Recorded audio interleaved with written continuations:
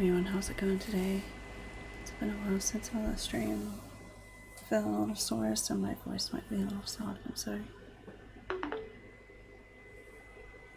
But, the Ruins Exploration Fieldwise Center event ending in 13 hours. I'm gonna try to complete it in time. You get quite a few rewards, including a crown, Golly, the character, outdoor furnishing blueprint that has a slime, and I guess I don't know which character that would be. I'm making one puzzle pal, keep going and carry on. So I'm gonna go start the quest.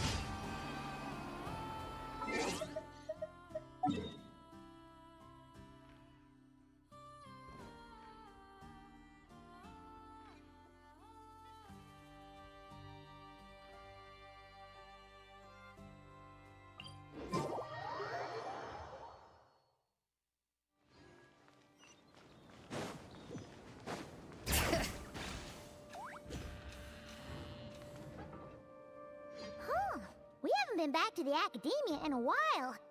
It hasn't changed much, has it? Well, since we've got some time, want to go to the house of Dana?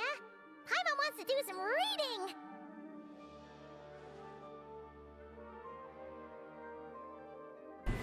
That's funny.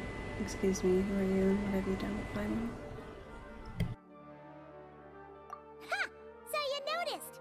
Well, you're too late. The Paimon you know and love is no more. You're looking at Paimon Plus, a new and improved treasure trove of travel know-how. Paimon Plus would like to find some new books to peruse. A gracious traveler like yourself wouldn't leave her companionless on her quest, right?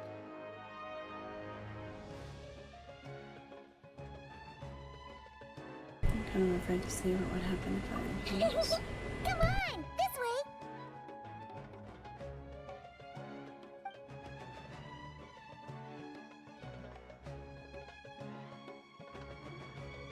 Oh hey!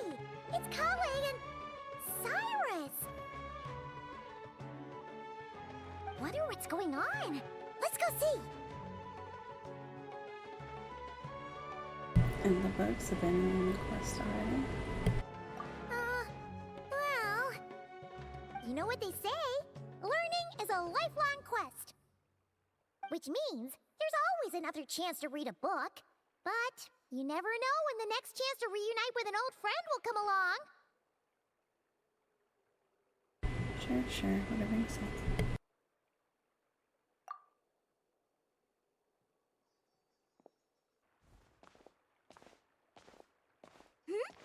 Traveler? Paimon? You're back in Sumeru?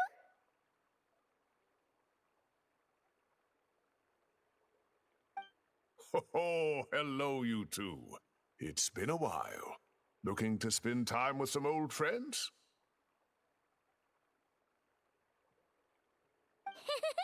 Yep. We saw some familiar faces, so we came to say hi.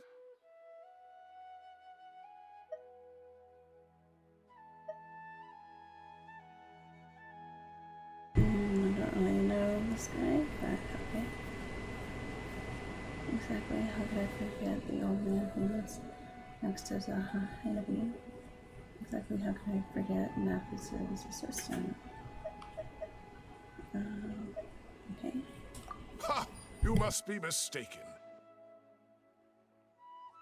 Unless, of course, you mean his project collaborator, because that is far more accurate. Nephis, that old coot, should thank his lucky stars he has me on his team. Which is something he'd never have the courage to say to his face.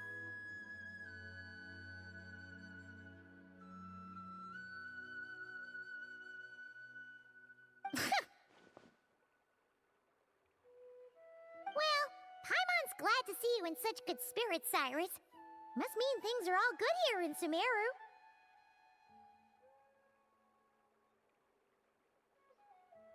Apologies to Cyrus, I couldn't help but making a joke in response. Ah, well, it's quite all right. I'm not the type to take offense at that kind of thing.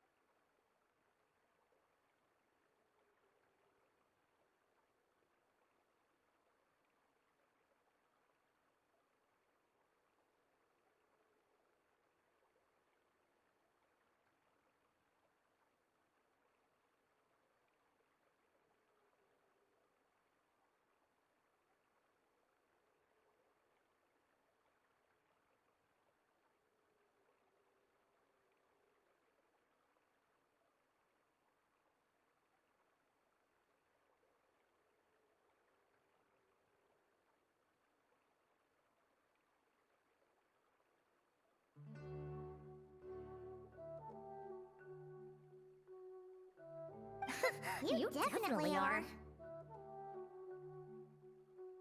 Anyway, what were you and Kale chatting about just now?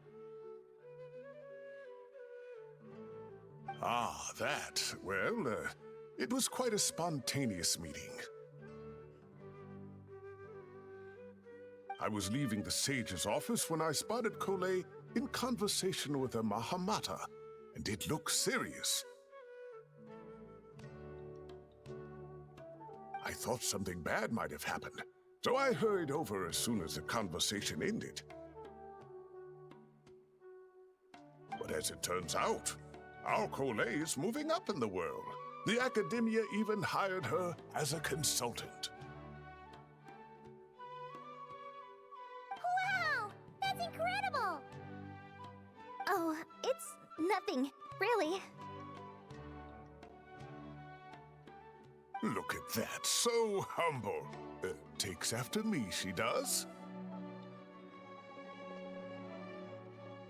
Not at all. Not at all. No, wait. I didn't mean that to sound like I don't think you're humble, Mr. Cyrus, because of course you are. I just,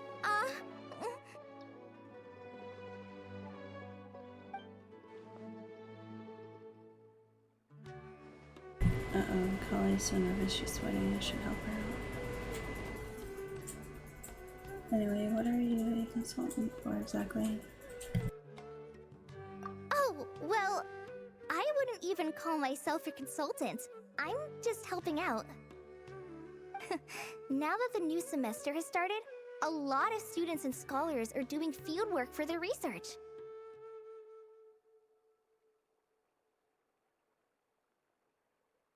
But it can be dangerous for those who don't have a lot of experience in the wild. So, the academia is planning to establish an agency that provides guidance on outdoor survival and rescue for people who need it.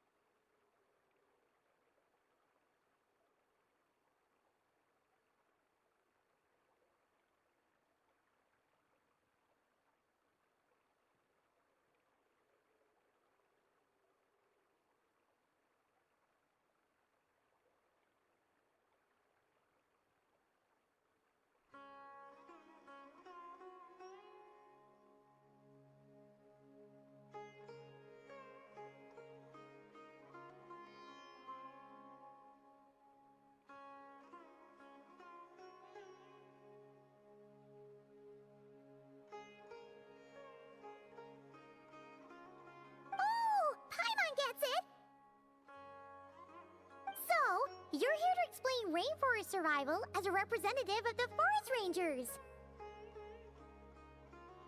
Yeah, pretty much.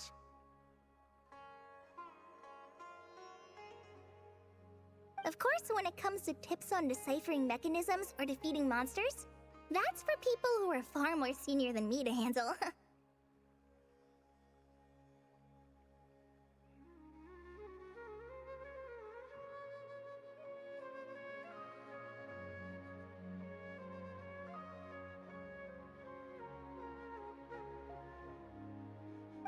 And speaking of which, since we're short on manpower, the person in charge at the academia said we're still accepting newcomers.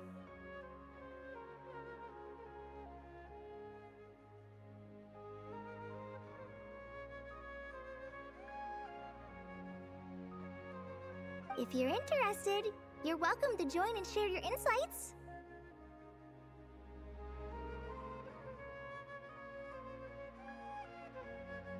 Ah, seizing the moment. Well done, Cole. Recruiting someone as capable as the Traveler is a great idea.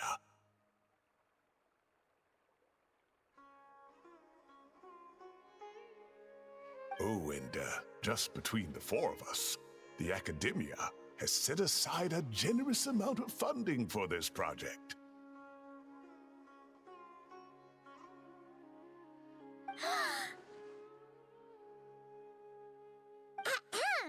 Well, since Kali's thrown her hat in the ring, we should help out too. What do you say, Traveler? Well, as we all know, I'm nothing if not helpful. Great! We're all supposed to meet up in Aru Village later, so I guess we'll regroup there. I was kinda worried, since Master Tainari isn't around to help this time, but now I feel much better! Have faith, you don't need anyone's help to do a good job. Yeah! Even if you don't trust the Academia's eye for talent, you can trust ours for sure! And mine, of course. I have as good an eye for people as I do for tomatoes. Well, there you have it! Thanks, everyone. Oh, speaking of Tainari, how are things with him and the others? Good, thanks. All the forest rangers are doing great. Oh, but Master Tainari did mention that Sino and Sethos were heading to Gandharvaville. I'm not sure if it's for work or something else. Huh, knowing them, could just be to play some cards. I'm not sure. Apparently Sethos is bringing someone else with him too.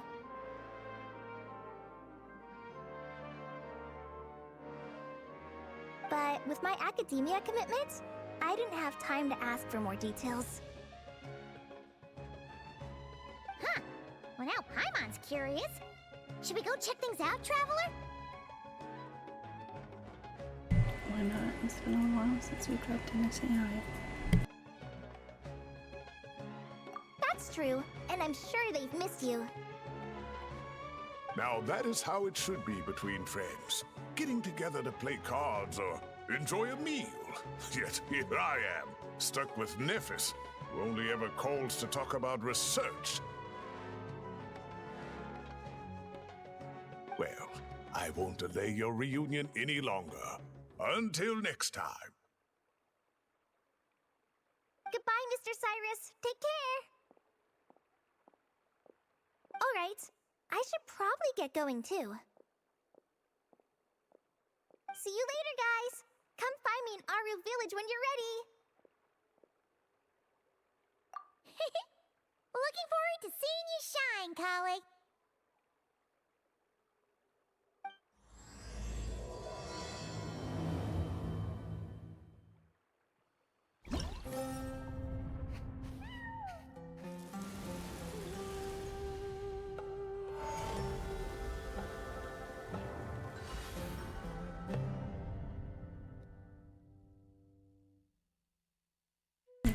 interesting. Mechanical puzzle parsing paradigm, skillful scouting, and safe engagement training.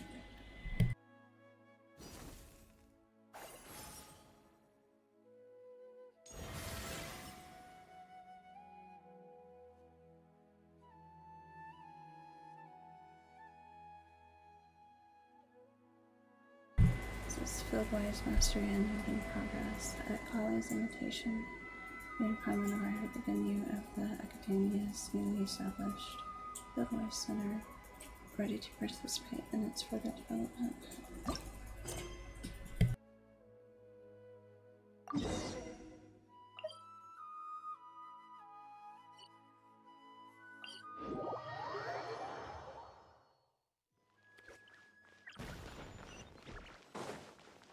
Bring it!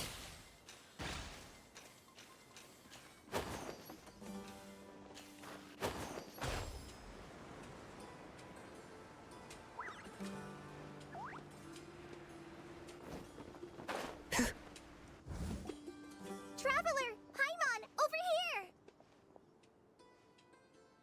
Welcome to the home base of the Fieldwise Center! As you can see, the core projects are already up and running, so we can get to work at any time! Huh. This feels like one of those places light novels talk about. You know, the adventuring hubs where rookies gather to take quests and stuff. Oh, and almost like a school festival at the same time, with everyone getting together to learn and then forming teams to hone their skills. It's so exciting!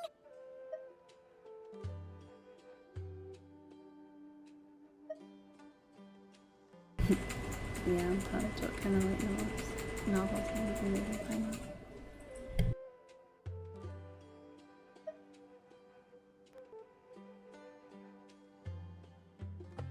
Well, this place isn't quite as decked out as a school festival, but Master Tainari said the Academia plans to be generous with the resources. Anyway, before students and researchers head out on dangerous field missions, they can come here for advice and emergency training. We even have professionals on staff that can join their teams to serve as guides or safety personnel. Yeah, you can think of it like a forward operating base, equal parts theoretical training and field practice. We'll familiarize new recruits with potential challenges in the wild and take them through drills, so there's no reason to panic during the real thing. Amber, you're here too? I thought already getting new job responsibilities, even calling in reinforcements from far and wide covered. Surprised? I know I was. I'm off duty right now, so I was planning to just drop in on Kali for a bit. But I didn't realize how busy she'd be. I'm not the type of person to sit around and watch, so I decided to be her assistant. Sorry, Amber. I didn't mean to put you to work during your time off.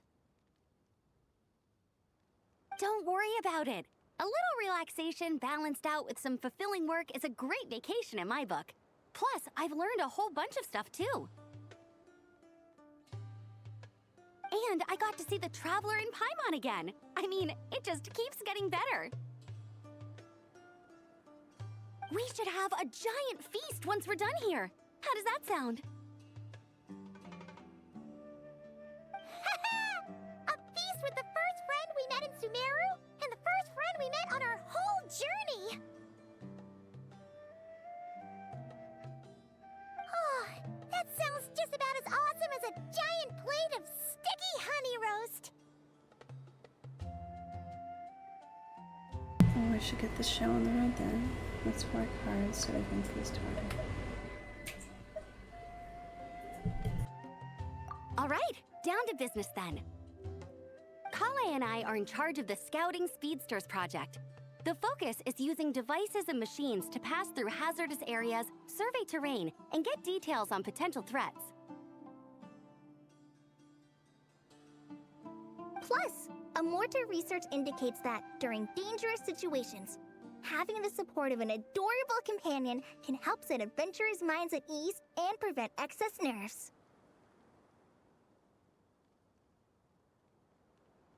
So, we took inspiration from Cullen Anba and Baron Bunny to create 2 scouting devices that are both adorable and useful. Cullen Anbot and Bar Drone Bunny. So far, feedback has been pretty positive. Once we've collected enough data, the Academia will continue to refine the scouting buddies and release even more designs. A bunch of Cullen Ambas and Baron Bunnies running around the wilderness? What is that gonna look like? Like a sight for sore eyes, no doubt. It's kind of hard to picture. Plus, with you to guide our 2 little scouts, we'll be able to obtain some great data. Once you have a more complete understanding of the Fieldwise Center, you should come test them out.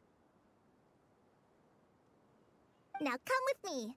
I'll introduce you to the other consultants. Oh yeah! The lady with the greenish-blue hair also has a super adorable device over there. But it does something completely different than our scouting buddies.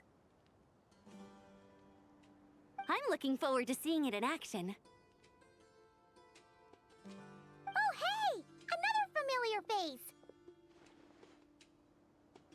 Come on, let's go say hi!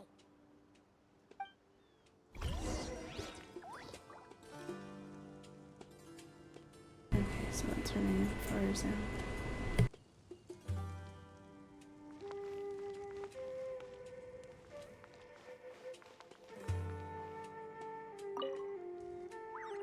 It's really that popular. The internal locomotion mechanism is clever enough, and the execution on the terrain recognition, remote control, and weight detection modules isn't bad. But the appearance... it might as well be a doll for a child. No, this won't do. Madam Farzan! Great news! The Traveler and Paimon agreed to join! The Fieldwise Center just leveled up big time, huh?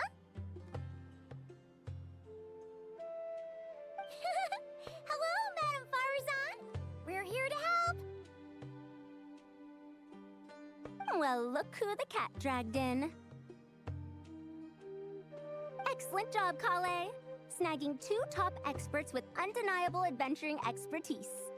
Now the League won't be able to say a word, no matter what kind of feedback I give. Now tell me, what do you think of this puzzle, pal? Whoa! It looks just like you!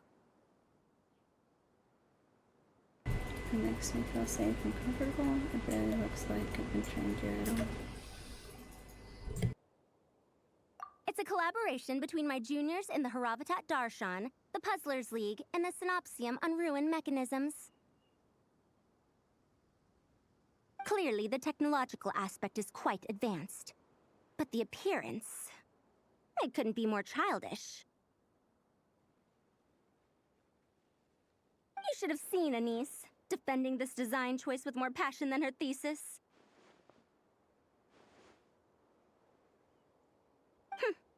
Young people these days. Far too obsessed with making things cute. Huh! Paimon kinda likes it! Kali and Amber were just saying how cute companions can help adventurers stay calm. With a doll that looks like you by her side, Paimon thinks she could go adventuring in a super dark ruin and not even get scared! Well, that line of thinking does have merit. And I suppose choosing this particular appearance is a sign of their respect. For me.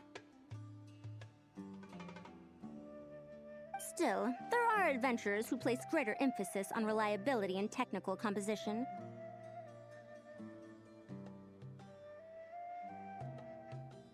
People like that don't just want their devices to be able to survive an avalanche, but to look the part, and for their appearance to reflect the high-tech composition. The fluffiness of this puzzle pal, on the other hand, doesn't give the impression it would be a reliable or formidable device. The appearance may even be distracting. Now picture this. A thick metal casing, square in shape, with a matte finish and openings to showcase the complex technical composition. That would have much more visual impact. I'm the perfect example of this. I have a youthful appearance, and so people question me on occasion. If I had a head of white hair instead, things would be different. Really? Then, do you want Paimon to talk to them? She has white hair. What? No! That's not the same thing. I didn't realize you had such strict views about this, Madame Farzan.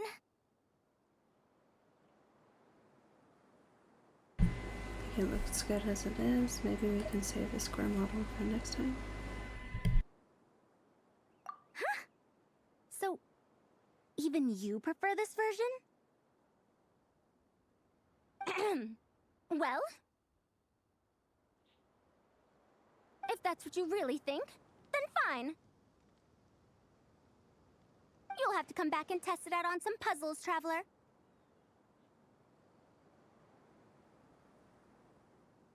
I'll rate your effectiveness in using the device and come up with a user manual based on your performance. As for improvements to its appearance, long-term observation is required, so I'll put that aside for now. I'll do my best. I'll be sure to make the most of the Puzzle Pal's capabilities. I've already selected a few of the most suitable domains, so we can begin the puzzle-solving process at any time. Thanks, Madame Farzan. I'm just gonna take the Traveler and Paimon to see the final project. But it shouldn't take long. Don't worry, Kale. You're the one in charge here. Just make sure to pace yourself. Once things calm down, come over to see me and we'll have a nice chat. I'll even treat you to some snacks from back in my day. Snacks! Paimon's in! Paimon's in! Thank you, Madame Farzan. I'll bring a few boxes of floral tea as well. Go on now. Do me proud.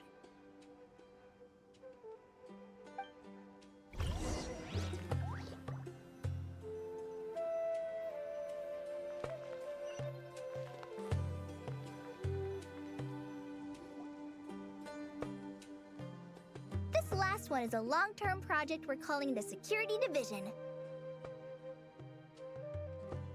Thanks to General Mahamatra Sino, we've been able to bring Dia on as the instructor and Candace as the coordinator. They're putting together a combat test right now, but they should be back soon. Hey, looking for us? I guess we showed up right on cue then. Wait, the Traveler and Paimon are joining as well? That makes things a whole lot easier. Sorry for keeping you waiting, everyone. But we managed to bring back some good intel. Intel? Huh, this is starting to sound intense. What's the type of prep you do before a major battle? Are we planning some sort of offensive? Of course. What better way to protect the students than to sweep through the desert and rid it of all potential dangers? Not a bad plan, right? You in? Not the best time for jokes, Dia. Besides, when it comes to striking down danger, the Traveler is a woman on a mission. She might take you up on that offer. Defeating anything that might pose a threat? Even if the Traveler worked non-stop, that could still take years! We'd have to stop traveling. Oh, Paimon doesn't even want to think about that!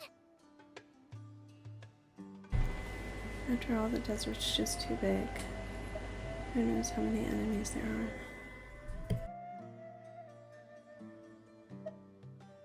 Time would be the least of our problems. Some dangers aren't visible to the naked eye, like the scorpions burrowed underground, or the terrifying raptors sleeping in the trees. You can't get rid of them until they jump out to attack you. For situations like these, we'd have to combine Madame Farazan's recommendations with Amber's approach to scouting, calculating our chances of encountering enemies and our expected operation times. Whoa, whoa, whoa. Pencils down, everyone. That was just a joke.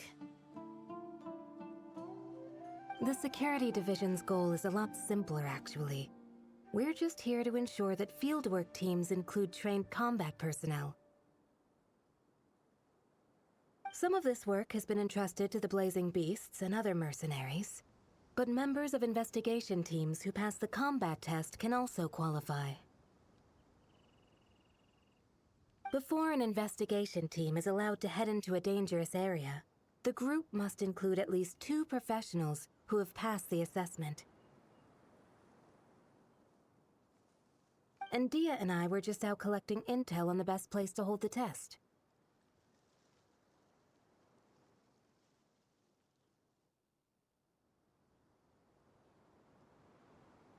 We found a domain filled with monsters and bandits of all levels. Hopefully, they don't mind us borrowing their stomping ground for a bit.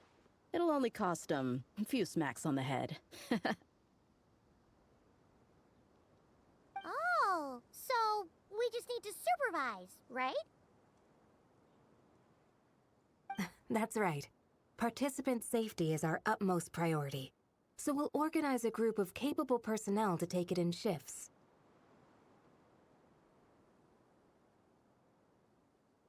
We still need to figure out our testing metrics, though.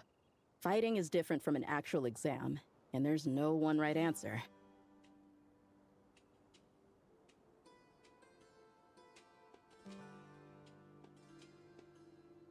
Mercenaries like me, we all have our own style.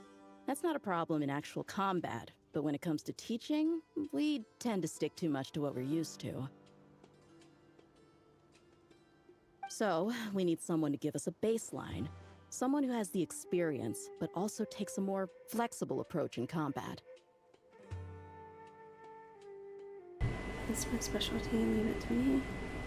I'm here to help as much as I can.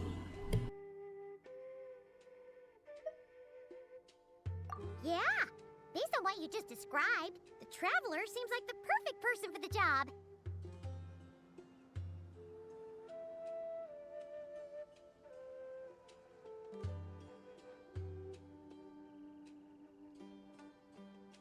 Great.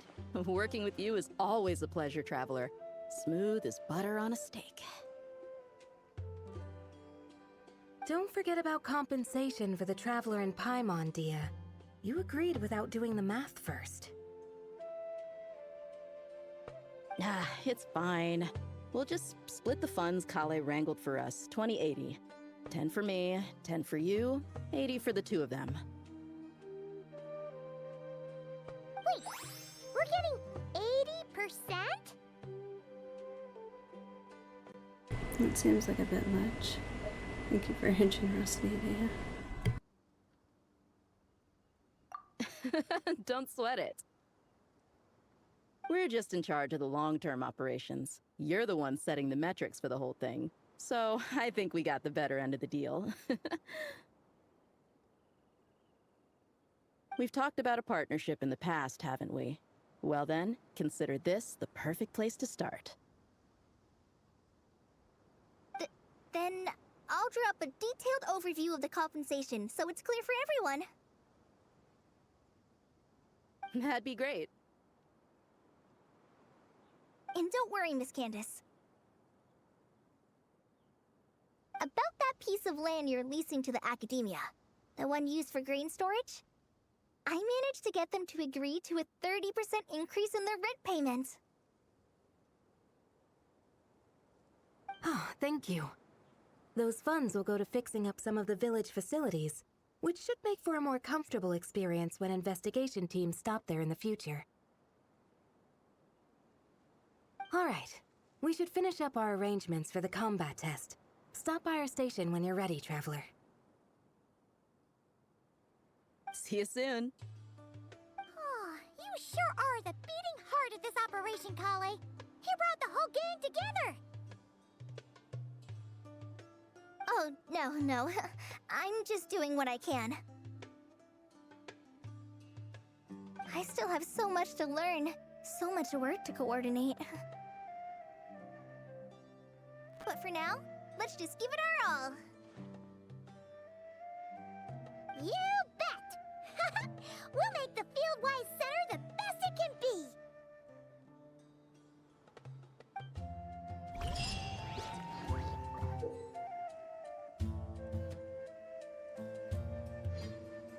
It says in the home base of the Fieldwise Center, you can talk to companions or workers at the locations of specific programs to initiate challenges or learn relevant information, thereby aiding the corresponding development of the varied programs.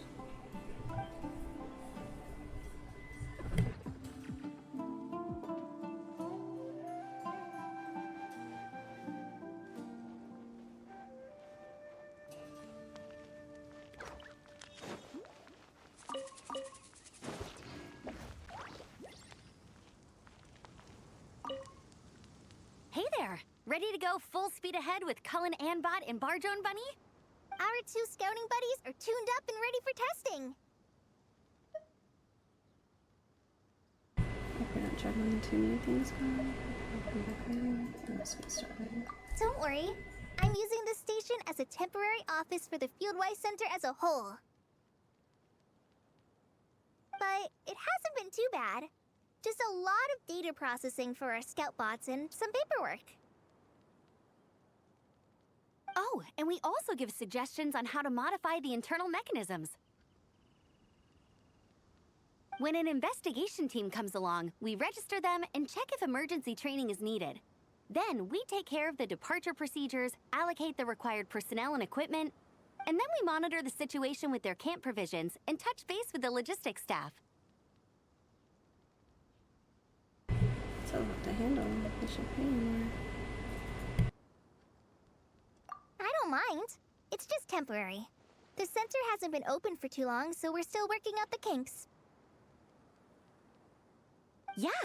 Plus, verifying travel qualifications and keeping an eye on logistics is nothing new for me. And the academia is sending specialists to set up a formal administrative team soon. We just have to show them the ropes. Some of them are here already. So once that's set up, and the researchers submit their certifications, we can start delegating the work. And then we can take a well-deserved break. Have you visited other places with Zero? I asked Lisa and Kaya for some recommendations before leaving, so I have a list. Time's been a bit tight this trip, but Kali took me around Sumeru City, and we had tons of amazing food. She's one busy gal, though, so I didn't want to drag her from place to place. It made more sense to spend time here helping her out. I'm sorry, Amber. For what? I'm having a blast. Seeing you take the reins, seeing your friends place their trust in you, even rely on you, it makes me so happy. Traveling, relaxing, I can do that whenever. It's not like this is my last time here. Besides, once we're done, there will still be more than enough time for sightseeing. That makes me even more determined. You don't need to worry about me, Amber. I've got this.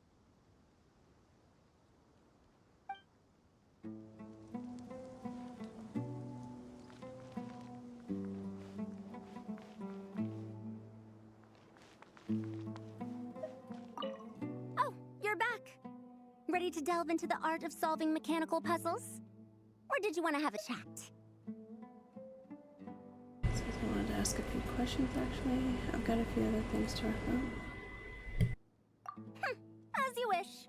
When it's you doing the asking, I'm an open book. Would you prefer a doll that is cute or refined? Which is better? Or manually operated devices? Refined, naturally. Not that I have anything against cuteness. A plush little thing with big eyes and a round face. I can see the appeal as much as anyone. But at my age, clinging to such objects like a child is somewhat undignified. Now, some of the newer stuff on the market is just exquisite. Made with the finest material, sculpted in elegant lines with features that glitter like gemstones. The element of cuteness is there, but it also doubles as a piece of art. Wait a second. I thought your questions were going to be academic in nature. What is the meaning of this? Just wanted to learn more about you. Ahem. Fine. I'll let it go this once. But that excuse won't work a second time. Oh, you're back. Ready to delve in? As you wish. When it's you doing the asking. Ah, a classic debate. I don't think this is a question that has a definitive answer. Not for me, at least. It depends entirely on the scenario. Simply put, if the task requires repetitive mechanical work that dilutes the value of human mental labor, then automated devices are superior. But where identification, analysis, and decision-making are critical, manual control is always safer. Human thought is complex. Even if we were to simulate a 6-year-old's mind, the demands in terms of component design, system weight, and energy cost would be immense. As I see it, conventional hardware capable of simulating adult-level cognition is impossible to integrate into a compact device. For the foreseeable future, anyway.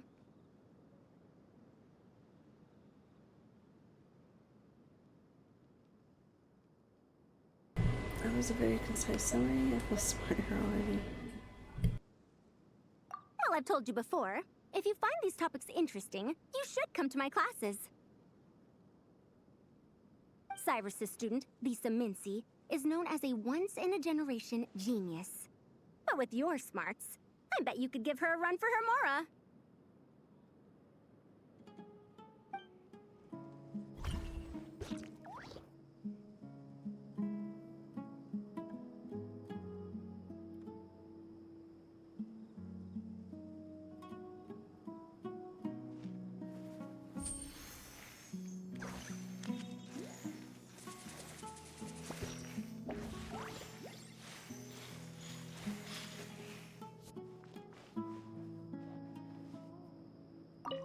Hey, ready to do some quality assurance on our test questions?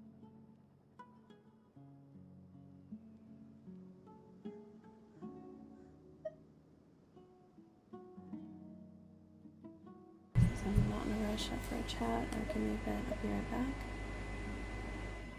Sure. Feels like it's been ages since we last saw each other. If we'd known you were coming, we would have prepared a whole welcome feast. All new recipes and everything.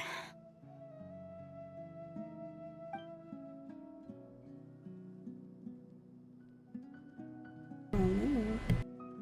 It's a funny story, actually. The last time I was in Fontaine, I brought a few cookbooks and some spices back with me.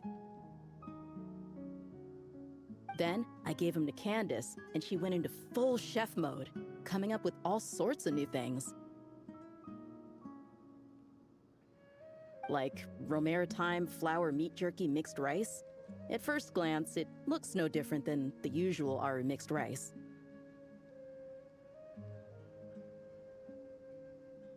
But then, it hits your tongue and you get that delicious meat, the hearty rice, and this super refreshing aftertaste, all without being greasy.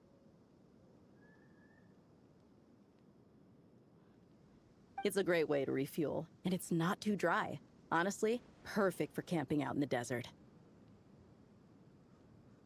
I'm not against improving traditional cuisine. Within the bounds of reason, of course. After all, every ingredient is precious out in the desert. Nothing must go to waste. Why didn't you accept that outfit from me then? Fabrics are a valuable resource too.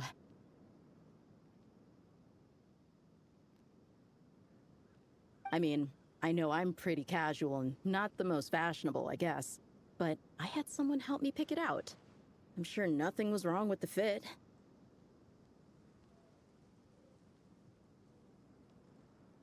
In the end, it went to the girl in our Merc band who does the accounting. She seemed to appreciate it at least.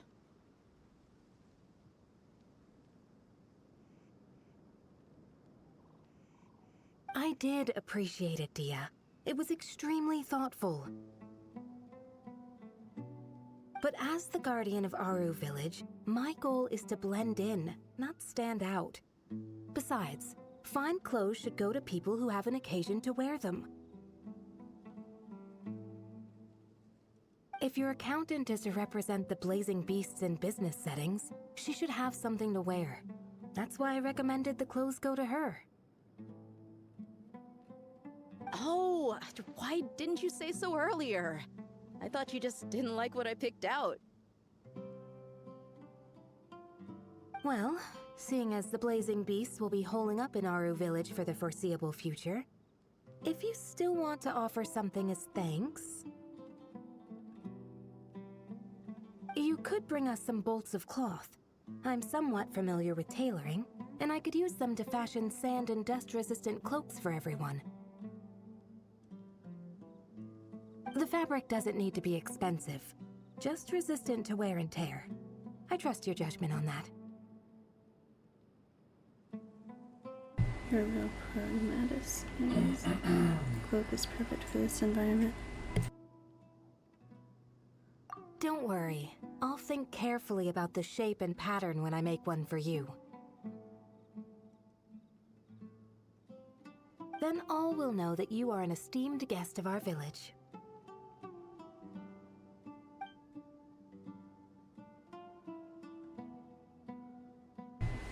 Ooh, so I'm getting one too.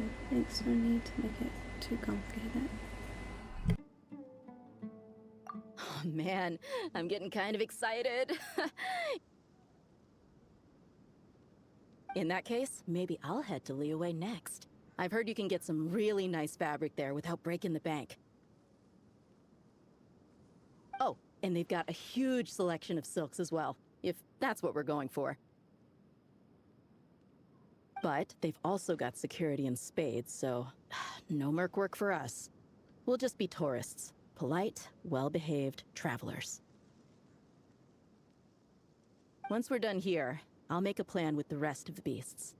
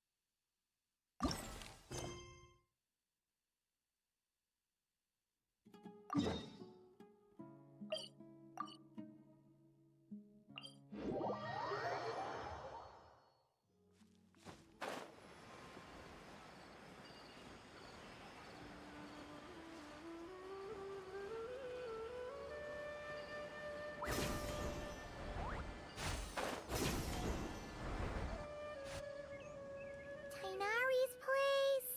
Tainari's place. Ah! Here it is!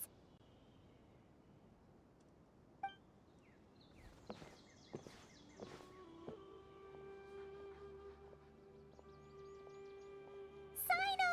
Zethos! Looks like the whole gang's here. Oh, and Layla's here too!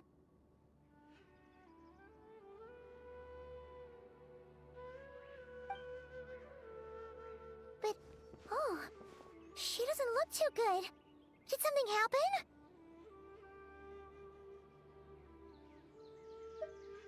Ah, Paimon, Traveler.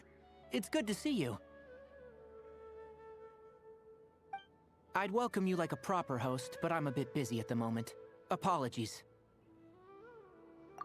No need to look that worried.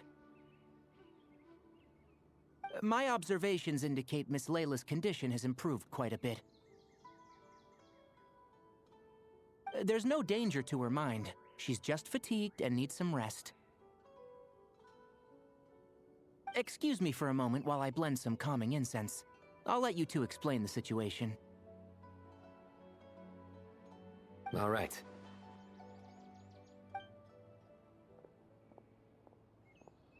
What happened was, Sethos and a few members of the Temple of Silence rescued Layla, who was out in the desert trapped in a state of delirium. She had to be rescued? Oh, that sounds bad. That's all you're gonna say about it, Sino? I mean, we don't want people jumping to conclusions. That's all I can say about it.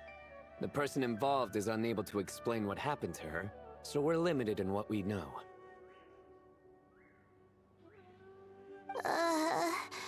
Sorry. My head is still dizzy.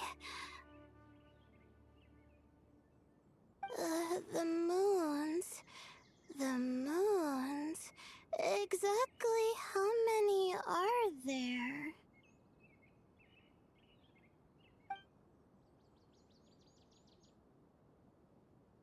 The moons? She's been repeating that phrase over and over again, but she can't seem to remember what happened to her. We tried a few things back at the Temple of Silence, but we couldn't recover her memories. Her symptoms are kind of similar to researchers in the Satyavada life state. So we brought her to Tainari to see if our veteran forest watcher had any other ideas. Tainari is pretty much our last option, so let's hope he can help. The good news is, even if restoring her memory is a no-go, we can help with the headache at least. Jur was in a similar state when we found him, delirious and mumbling to himself, but he's more or less back to normal now. Sorry, I should give you some context first, huh? We should let Miss Layla get some rest. Come with me, you two, and I'll introduce you to the other victim of this incident.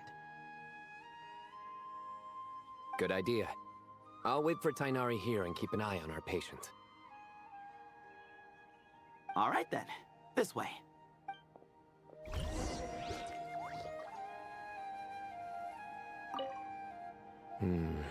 Something strange is going on.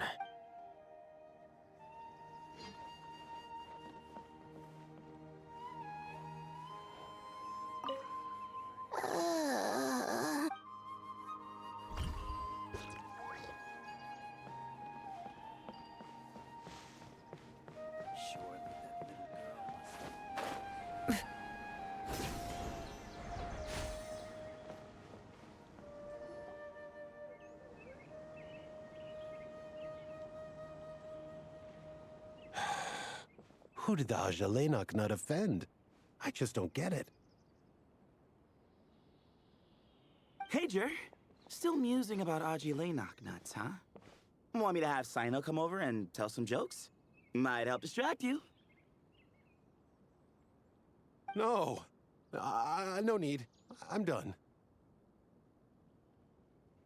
I like jokes, yeah. That's one nutty idea. That's not all it's cracked up to be. Oh dear. Another master of puns. One of Sino's card buddies, actually. I think I might just take that as my cue to head back to the desert. Hold on. So, what's the deal with the Ajilenok nuts? Other than the bad Sino jokes. We'll get to that. But first, introductions are in order. This is Jur, a member of the Temple of Silence. And you remember the Traveler, right, Jer? Of course. I'd never forget a participant in the Rite of Duels or the hero who saved Sumeru.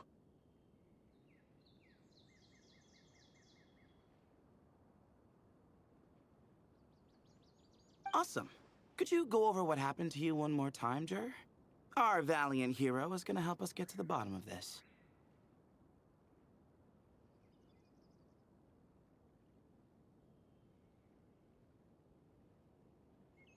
Might as well join since you're here, am I right? Just hear him out. You're gonna want to uncover this mystery once you do.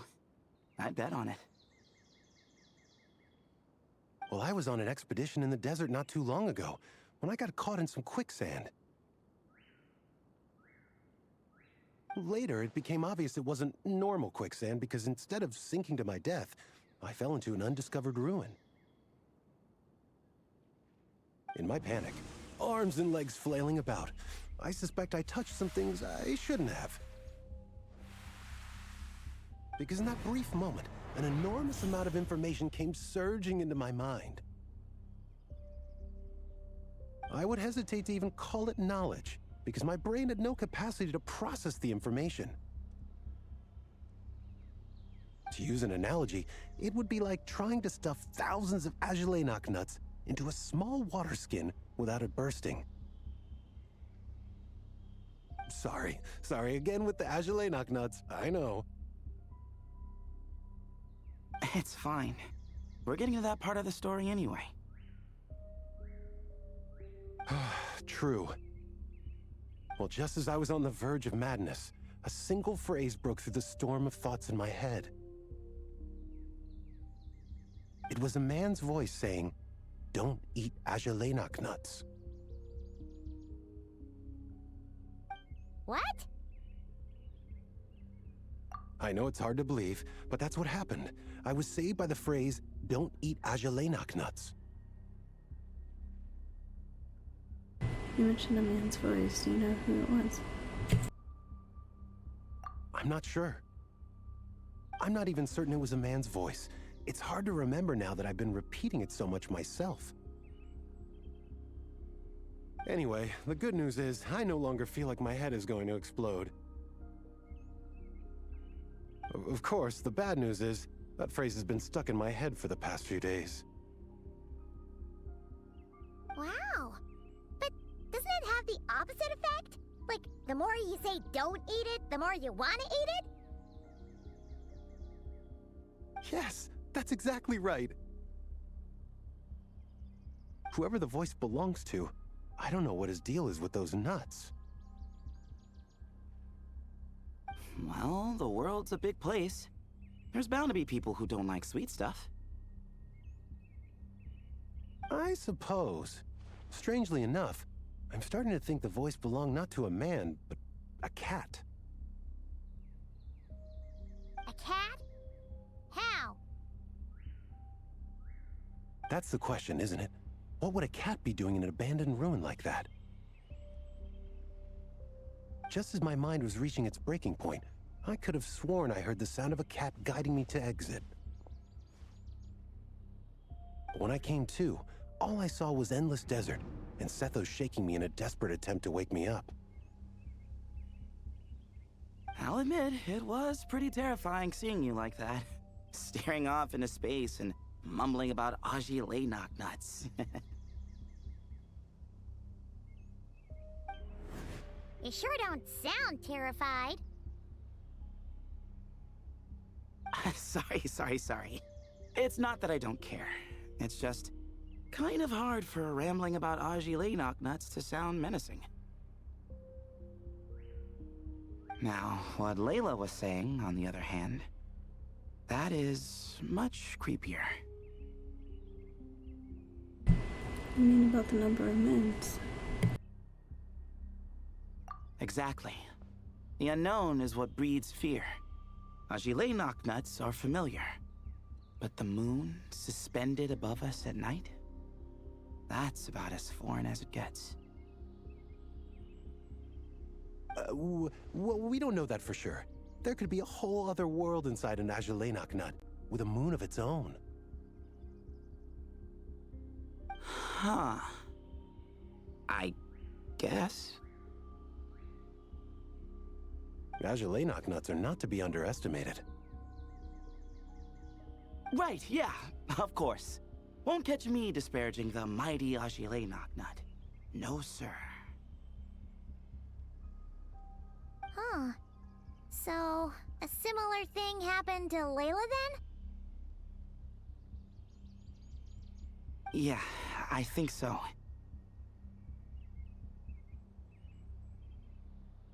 I was in a hurry to rescue Jur, so I put a marker on the incident site so we could go back and investigate.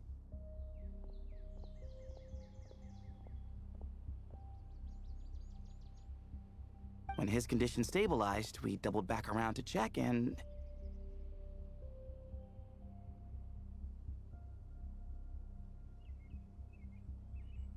We discovered Layla in a similar condition.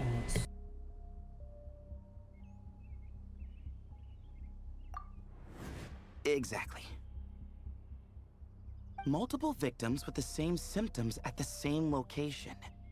It wasn't hard to conclude that something is seriously wrong with that place. So, after we got Layla out of there, I had the Temple of Silence put up a warning sign at the scene and send patrols to watch the area.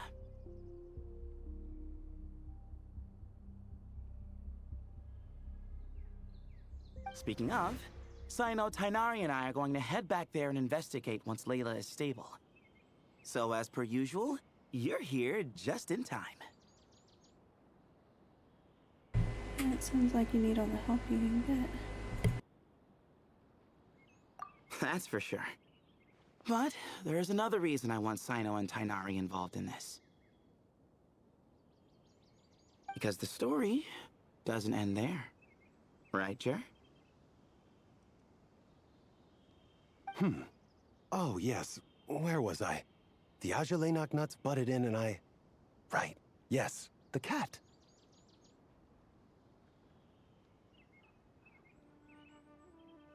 As I followed the cat noises, the voice said something else.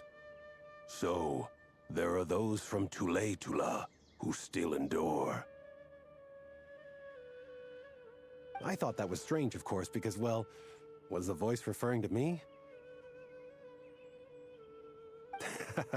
Records of my ancestry are rather sparse, so I'm not sure if my bloodline even traces back to that place. That's right. The Temple of Silence's place of origin. And the home of Tainari's people. Plus, Hermanubis, who Sino and I both share a connection to, was one of the city's founders. As the temple's current leader, if something strange happens in the desert, it's my job to get to the bottom of it. But it turns out, a lot of people have a horse in this race, and I'm not leaving any of them out. See? Knew you'd join. But yeah, that's all we know about Jer's situation. Tainari should be done on his end. Let's head back and check on Miss Layla.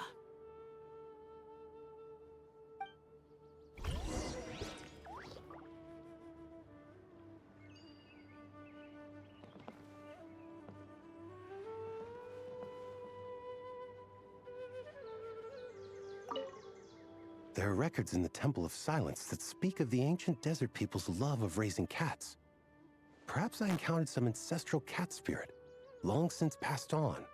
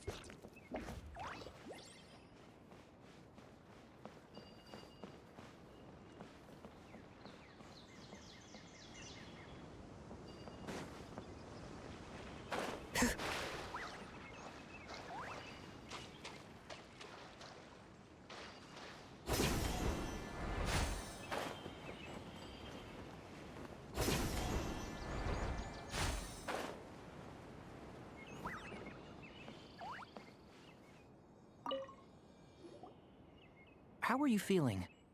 But don't speak if it's too taxing.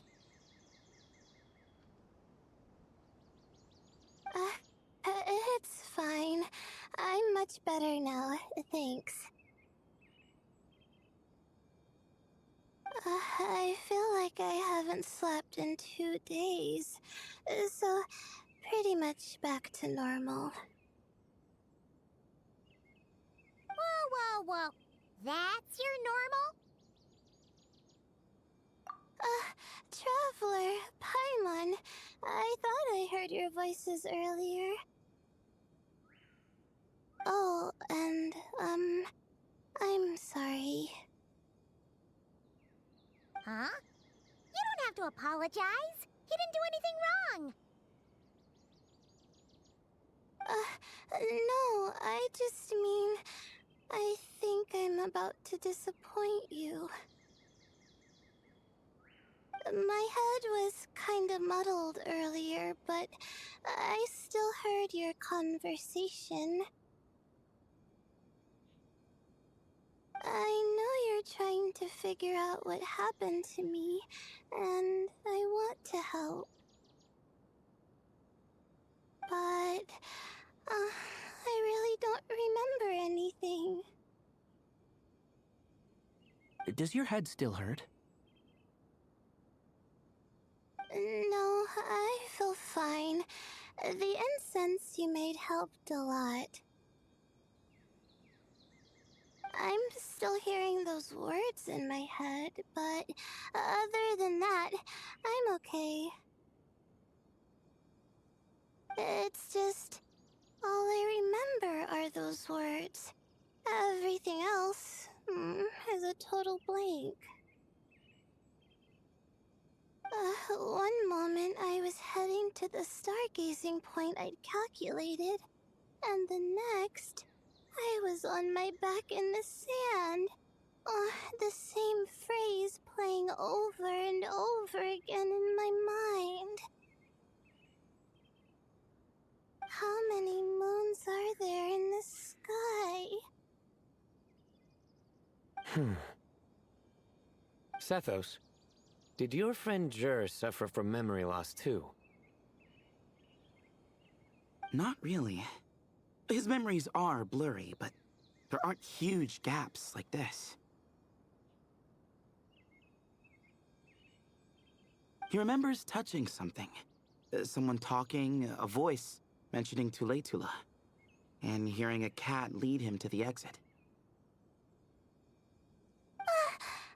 A cat. Did you hear it too? Huh? Now that you mention it, I think so. It was so soft. I thought I was imagining things. Which means, at the very least, what the two of you experienced while escaping the ruin is consistent. A single sentence repeating in your heads, and the faint sound of a cat. Still not a lot to go off of. Agreed.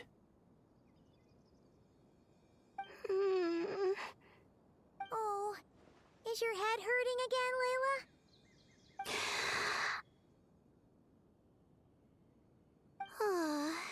No, I was just thinking. Maybe my memories are blank because I was sleepwalking at the time. Sometimes, my friends and classmates tell me about things I don't remember doing, or places I don't remember going. I don't talk about it a lot because, well, I don't even know how it happened. But I don't want my my personal circumstances clouding your judgment. So, I, just wanted to mention that.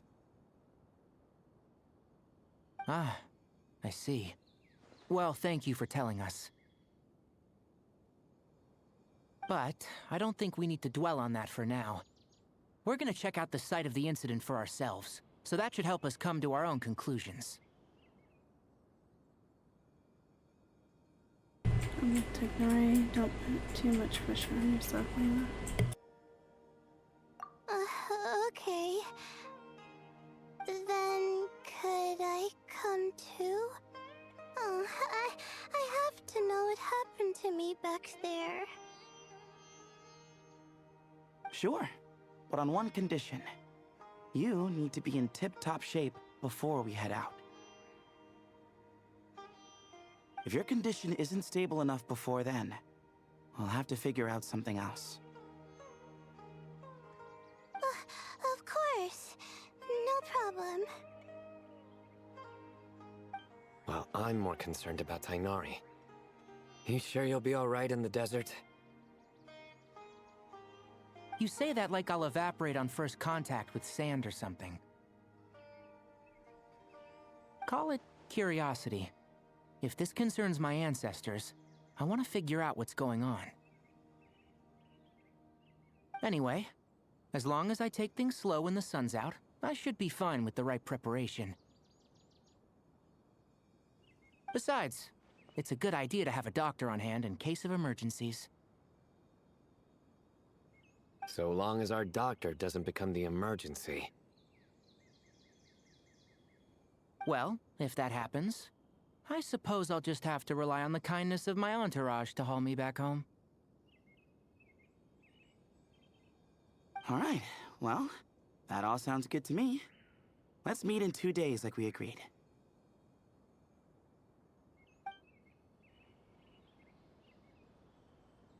Jer and I are gonna head back to the Temple of Silence to do some research in the meantime. See you in a couple days. Sounds good.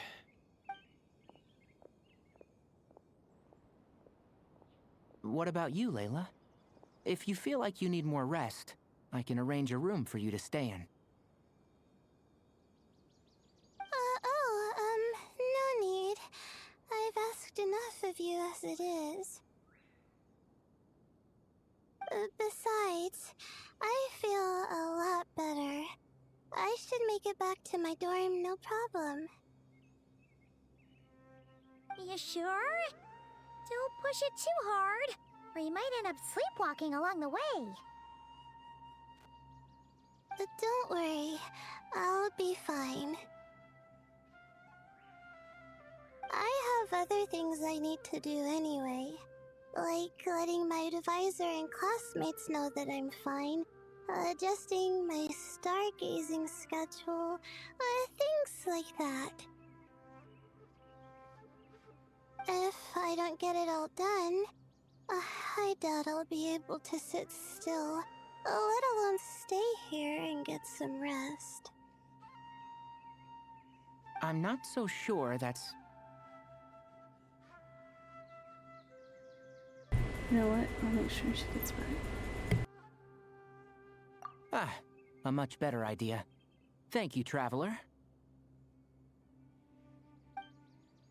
Of course, if anything starts to feel off, come back for a checkup right away.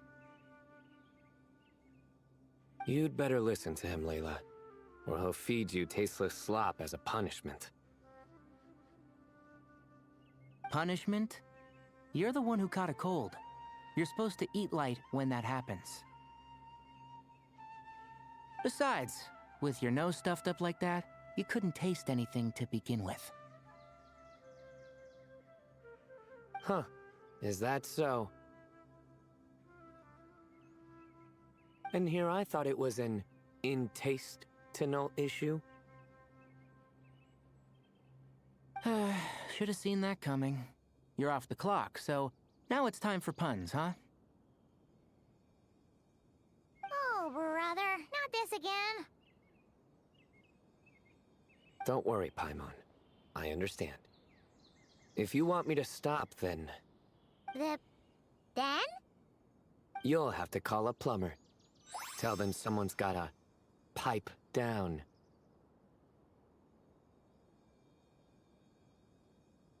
I am missing what here. This is getting more insufferable by the second!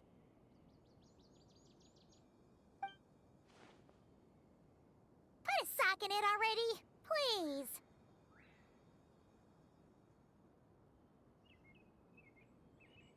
Oh, goodness. Got it pound, one sock in, coming up, right up.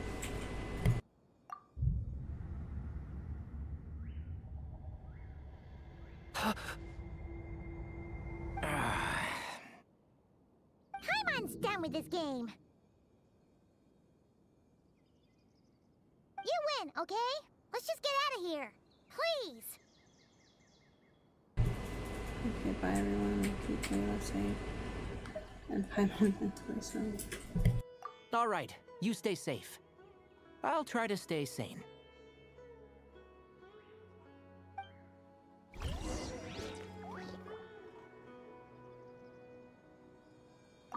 It seems your jokes have improved with practice, Traveler.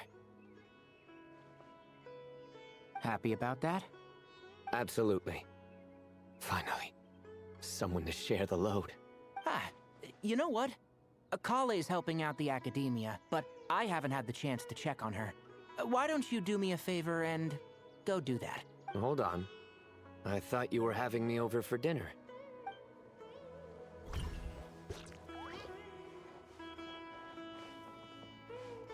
Surely that little girl must be leaving soon.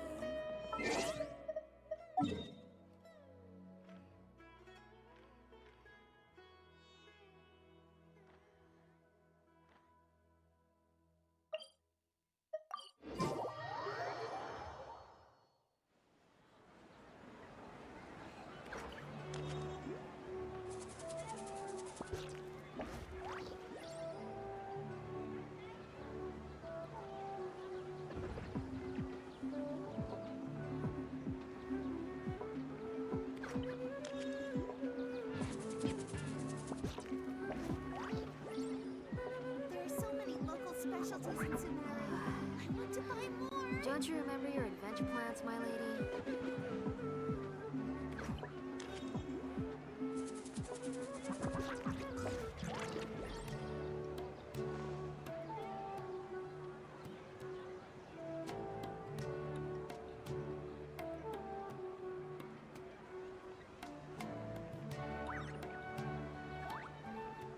There are so many local specialties in Sumeru. I want to buy more. Don't you remember your adventure plans, my lady?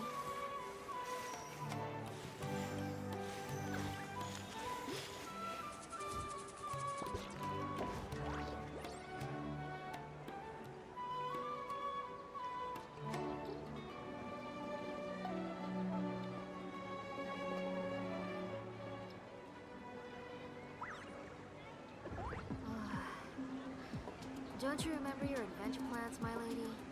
There are so many local specialties in Sumeru. I want to buy more.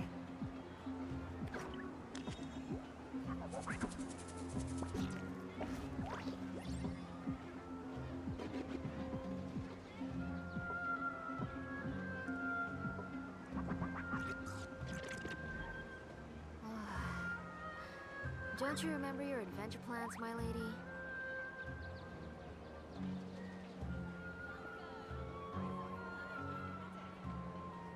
There are so many local specialties in Sumeru. I want to buy How many forging commissions do I still have to finish? Let's see. 1, 2... not so many as I thought. Oh, moons. Ashalinak nuts. Moons. Ashalinak nuts. Are the moons going nuts? Paimon, please, enough repeating. You're putting me to sleep over here. Oh no! Looks like Paimon's caught the brain bug too! She can't stop thinking about those two things! Paimon's gotta clear her head. But how?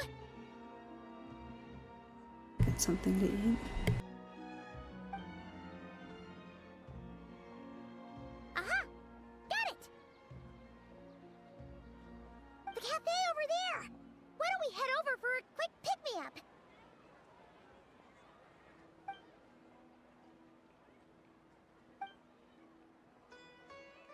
So picks up with Layla. Sorry. I feel kinda tired all of a sudden. Wait! Is it because of all Paimon's muttering just now? Oh, sorry. The coffee will be Paimon's treat, okay? So generous all of a sudden. Hey! You make it sound like Paimon's stingy or something! Well, she'll just have to show you her true colors. Yeah! Starting now! You sit tight and take care of Layla, Traveler. Paimon's gonna get us some snacks and coffee. Be right back. Don't go anywhere in the meantime.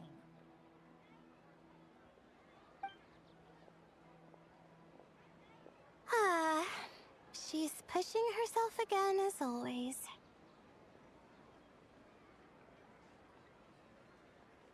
Other Layla, I presume. Saw right through me, huh?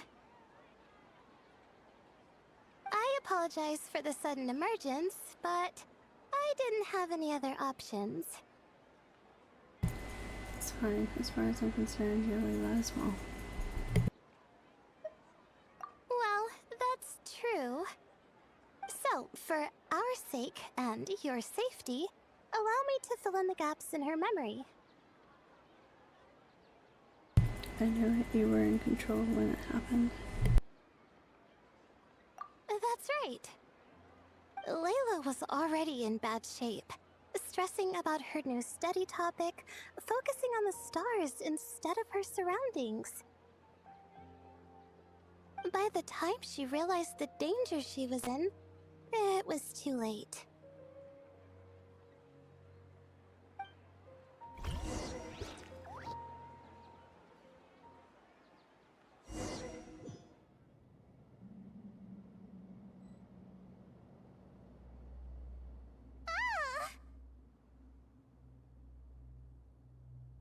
Quicksand near the ideal viewing spot? Wasn't expecting that.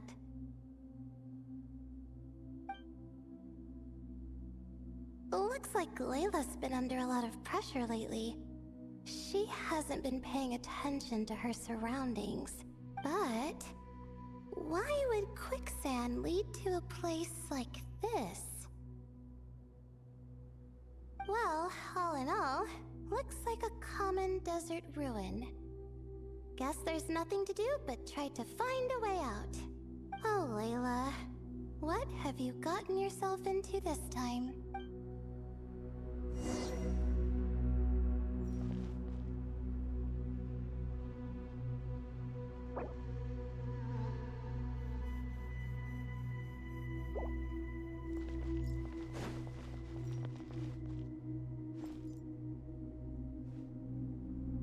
I don't know if this is part of the event quest or if there's someone to a story quest. Layla,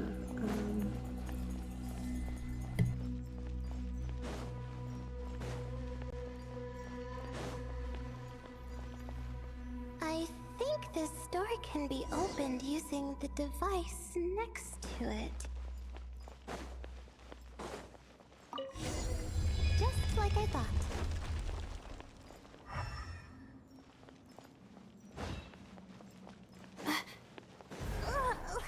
What was that? My head. It hurts. Is Layla waking up? No, that's not it.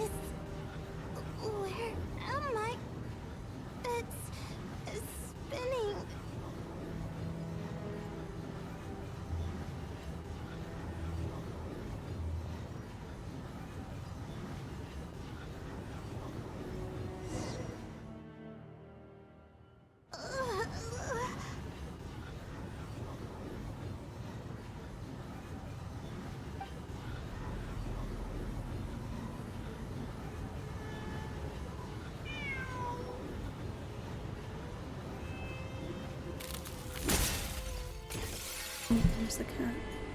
How many moons are there in the sky? How many moons are there in the sky? How many moons are there in the sky? Okay. Information isn't rushing into my brain anymore. That's good. How many moons are there in the sky? My head hurts. But there are no more dark spots in my vision. And I can see in front of me. Still... How many moons are there in the sky? What's going on? The same thought keeps popping into my head. What does it mean? How many moons are there in the sky? Isn't there just one?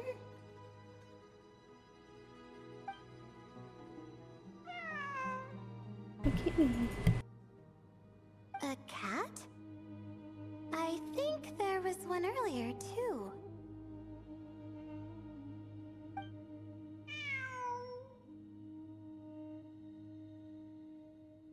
I'm not hearing things.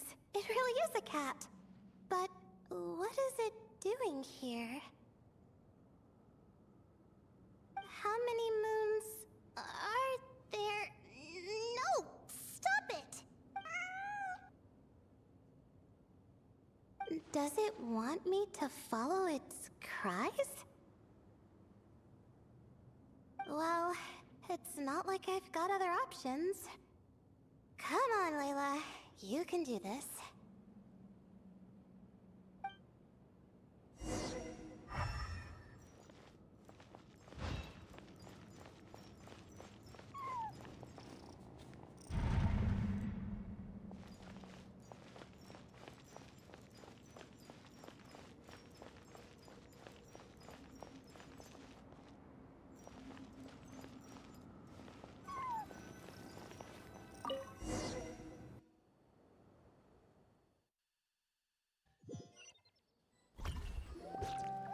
And so, I followed the cat's cries to find my way out.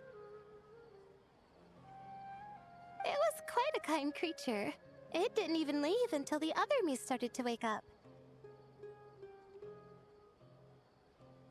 Well, that fills in the gaps. Sounds very similar to what happened to Share. Thinking back, it all started when I touched that device. I've heard fellow students talk about it before. How the desert is full of objects that do strange things. Sometimes it's just a minor inconvenience, but other times devices like that can cause massive trouble. I know exactly what you mean. Of course. I forgot how much adventuring experience you have. Still, carrying an umbrella doesn't mean you can't get soaked, so just be careful and stay away from unknown devices. Thanks for the advice. No need to thank me. You and Layla are about to head into dangerous territory together. You need to be safe so she can be safe. Well, I think that about sums it up. And just in time. Your coffee's here. Traveler? A little help over here?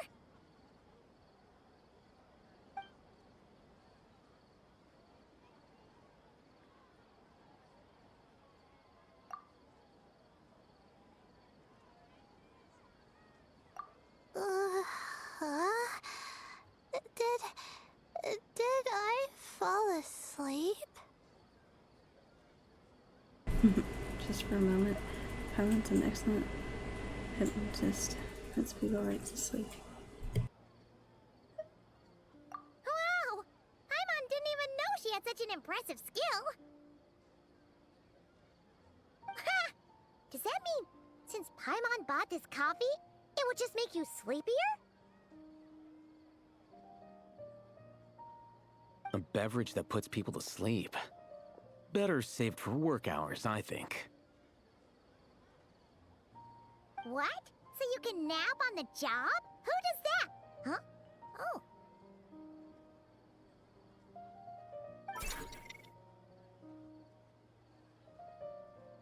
Beep boop. Oops. Oh, hey them! Kave! Nice to see you! Oh, and you too, Marak!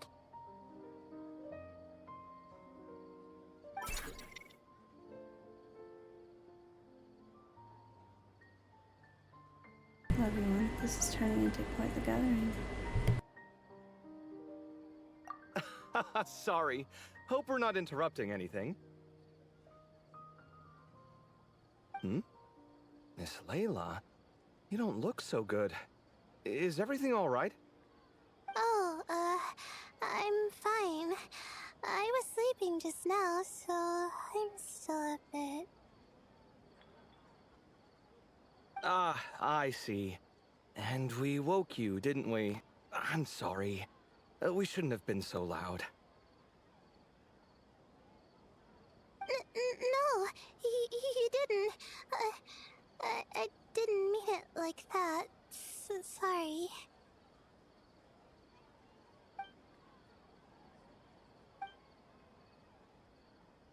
Wait, where are you going? You just got here! I'm going to do what I came here to do. Which is? Buy coffee beans?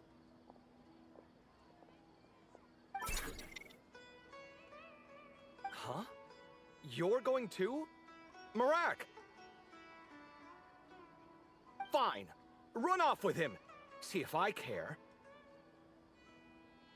Well, looks like I get you to myself.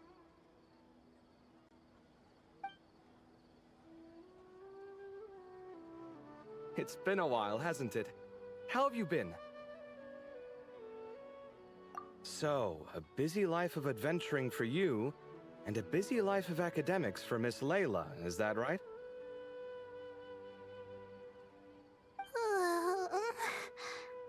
Oh, is something wrong? There's a bit of trouble in the desert, that's all. Ah, the desert's not always the friendliest place, that's for sure. And from the look on your faces, I'm guessing this problem's not resolved?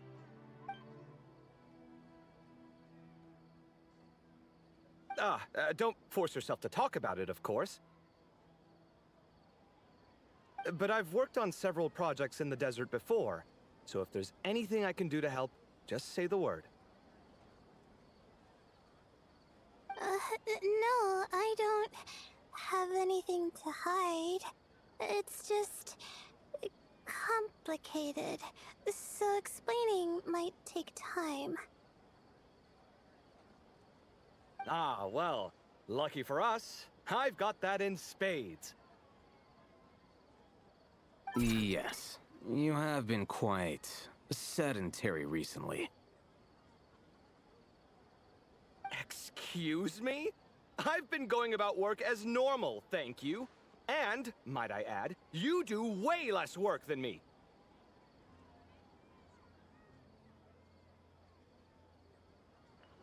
I do the amount of work that is required of me. Ah, yes. You and your stellar work ethic. The stuff of legends.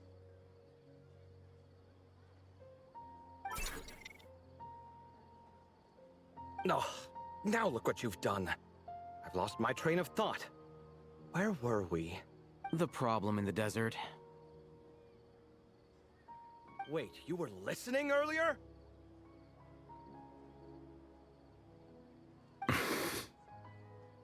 Oh, we're giving the silent treatment now? Mature, very mature. Continue, Miss Layla. I'm curious as to how this incident unfolded. What did I tell you? This one doesn't have enough to do.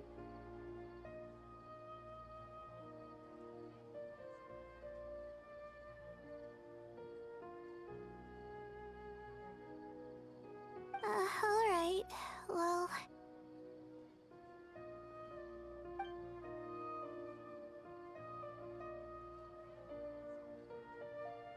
You explain what happened. Of course, you leave out the part about the other Layla.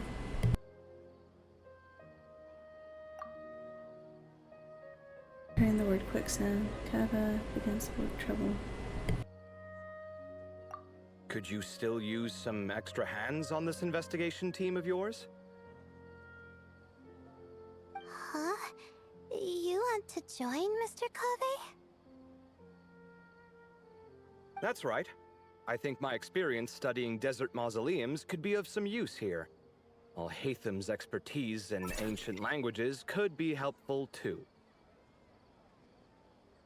Besides, I consider you all to be my friends, and friends are supposed to help each other out. Wait, I'm involved in this now? Oh, please, I know you. Half the battle was over the minute you said you were curious. We couldn't stop you from joining if we tried. Well, you've got me there. Besides...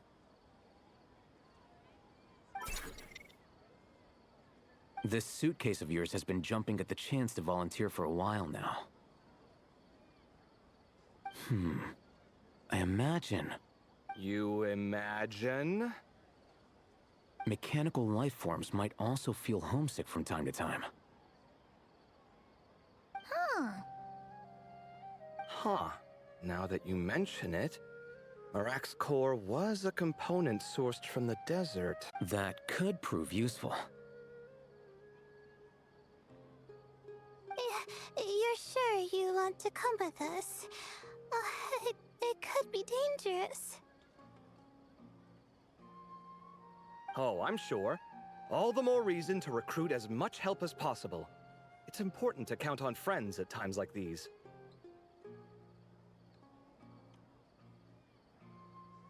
We appreciate the help. Our pleasure. It's a plan, then.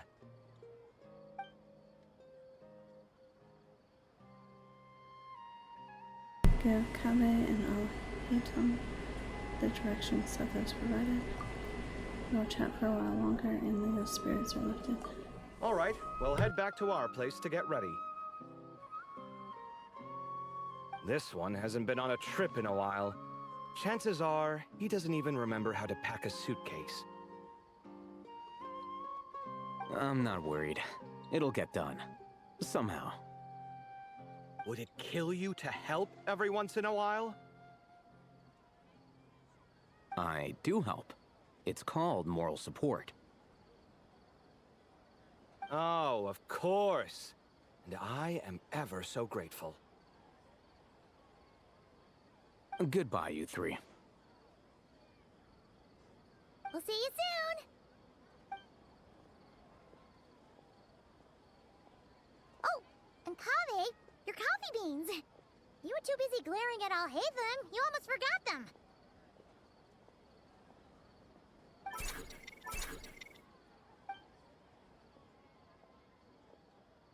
Well, we're pretty close to the academia now. I should be fine from here. Thanks for the coffee, Paimon. I feel much better now. Coffee's great and all, but you need sleep too, Layla. Right. I'll follow the doctor's orders.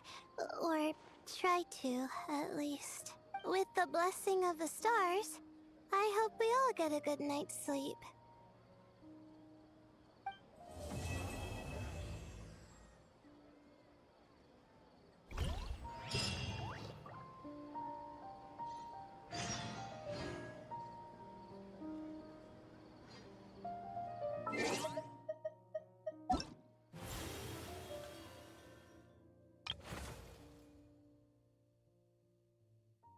Okay, so this was a quest for here.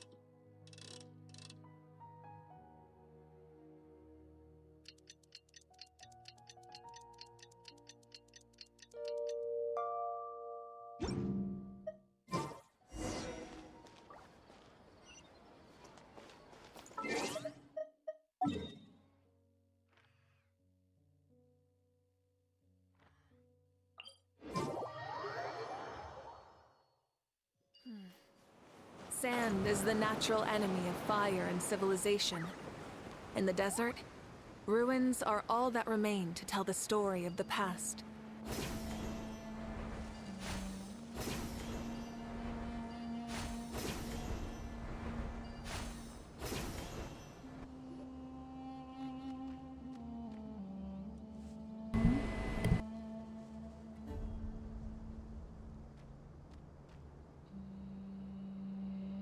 Looking at the map, we should be getting close.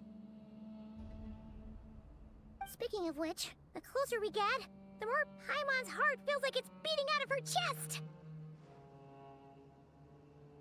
Must just be jitters of excitement. Excitement! Yeah, sure, that's it. Oh look, it's Tainari and the others. Everyone's here bright and early. Must have set out last night. Yeah, the desert's a pretty harsh environment. Better to travel at night and beat the heat.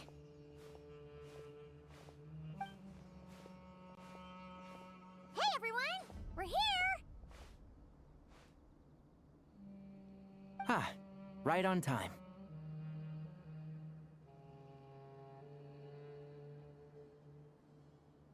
Looks like the desert's treating you okay so far. You don't need to worry about me. It's not too hot yet, and I'm properly hydrated. All right, we're just waiting on the two people Miss Layla mentioned, and then we'll be set. What about Teacher? He's staying behind. If we don't make it back after a certain time, he'll be in charge of rescue operations. You can count on me. Nice! You thought of everything! Oh, and Cyrus said he'll be in Aru Village, so he's also available if we need help. Haha! Amazing! Having people to watch our back is making Paimon a lot less nervous. Did you get a good night's sleep, Layla? Yeah, I did. After hearing about what happened, my advisor gave me some time off to rest. So, my studies are on hold for now. Then, does your advisor know you're back in the desert to investigate? Yes, but I was only allowed to come after I mentioned that General Mahamatra would be there too. Quite the reputation you've got there, Sino.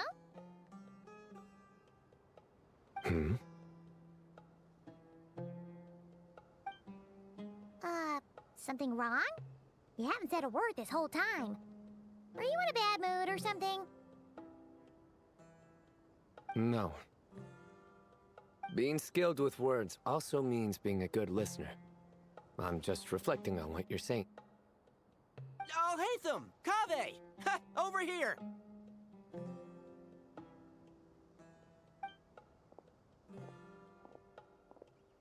Darn it. I was just setting up a brilliant... Yeah. I'm sure you'll find another chance. The important thing is, our scribe and our renowned architect are here at last. High praise. But wait, why am I renowned and not him? He's just as famous as Sino, Dia, or Nilu.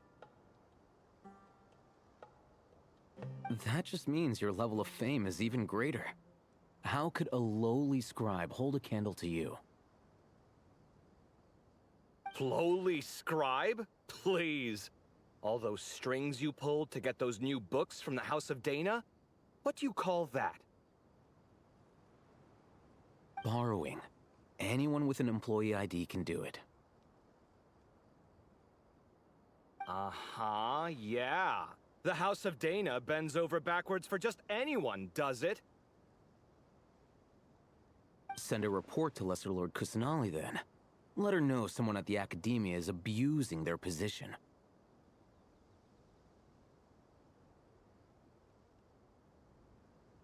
Hey! I never said abusing! Impressive verbal sparring, as always.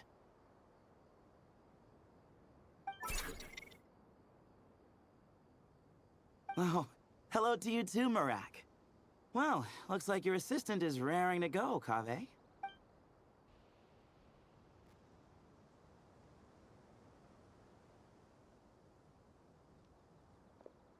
So, I say we get this show on the road.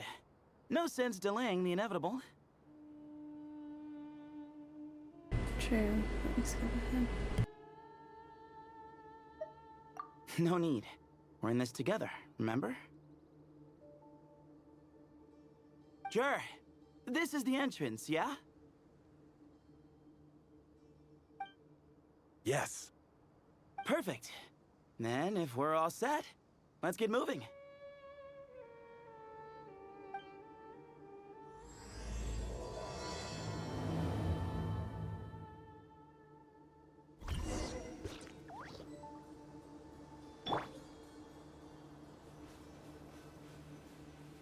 I hope everything goes well in there. I've got your back from out here.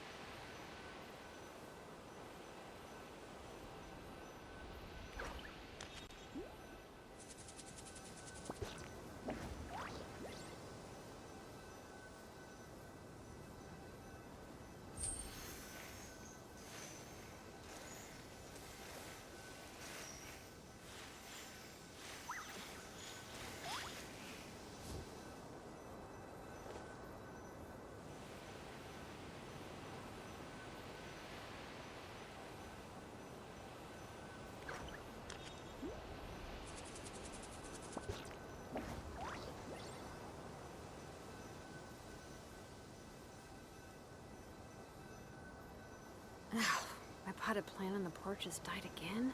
I was watering it every day. Ugh, don't tell me I overdid it this time.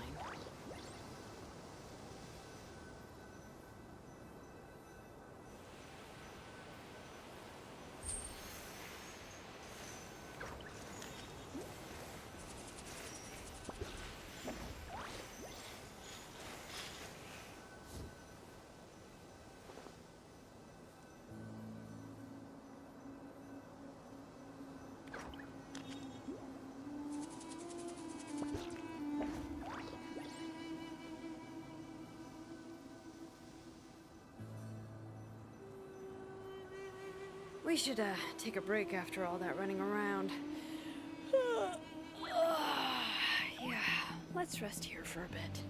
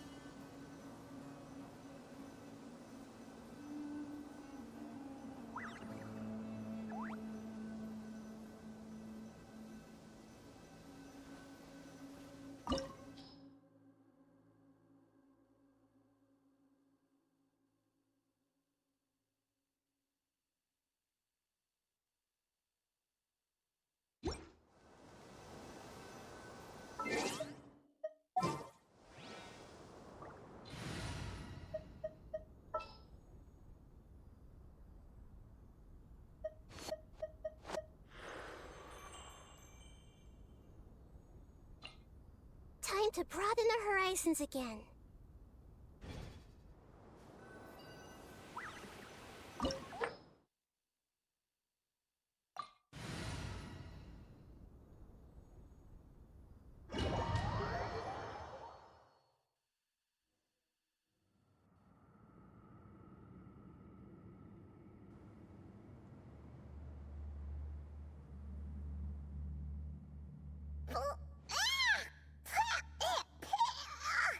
Paimon's mouth is full of sand! Ugh. So that's what falling into quicksand feels like? If this was quicksand, we would have struggled to breathe. No. I think this was regular sand, and we didn't sink into it. We fell through it. Into this place. Agreed. In other words, sounds like a you problem, Paimon. Ha ha, very funny. No way, Paimon's the only one.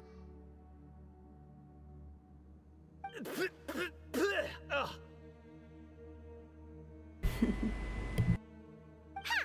See? What? I'm the only one with sand in my shoes? Yeah, right.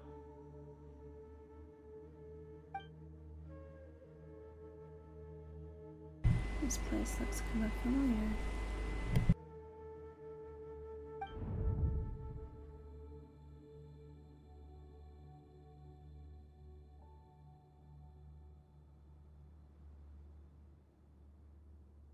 Okay.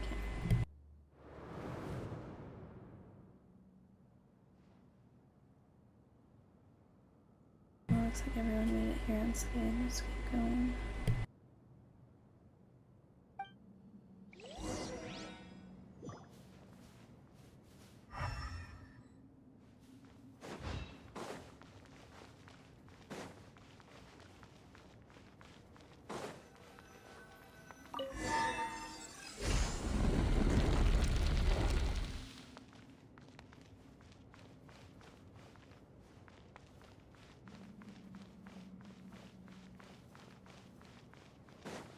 Whoa! There are monsters here? You didn't say anything about that. Probably means he didn't run it today. Because we're just unlucky. Not the best sign of what's to come. We'll be fine. Let's just use up all our bad luck, and we'll be golden. Minute's memory. Hear the echoes of the valley!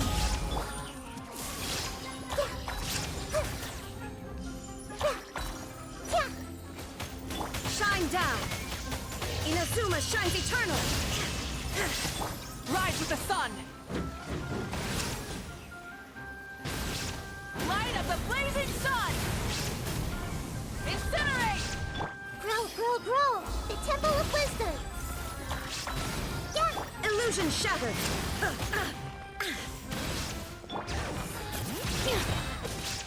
Let the mountain's veins boil! Light it up!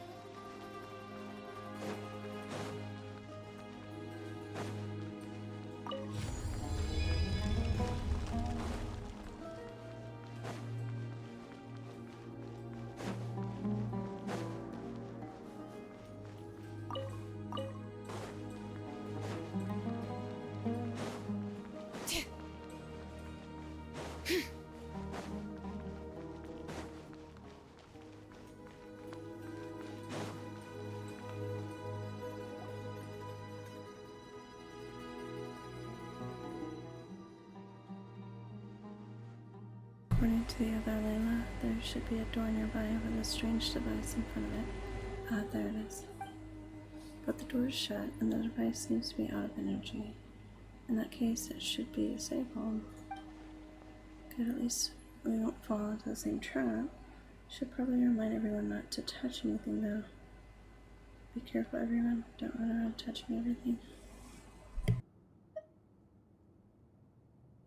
Well, that goes without saying. Fair point. There's just one problem, though. The only way forward is through that door. Ooh! Is it time to hunt for a key? Paimon loves this part! Don't worry! With our adventuring experience, we'll find it no problem! Let's get searching!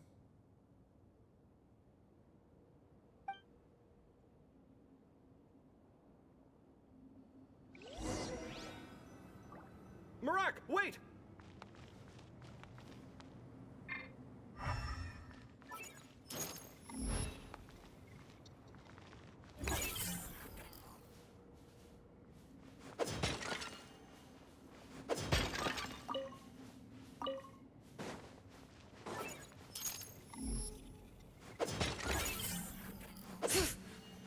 Marak seems interested in these jars. Go smash them. Ah, well, we would hate for you to have to lift a finger, Your Highness. Marak, this isn't really your old home, is it?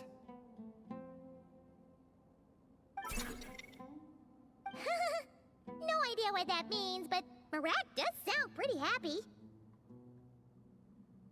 So, mechanical life forms do have the capacity to miss home.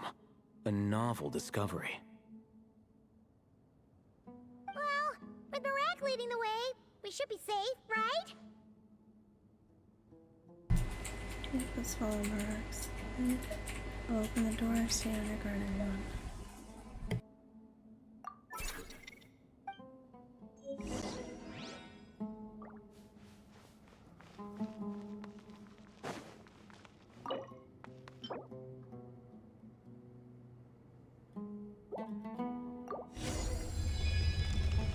Good thing you decided to join, Kaveh. Otherwise, our investigation would have ended at that door. It was nothing that I did. You should thank Marak instead. Hold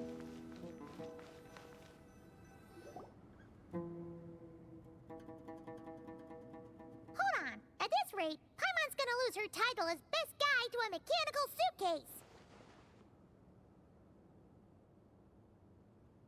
Don't worry, Paimon, even at your worst, most useless, you're stuck with me. Aw, thanks. Hey, wait. What do you mean, useless? Well, no weird mental symptoms so far. I'll take that as a win. That said...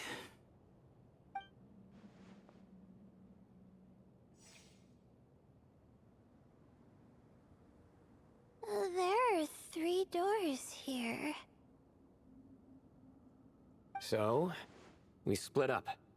Divide and conquer. Otherwise, this whole thing is in ruins. No pun intended on that last part. I swear. Yeah, that might be our best option. Okay, but we'll need to mark our paths. Good idea. And the minute things go south, we go back the way we came. Ooh, this is getting exciting! So, who's teaming up with who? Paimon calls dibs on the Traveler!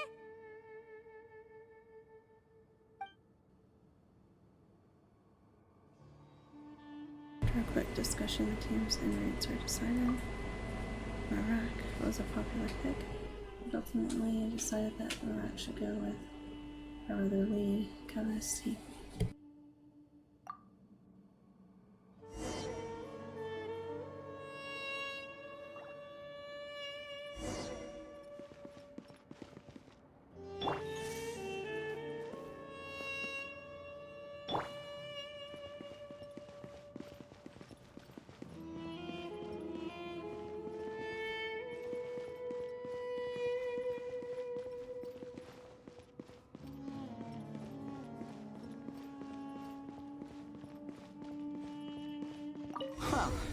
This takes me back.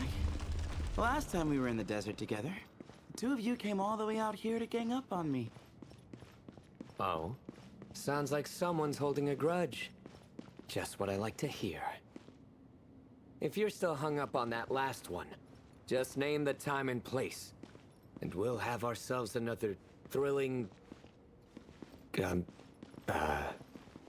duel. Huh. What's with the awkward pause? Were you expecting me to stop you from saying something stupid? You two can have 1,000 duels for all I care, after we're done here. For now, focus on the task at hand.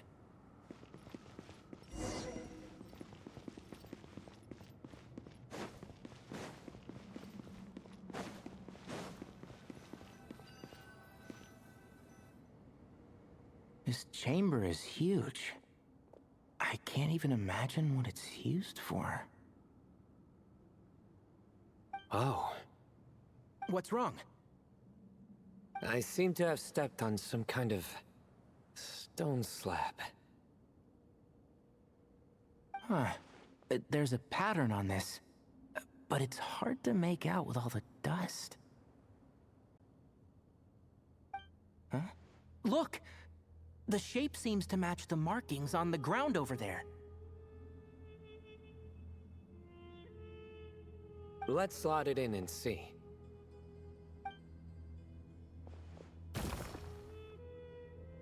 And we have a match. Looks like we need to find the other 3 broken slabs. Let's search the area, but be careful where you step.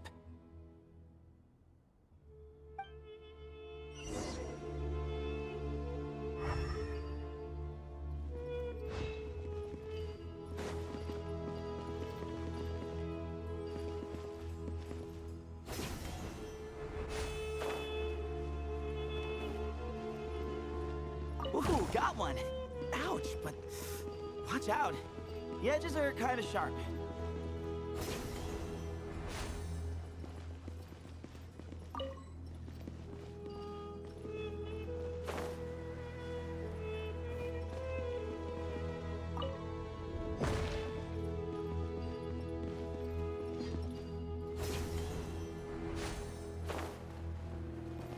Got the 3rd piece.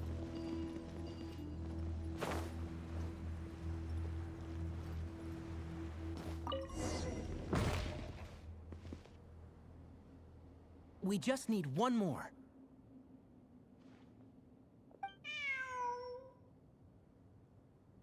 Huh. Look! A cat! Could it be the same one Jer mentioned? I don't think we need to worry about startling him. He doesn't seem afraid of people. Yeah. If anything, it seems like he wants us to follow.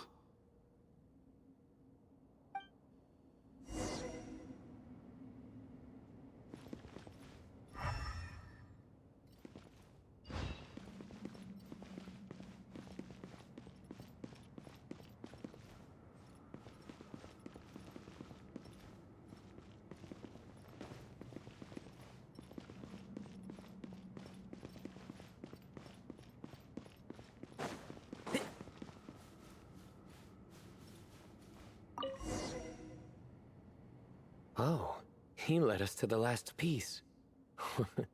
Who's a good kitty?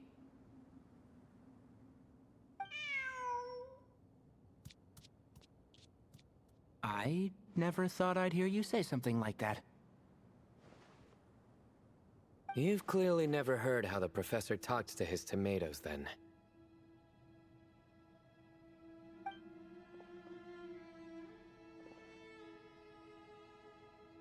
All right, well, that's that. Now, we need to figure out how to get rid of all this dust.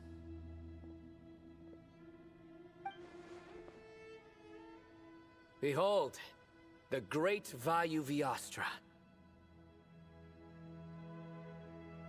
Be honest. You've been waiting to say that for... how long now? Just activate the mechanism.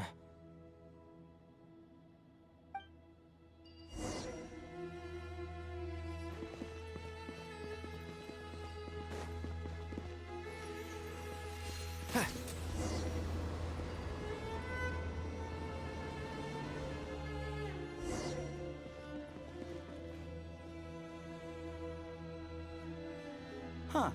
It worked. It's a picture of... 3 Hermanubises?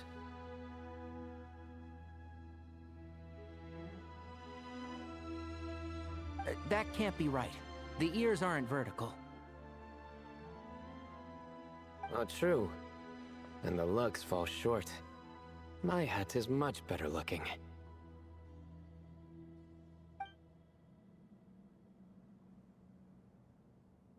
A goat, an ibis, and a crocodile.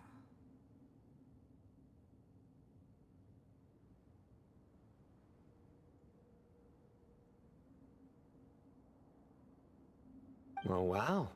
Our botanist knows more than just plants. Riveting observation. I was just thinking. These 3 figures look a lot like the 7 pillars of King Deshret. That's right. These are our colleagues. Our what now? You sure about that? Just kidding. But what I meant by that is, these were Hermanubis' colleagues back then. The middle one is the Goat King Harashef, Minister of Ministers, the god Amun's most trusted chancellor.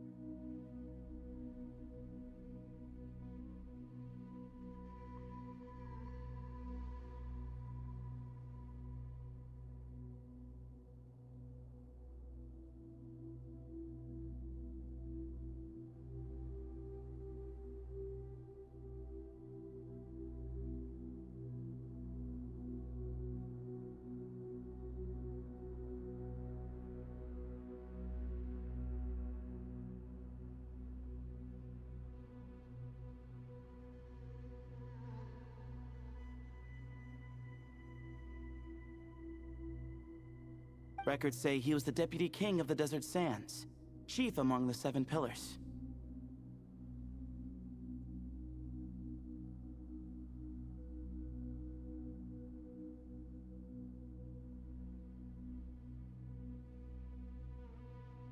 Someone even more impressive than Hermanubis? I wonder if that ever got his goat.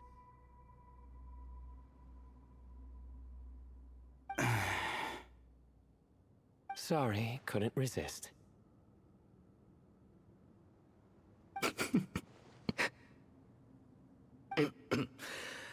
Okay, that was a good one.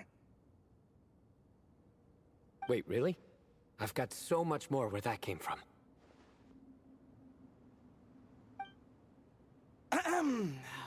Where were we?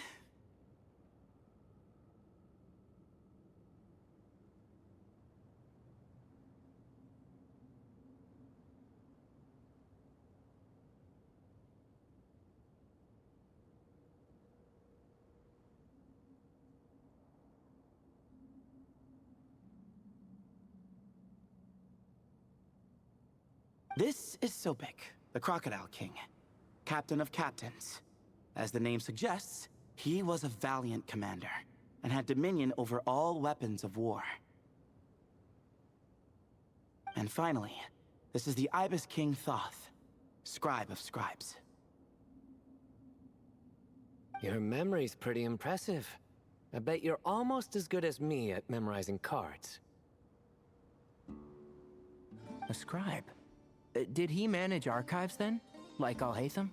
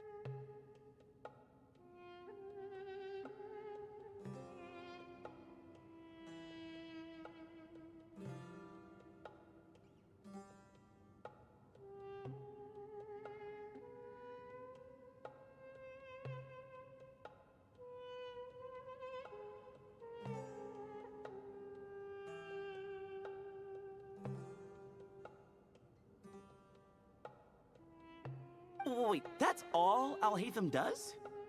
I never knew being an academia scribe was such a cushy job. Well, that's how his friend put it, anyway. But it does seem like he has a lot of free time.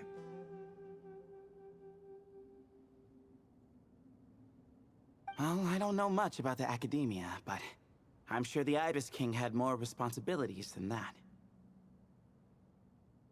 The temple's records say he represented the wisest aspects of King Deshret, inventing the desert script and arcane arts at his king's command.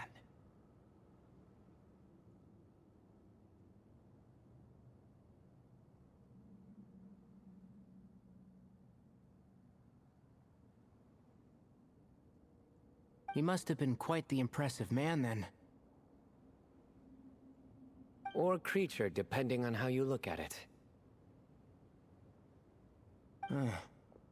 Still, why are these three the only ones represented here? What about the other pillars of King Deshret? Maybe because the three of them were extra close? Huh. Kinda like us. Oh yeah! Maybe we should have someone inscribe us on a commemorative stone slab, too.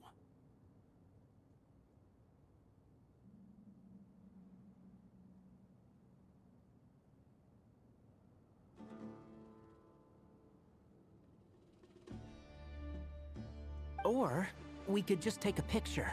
It would serve the same purpose.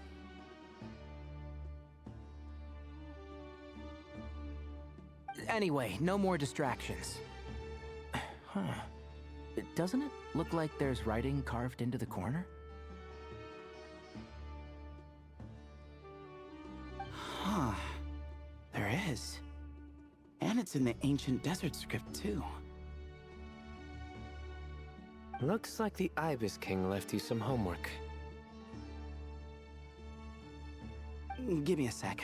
I'll try and translate it. The ministers are unvirtuous. The scribes unwise. The captains unworthy. My end is not humanity's end. Hereby bestow upon you all the far side of eternity. Wait, so they went to Aru? It doesn't sound like it was their idea.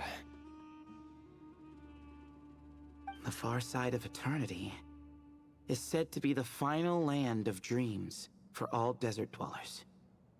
But if such a place did exist, wouldn't it also be an inescapable prison?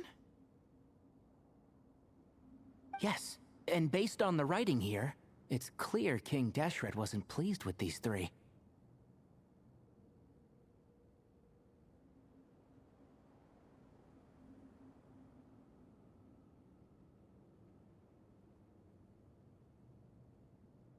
This gift he bestowed upon them seems more like a punishment.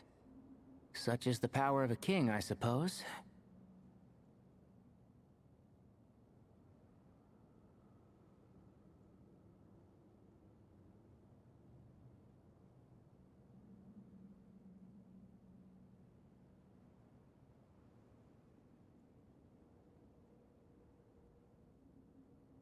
Which means the goat's the one who got in the end. Huh. Yep, not as good the second time. What? Impossible. Well, looks like that's all we can learn here. Should we keep going? Yes, no time to waste.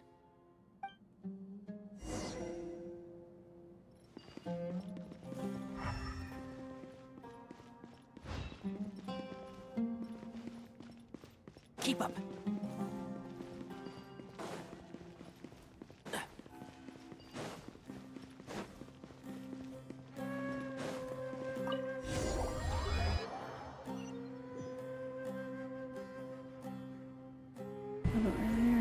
part of the ruins.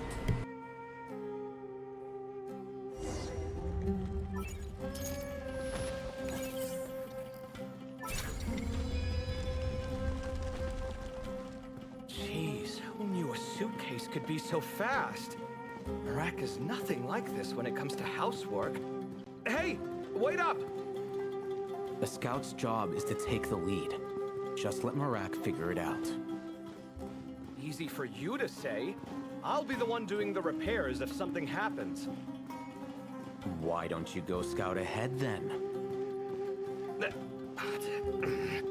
When I think of a comeback, I'll let you know. Oh, Marak stopped.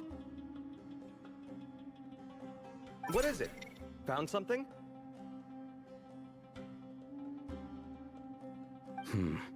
Looks like something covered in sand. Let's get it out then. Come on.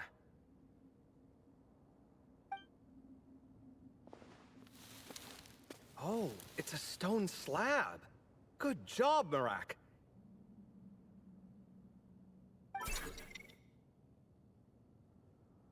Let's take a look. Huh. Looks like this part of the picture goes over there?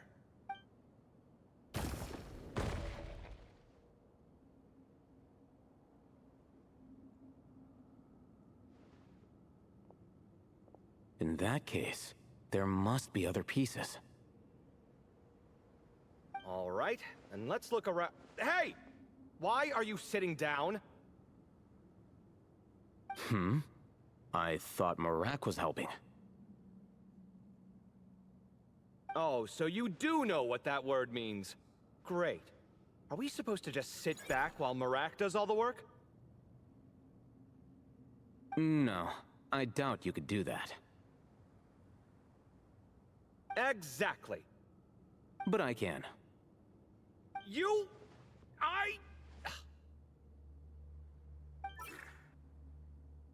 See?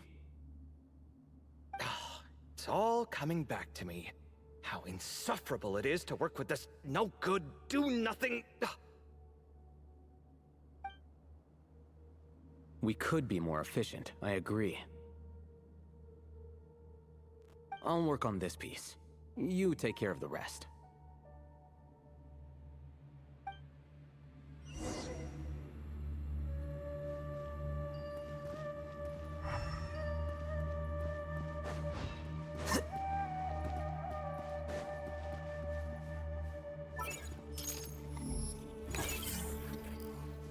Found one!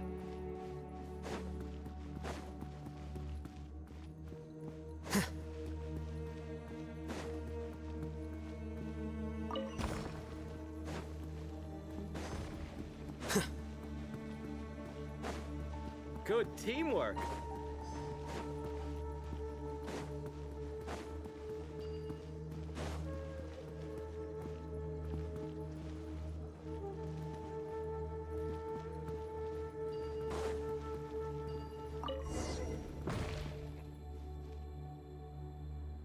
Looks like we found them all.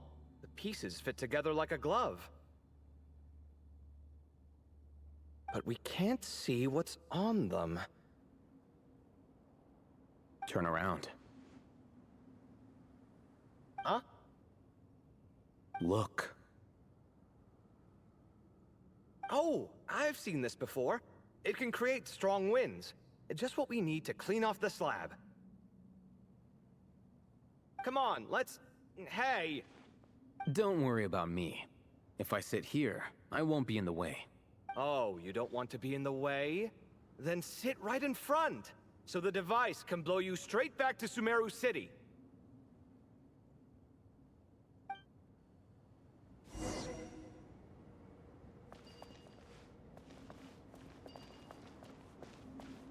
Scanning.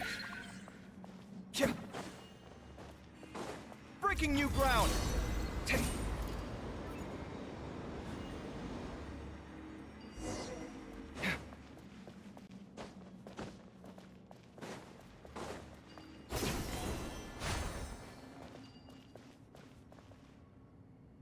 Done.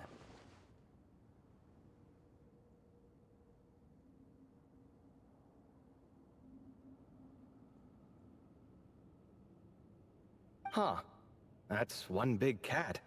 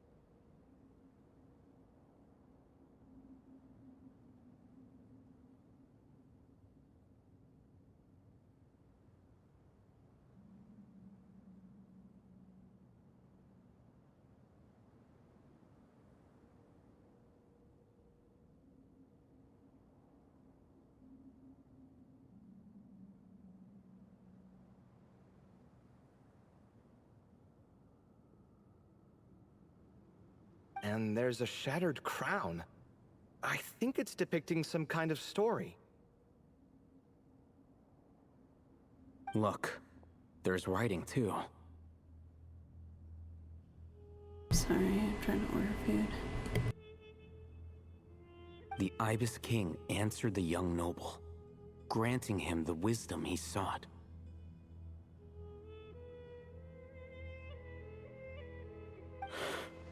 But the fragile crown was shattered by lies in the end. Here I leave the name, Gudars.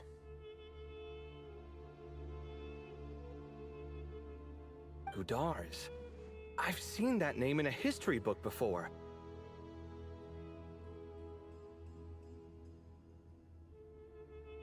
He was a young noble who sought to save his realm, and a king who once united the desert.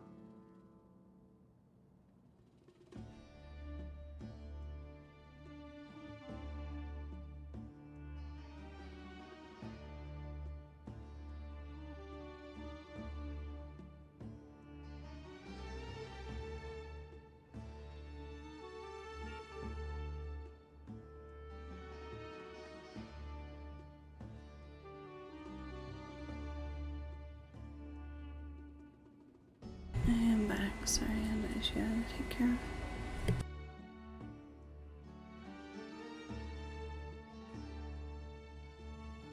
That's right.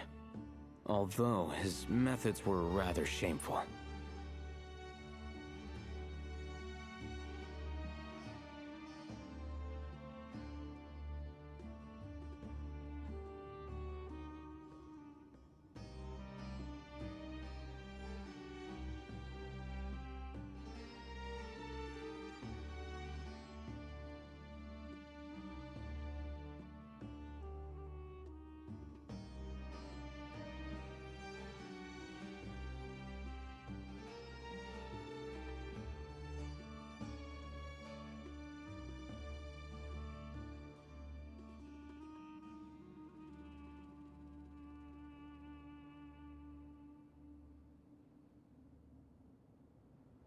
During his long reign, he betrayed his family and the nobles who supported him, only realizing the error of his ways after his enemies left him nowhere to turn.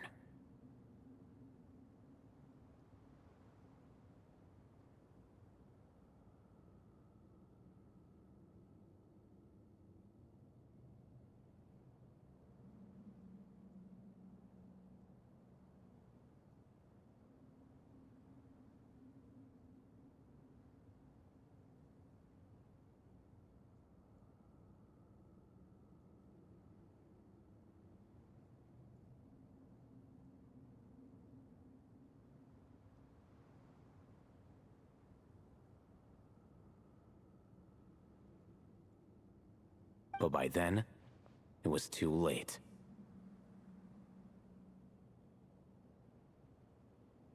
Seems like a common occurrence across history.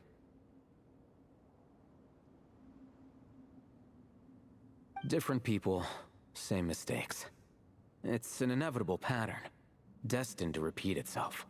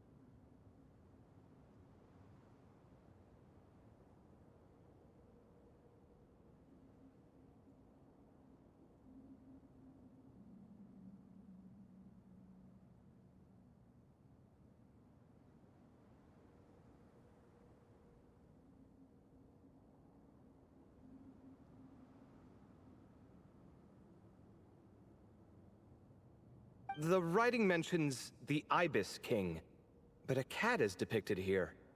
Does that mean... So far, what's depicted on the slab seems true to history.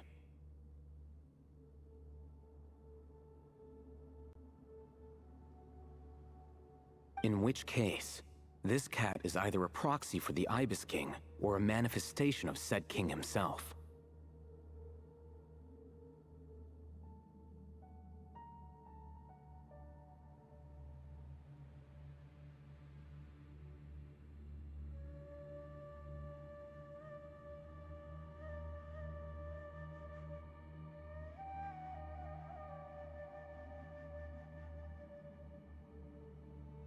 Exaggeration is a common method ancient records use to highlight a being of higher status.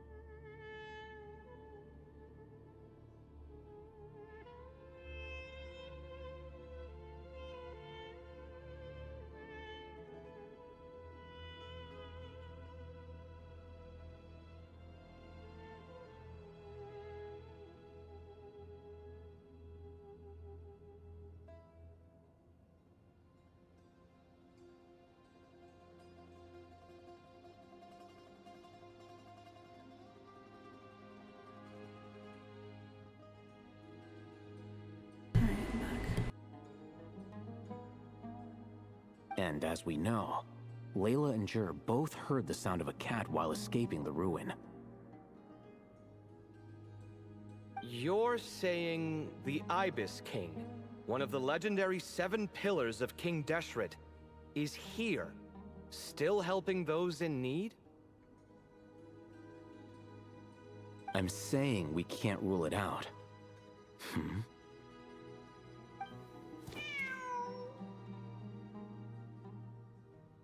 Wait, there it is! The cat!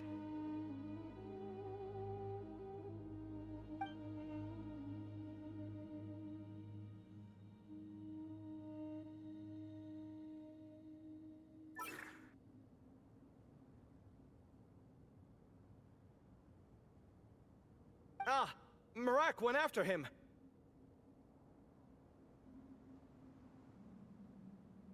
The cat's showing us the way forward. Come, let's follow.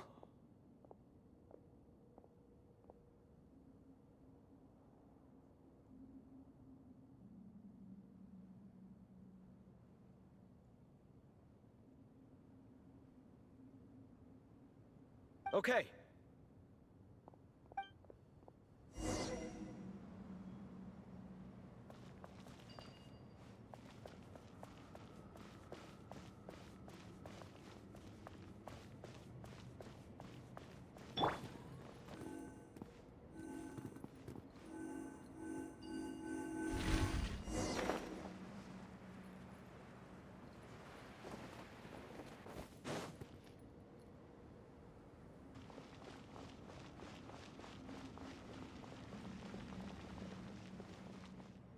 Huh.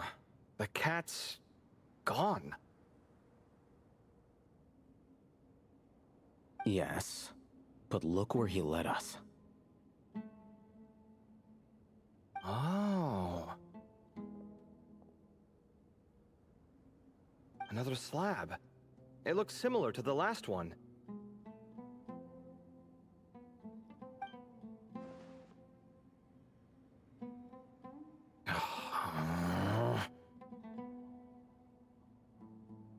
Oh, by all means, take your sweet time.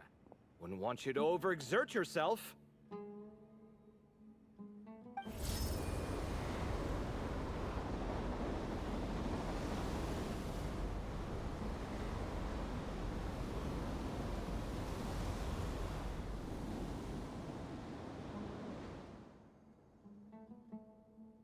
Huh. The scene depicted here... Seems to be a different tale.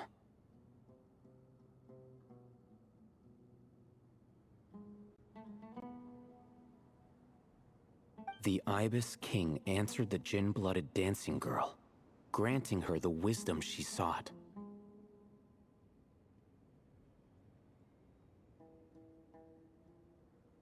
But enemies plotted to kill her close kin.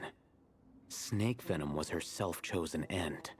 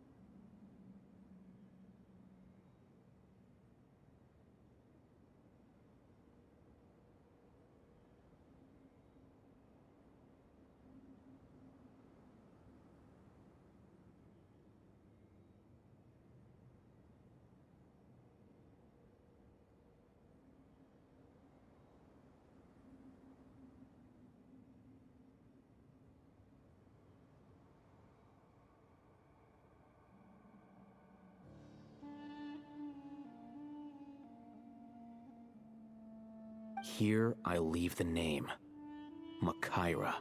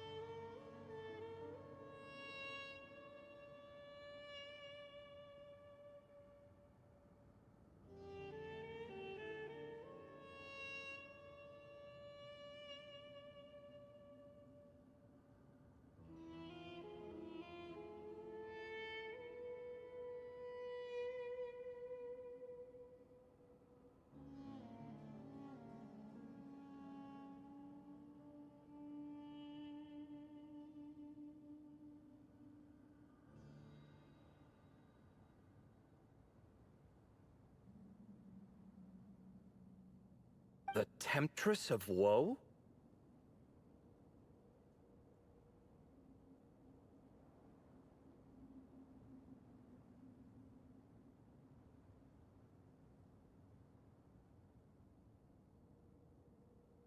You've heard of her?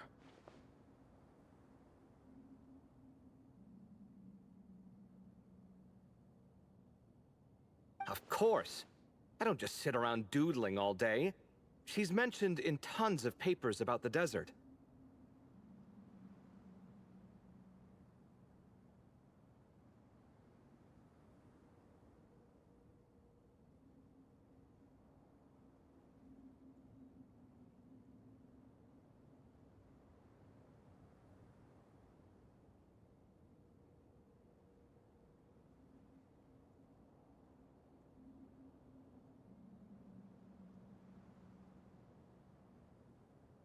As I recall, she was given as a gift to the tyrant king of Gurabad, and later seized the opportunity to kill him. After getting her vengeance, she reigned as queen for many years, until her enemies attempted a coup, and she took her own life.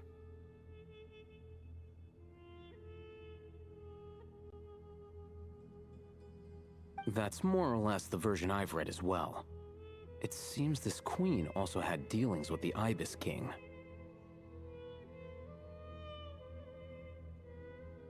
Yeah, I'm starting to find this whole granting wisdom business a bit concerning. I mean, considering how Gudars and Makaira ended up, it might not have been a good thing.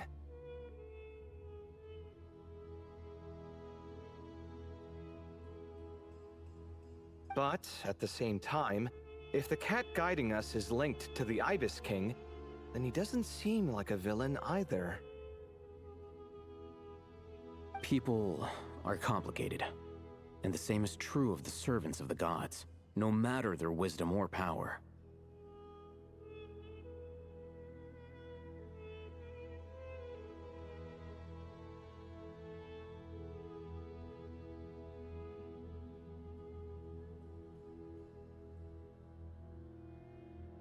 Let's reserve judgment for now, and keep moving.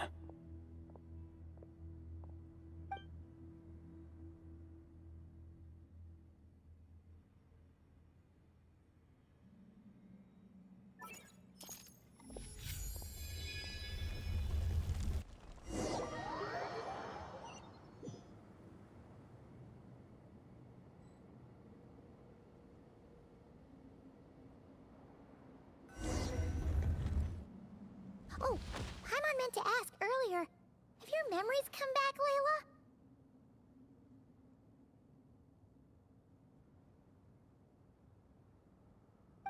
No, sorry.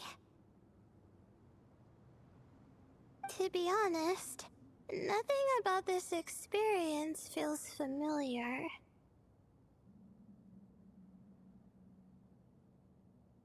Besides, my focus is the stars, so I don't spend a lot of time exploring ancient ruins.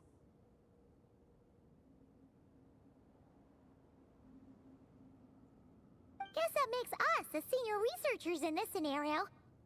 Stick close, alright, Layla?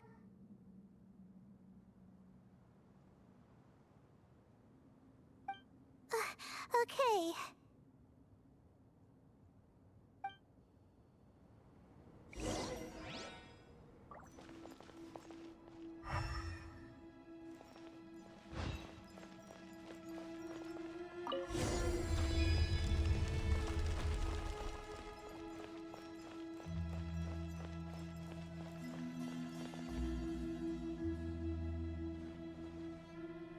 Wow. Brennan is a traveler Tall to throw ceiling. Yeah, but for such a big place, it's so empty. Like no one ever lived here. Sure must have been boring to live in ancient times, staring at ceilings all day. Now that you mention it, I've heard some people used to draw star maps on their vaulted ceilings. Some might even make them transparent to better observe the movement of the stars. It sounds so nice. Stargazing from the comfort of your own home.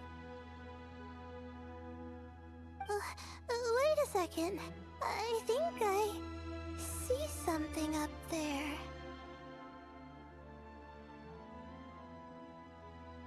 Go check it out first, Paimon. Huh? How is Paimon supposed to do that? Oh, right. Flying. Duh.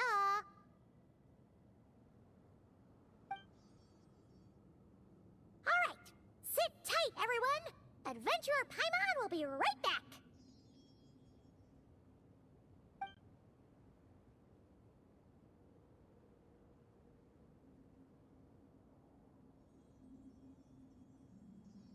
Okay. So, there's nothing super special up there. Just a couple of shelves, tables, jars, and scrolls.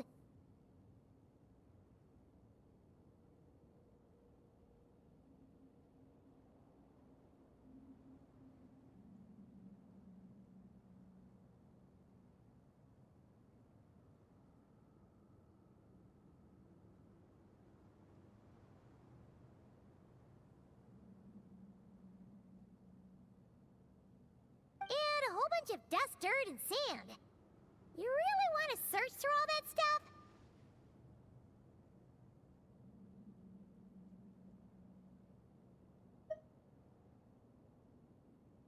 Of course, the better the treasure. Well, when you put it that way.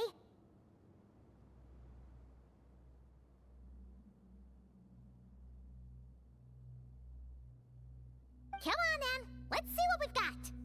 Paimon's hoping for something super valuable. It's a little high up, so be careful.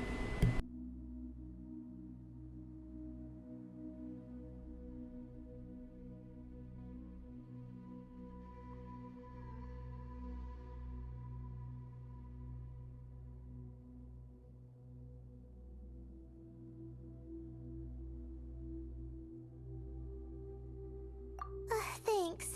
I'll stick close.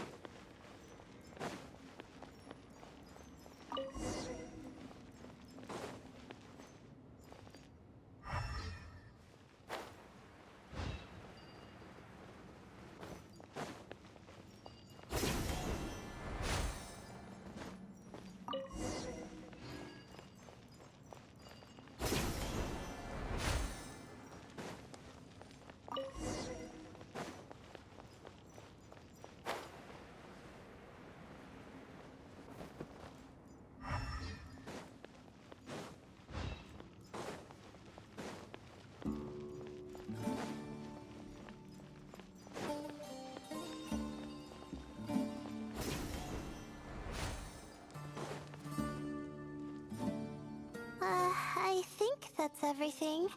Most of the documents are in the ancient desert script, except these ones. These seem old as well, but the handwriting makes them stand out.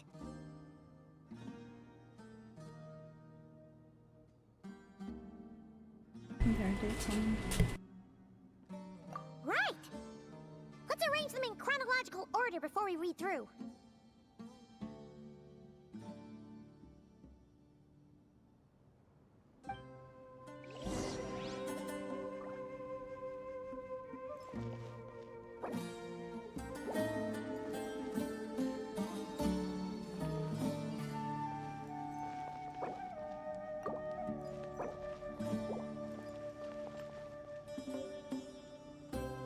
Okay, how am I supposed to do that?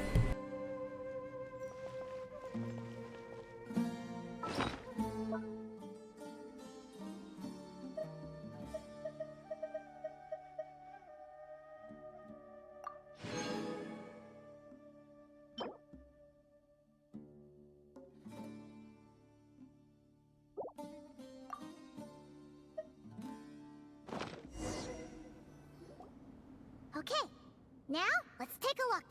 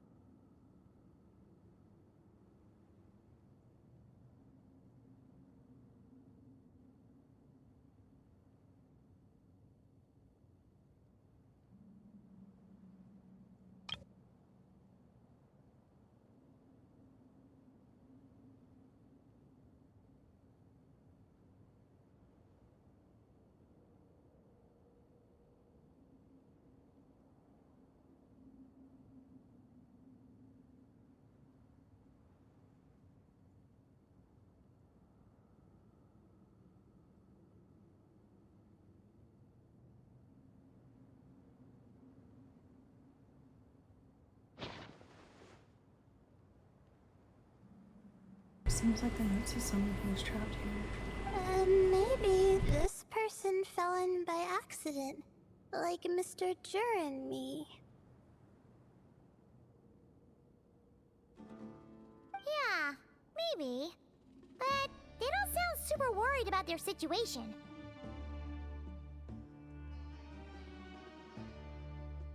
So, either this person's an ace adventurer, like the Traveler, or some kind of super optimist.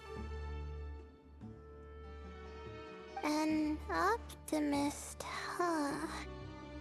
Oh, I wish I could be that sort of person. Well, why not optimism? Isn't good either. Besides, you have your own strengths there. That's right! You're detailed and passionate. Great qualities for an adventuring buddy.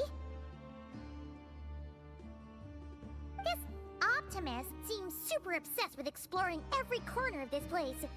That could have gotten them in big trouble for all we know. Well, I appreciate the compliment. It's almost magical how words like that can make you feel like you can do anything. I only wish that magic could last a little longer. Until I figure out my new study topic, at least. Let's keep reading.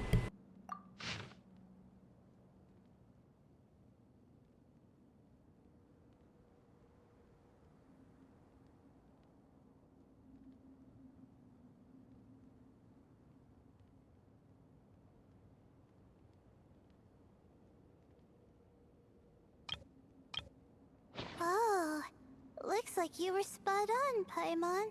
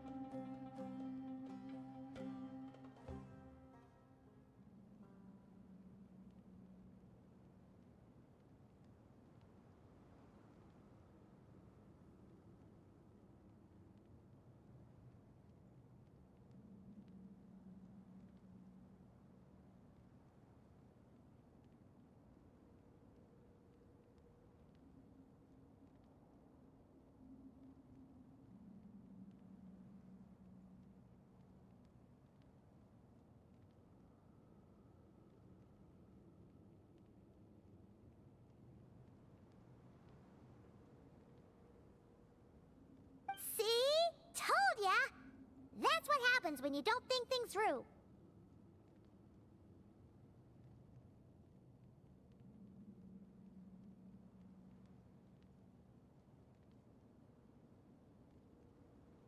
And all this talk about seniors and juniors, he was a student just like you, Layla.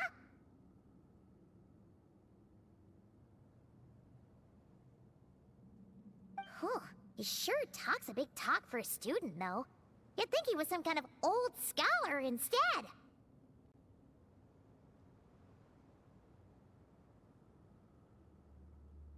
Huh. What is it? Did Paimon say something wrong?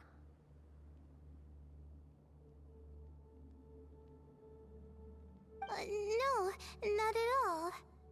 I was just thinking, and this might sound rude, but the way this person speaks is just so...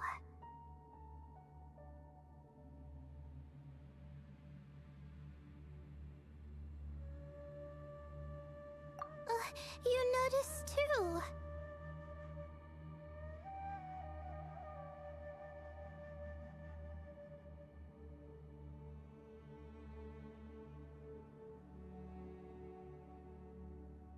I mean, it's good that he helped treat his companion's wound, but it didn't seem like it was out of kindness. More like he was looking out for his own self-interest, or thought he could get something out of it.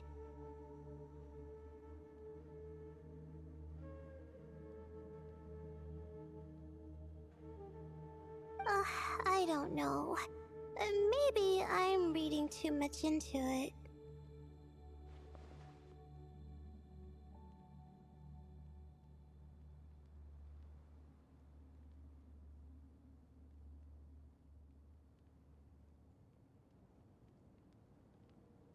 No, you're right. You didn't even mention this companion on the previous page. Yeah.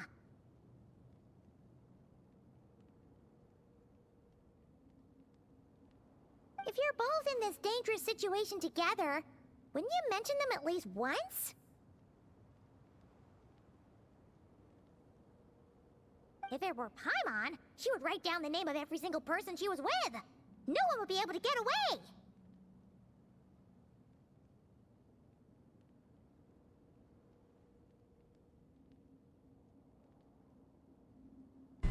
Well, you'd all be stuck there together, so... Actually, I find Paimon's approach quite sensible. It makes sense from a safety perspective, too.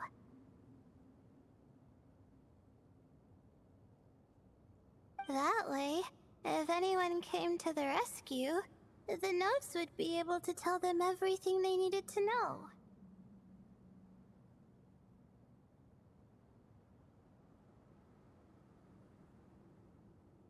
Whoa! That's genius level thinking!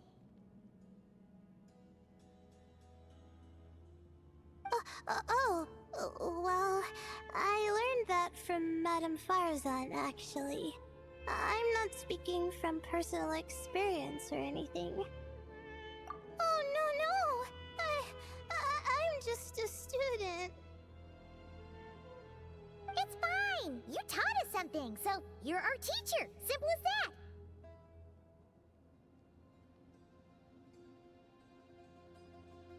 Anyway, from the looks of things, the student who left these notes behind was pretty weird.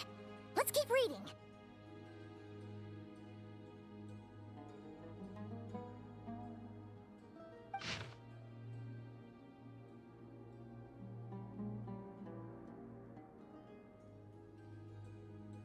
Whoa! Hang on! That's a lot of information. Paimon needs a moment to take this in.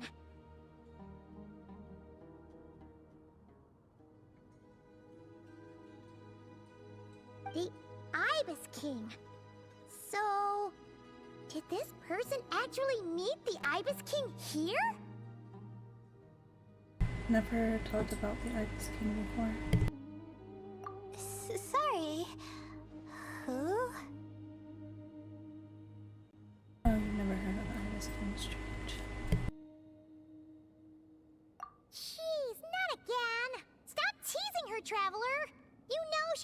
about Nefer.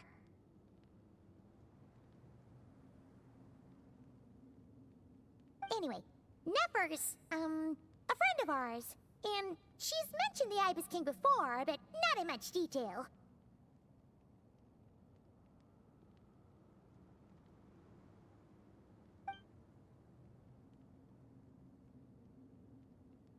Paimon handled that pretty well, actually. She managed not to spill any of Nefer's secrets.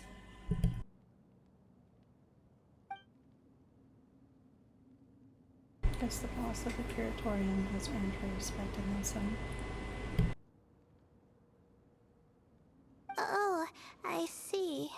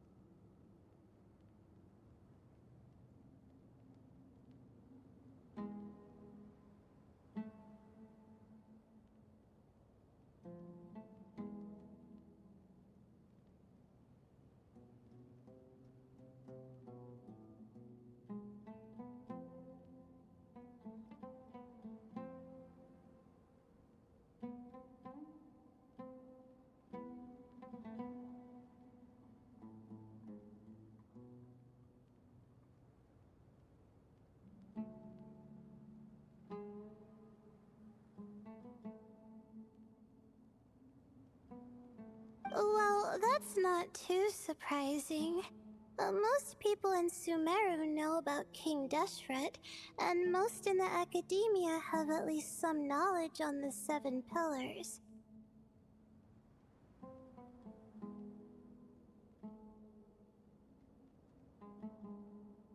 Legend has it, King Deshret ruled the desert at the head of several wise retainers, guiding their people to pursue the limits of wisdom. He also left behind treasures for future generations, which continue to be relevant in nearly every research discipline. Now, this message indicates this student and his senior were rescued by the Ibis King.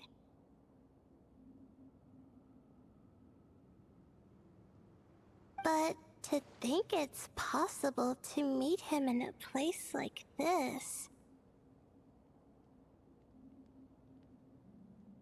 We don't know when these notes were written, but didn't the Seven Pillars disappear a long time ago?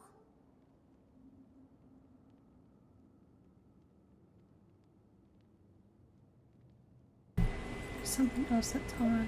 The Ibis King's form. Yeah! The notes made it sound like his powers were restricted.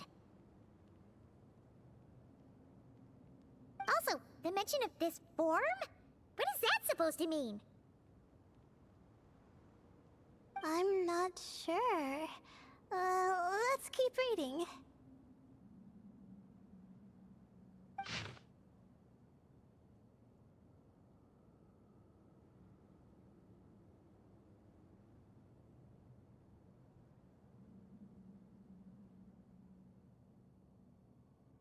Oh! This is the last page! There's even a signature at the end! Well, sounds like they made it out. Guess it was a happy ending after all. I hope so. Wait. But it says, the Ibis King cannot be trusted. Huh. Our friend said something similar. That the Ibis King was a liar. And the notes did make it seem like something wasn't quite right with him.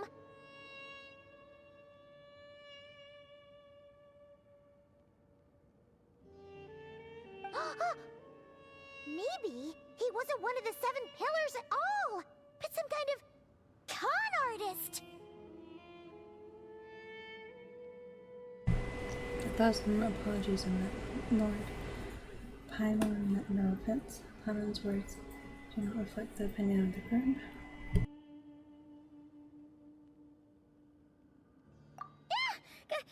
Great, Ibis King! If you heard that, Paimon didn't mean it! Please forgive her! Don't trap us here! I think Paimon raises a good point. Let's keep our guard up just in case. Alright, I think that's all the clues around here. How about we...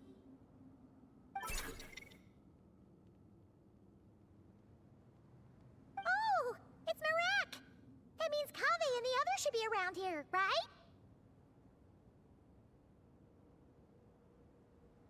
Hello?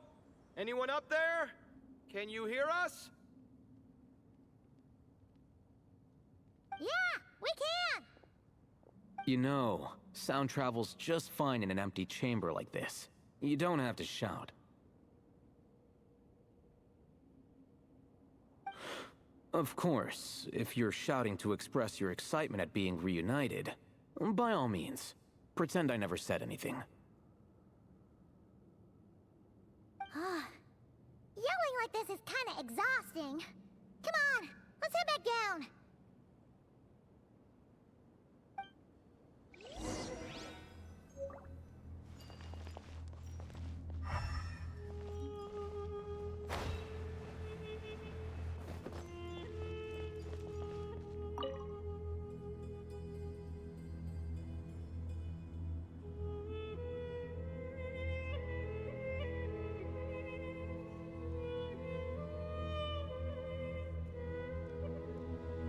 Wow, we all ended up in the same place, huh?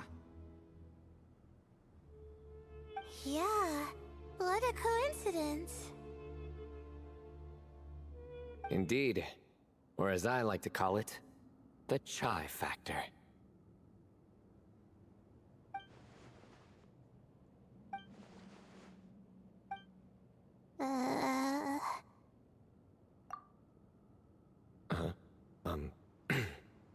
No reply? Just say it. All right. Because it's spice to sweet brew again.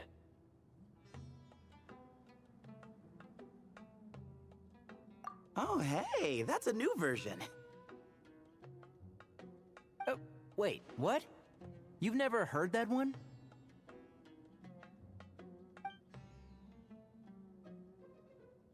What are you looking for? A place to sit and read my book. Oh, great.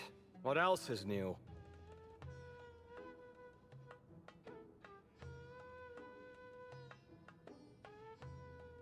Well, looks like everyone made it through unscathed. Let's take this chance to get some water, rest a bit, and discuss what we learned. Sound good? Yeah, let's debrief.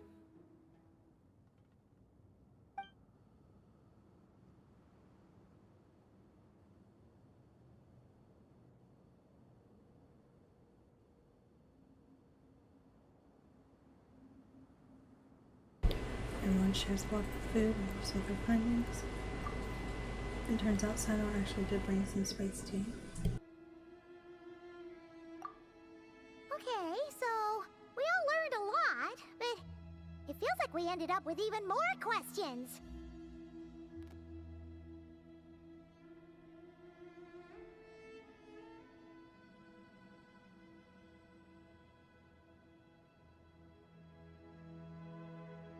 Yeah, but one thing's for sure.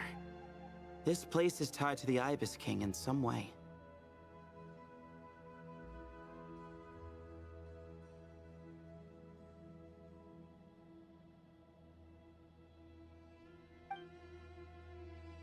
Hey, Sino. You're the current representative of Hermanubis. Can you call him up for a sec? Of course. Just let me sense his presence.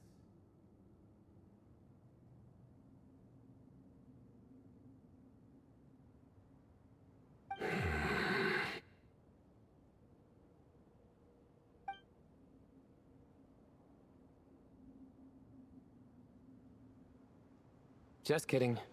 I can't sense him at all.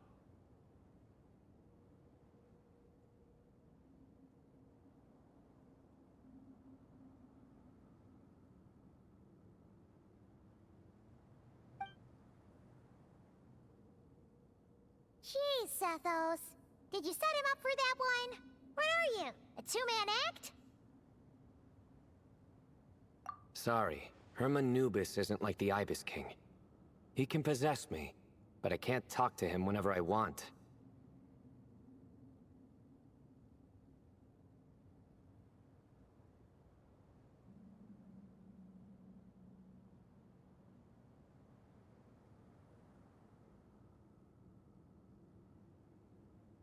Oh, truly?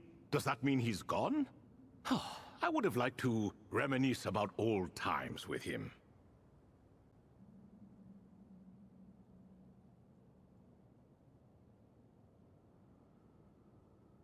Ah, the cat!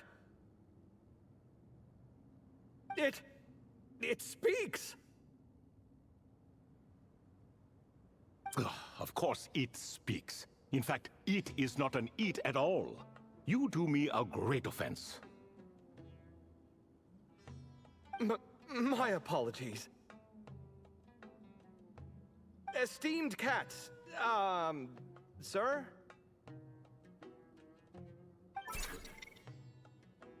Oh, this little contraption is still here. Contraption? No, this is Marak. Which means you do his assistant a great offense. Huh? Well, I didn't mean... Well, I apologize. I wasn't referring to this Marak, but rather the thing that operates it. King Deshret was quite partial to it. I have forgotten what it was called. It must have had an official name, albeit in the old tongue. Even if I did remember, I would need to translate it into modern language. Ah, it's not important. Marak's a fine name. Even better than the original, if you ask me. Who thought of it? And the remodeling, quite well done indeed. This Marak looks much happier in its current form.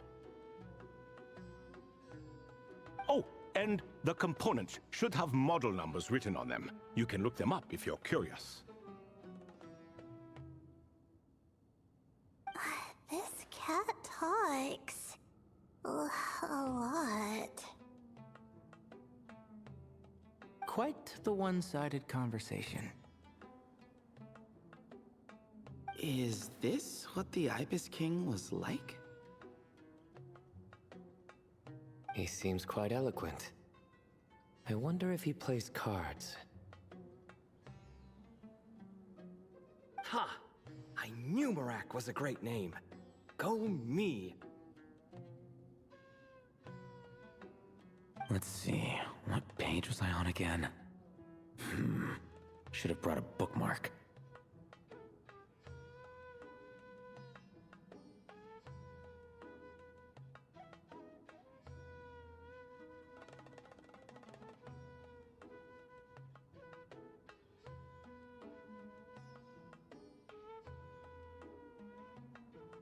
That all went over Paimon's head.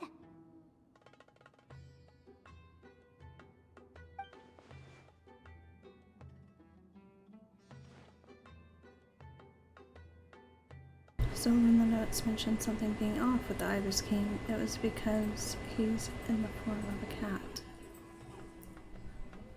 Hello, Toth. Hello indeed.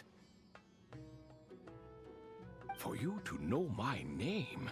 Yes, I was not mistaken. You are special among your companions. But you are all guests. It is only proper to invite you in. Come then, this way.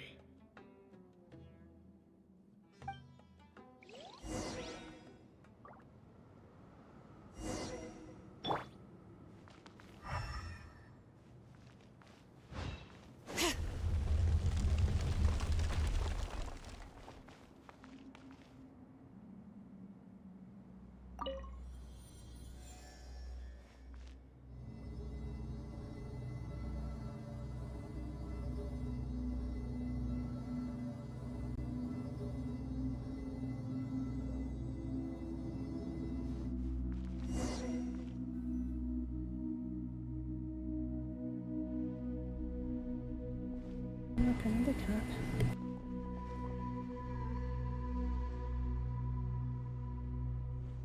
Welcome to my humble abode.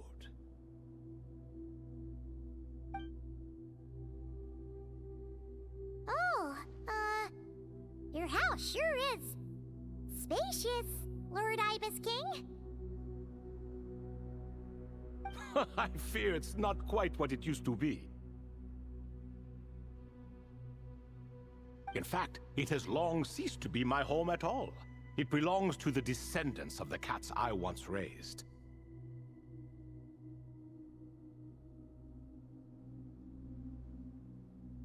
Such adorable creatures, aren't they? Take the one I'm borrowing here, for instance.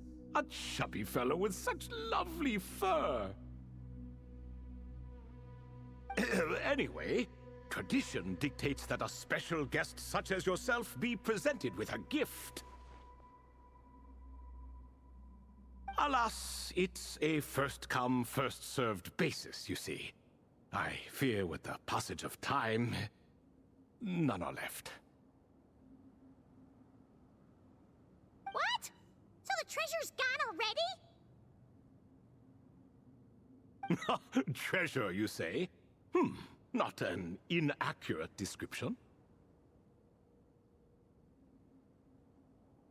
Gifts or treasure? Are you talking in a literal sense?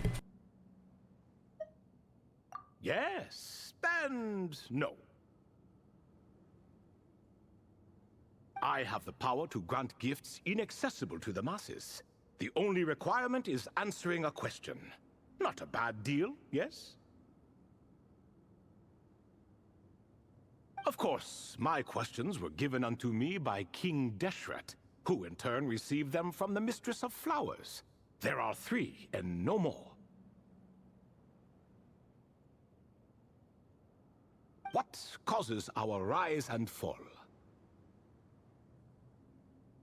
What obliterates love and hate? What determines truth and falsehood? The more he talks, the less Paimon understands. I see. That must mean Gudars and Makaira managed to answer 2 of the 3.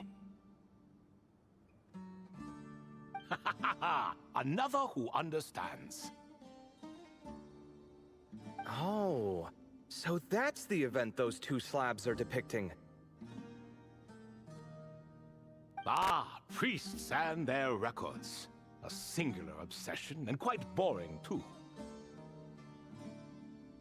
After being imprisoned within Aru, I could, on occasion, take the form of a cat to converse with those around me. But I despised speaking to them.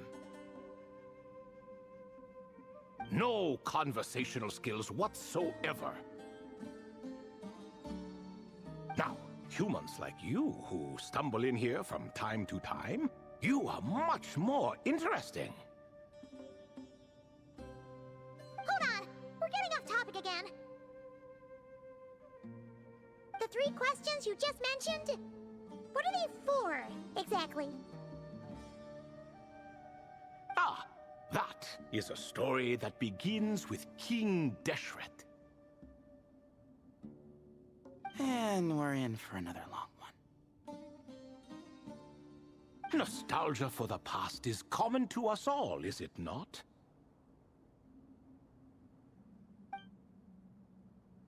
And our king, he was such a proud, solemn man in those days.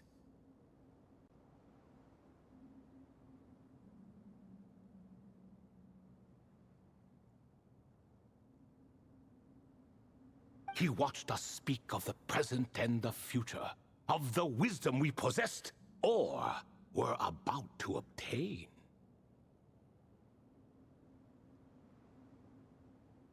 We were his proud retainers, confident in our belief that, so long as each one of us used our abilities to the fullest, progress was inevitable. Yet, King Deshret's ambition was not destined to be allowed in a closed-off world such as this. so nothing went as planned. In fact, from the beginning, there were signs an outcome of this nature was inevitable. Because although there were 7 pillars, one was forever absent. Al-Ahmar would insist the Dendro Dragon Sovereign was one of us, but the dragon herself rejected that idea. Huh. Like a card you can never seem to draw from your deck. More like a card that was never in the deck to begin with. Alas, that's just who Al-Ahmar was. There was nothing we could do about that. And I always preferred chess to cards. In the end, life grew unbearable for our king. But, of course, those who remain must continue to live on. But subjects like us were less fortunate. After all, the fate of a retainer is decided by the king, including the chance to walk away.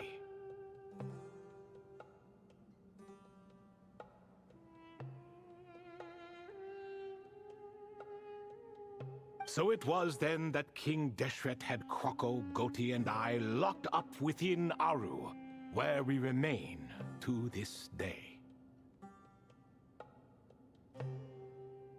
Kroko. Goti? Ah, of course. You're more familiar with their full names. Sobek, the Crocodile King, and Hereshef, the Goat King.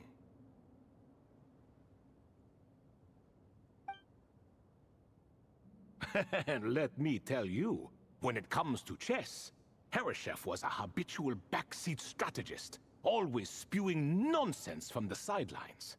Well, Sobek was all too quick to take his terrible advice, to the point where I was the one who got accused of cheating.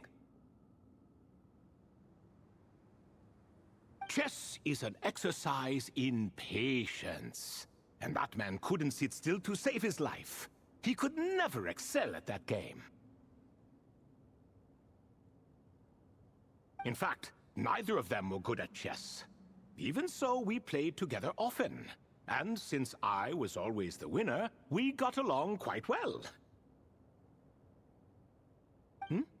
What are you laughing at? Were we not good friends?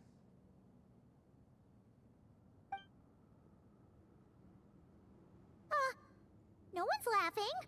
Paimon would never. No, not you. It's Goti. He's laughing for no reason again. Can you not hear him?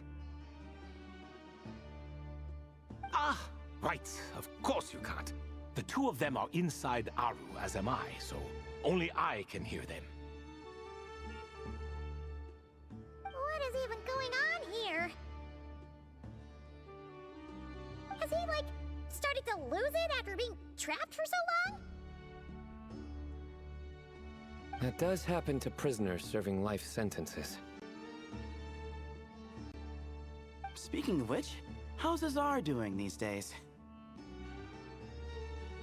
I doubt he's doing much of anything.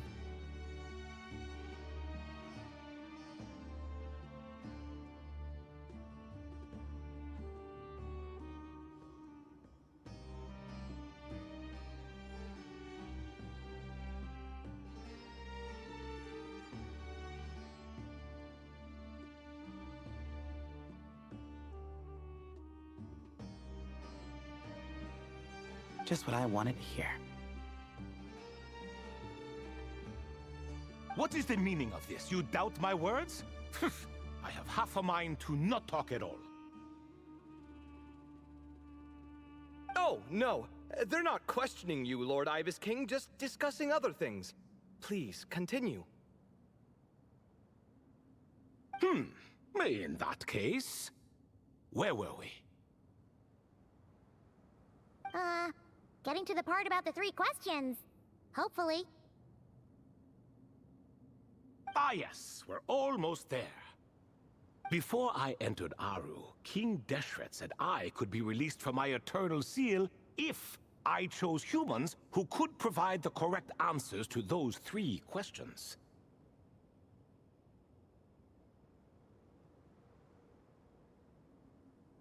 The first person who caught my eye was Gudar's.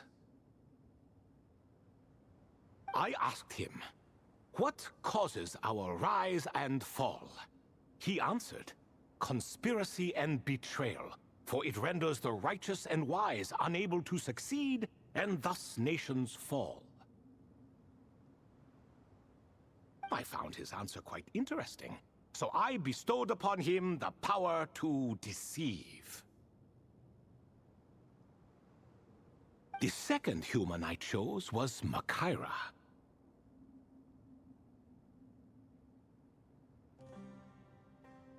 I asked her, "What obliterates love and hate?" She said unto me, "I have nothing left to lose. Vengeance alone can quench both love and hate." I found this to be another fascinating response, so I granted her the power to be loved. But both of them ended up... Now then, young one, riddle me this. Did their answers point to this fate, or was it the power I bestowed upon them that determined their end? I'm just an observer who doesn't understand their circumstances, so I can't answer. A clever reply. I do not wish to comment either. It is all in the past at this point. My only wish was for their answers to be acknowledged by King Deshret's rules, and bring me one step closer to freedom. As for the final person, her fate remains to be seen, so I will not reveal her name.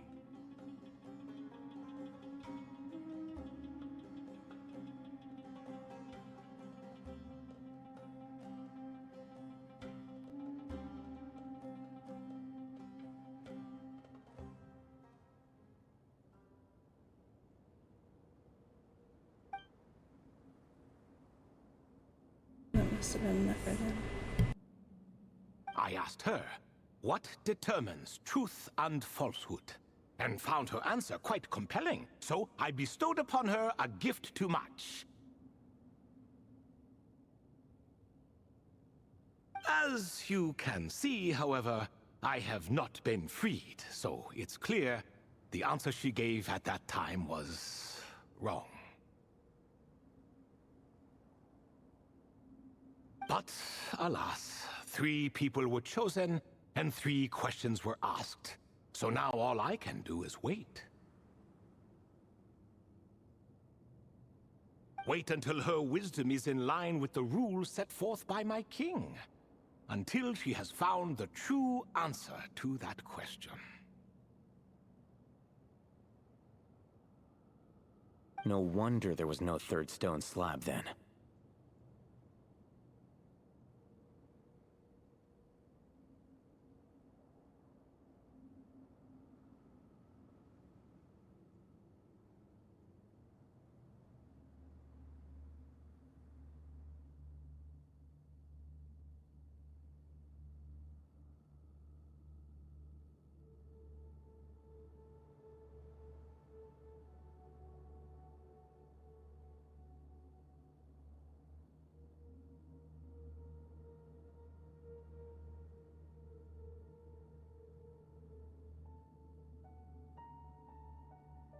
Or perhaps you're just not ready to include her in the story.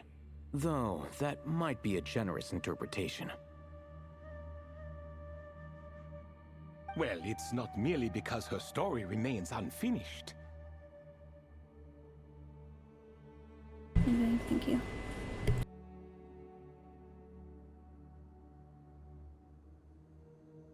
As the remaining priests of this place left, or passed on, there were none left to record the events that followed.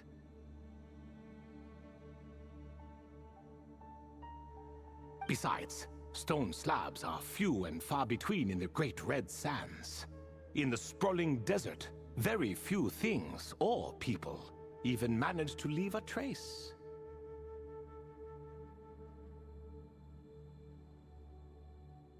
But sometimes I can't help but wonder. If that young man from several centuries ago had been willing to answer my question, would I have left Aru by now? Wait, so there was someone else? Of course, it has been thousands of years after all. All sorts of people have stumbled upon this place, but I only chose the special ones. That young man had such a singular intelligence, though his companion, by contrast, was rather average.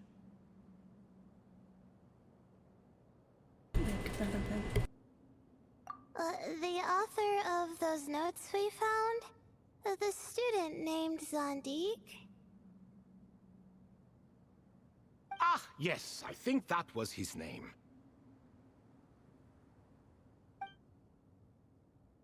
In truth, I was unsure whether I should grant him my third remaining gift.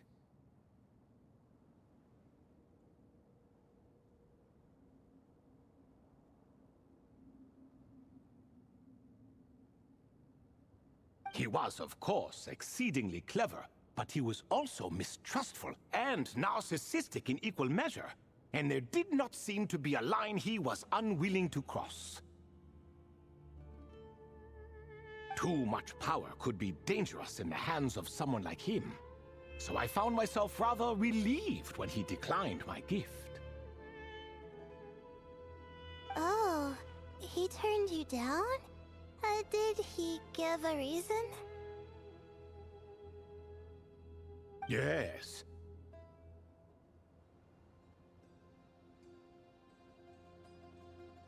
He said he didn't need it.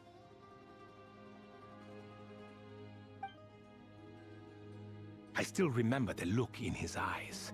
Nothing stood out per se, and still I could sense contempt and disdain radiating from his gaze.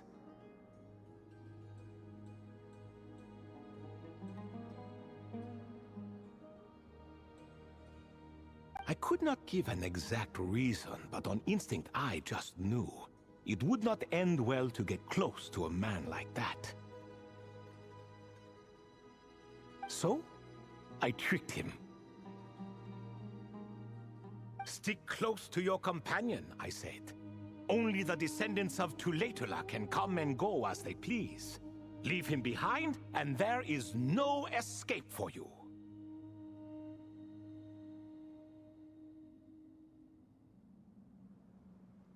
So, does that mean his companion wasn't a descendant of Tulatula?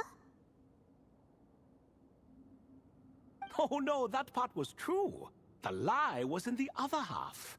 Anyone can enter or exit this place. There are no restrictions. I saw that his companion was exhausted and was concerned Zandik might leave him behind, or worse, that some other accident might befall him. So I made up an excuse to prevent Zandik from going a step too far. Oh, and speaking of, Sandik's companion had the same blue hair and pointed ears as you.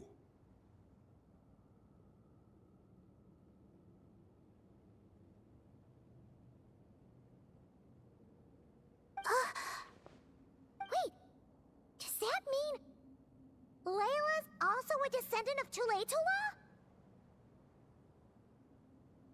Indeed. When Hermanubis founded that city, he took in many who had nowhere else to go. Today, their progeny are scattered to the four winds, and indeed are far more numerous than I could have imagined.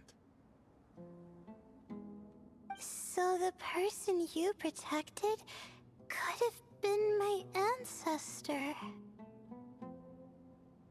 Yes, yes. You're very welcome for that. Could I ask a another question, Lord Ibis King? Of course. I have nothing but time, I'm afraid. Did you also save me and a man named Jur? I did. You two were quite unlucky bumping into a device King Deshret once used to measure human brain power. That contact caused more knowledge than you could handle to flood into your minds. So I replaced that knowledge with simpler, repetitive information. Of course, the side effect being the same thought repeating over and over again in your mind, but that should resolve itself in time. How many moons are there in the sky? Yes, that was the phrase I used in your head. I forgot the other one, though. I believe it had something to do with food. Both were spur-of-the-moment decisions, so no need to dwell on the meaning too much.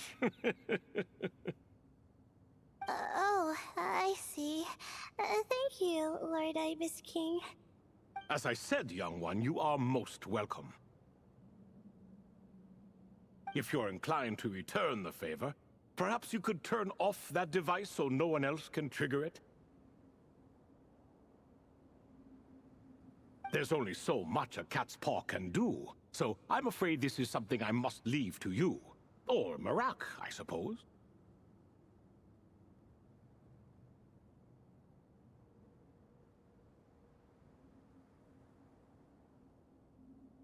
Don't worry, that device can no longer be activated.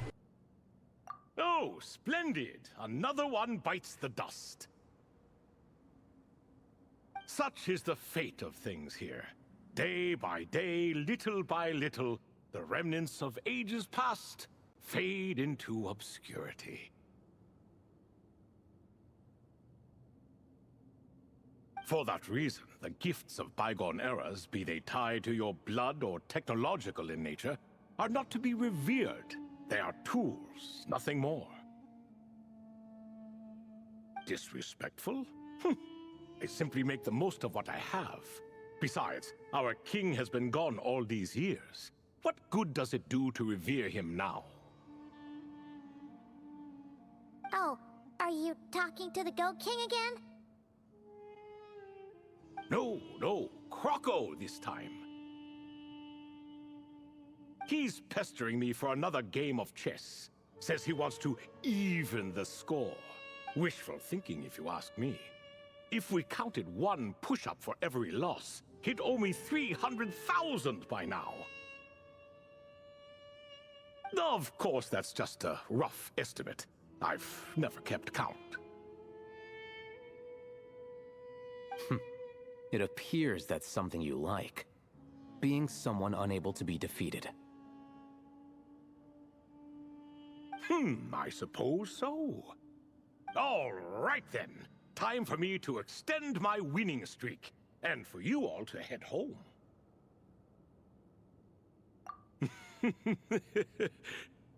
In truth, deep down, I know even the answers to those 3 questions will not change my fate. But that is for me to reckon with. Go on now.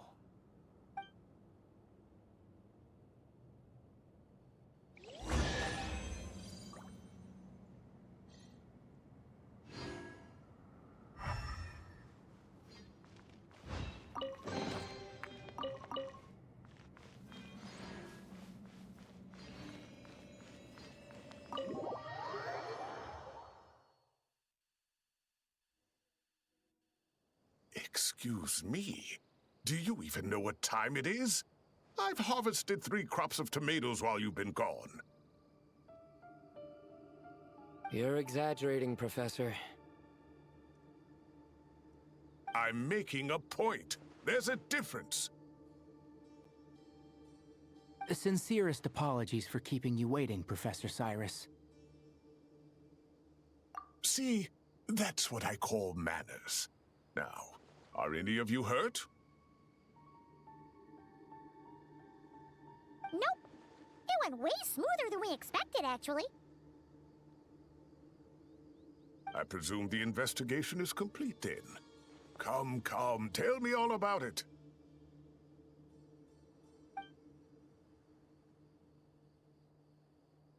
Oh my, did you luck out? If you've read the work from the Vahumana Dashan, you would know that the Ibis King is, well, let's call it a mixed record.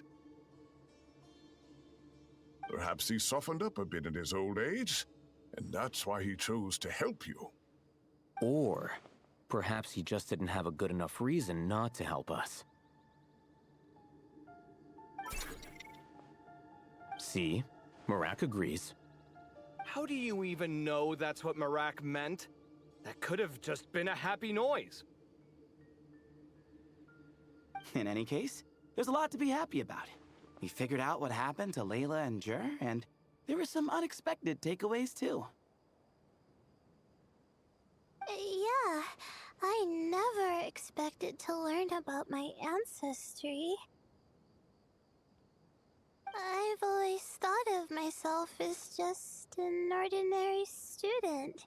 I never would have even considered something like that could be true.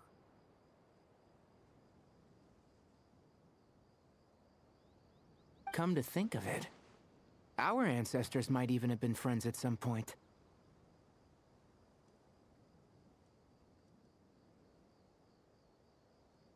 Huh? You're right. Maybe I should take a trip back home to see if I can find any records about that.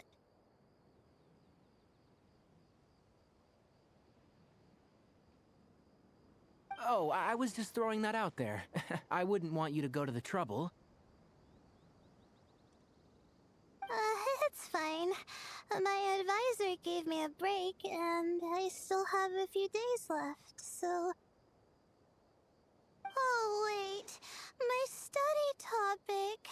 I haven't made any progress at all. No. I need to focus on that instead. One thing at a time, then. Right. Couldn't you help her, Professor? Huh? No, I could never. Me, you say? I'm from the Spatamar Darshan, and I don't think that Nephis or Zahahadi researched the stars. All I have to offer are my homegrown tomatoes. Although I suppose it's not impossible. I can ask a few old friends to recommend some interesting topics. You really don't have to. It sounds like a lot of work. Hardly. A few passing questions while we water the plants? It's no trouble at all. Thank you so much. Of course. Now it's getting late, and you all must be tired. Let's wrap things up here. Some say desert nights are the sun taking mercy on us after the heat of the day. So, let's leave while she still feels merciful.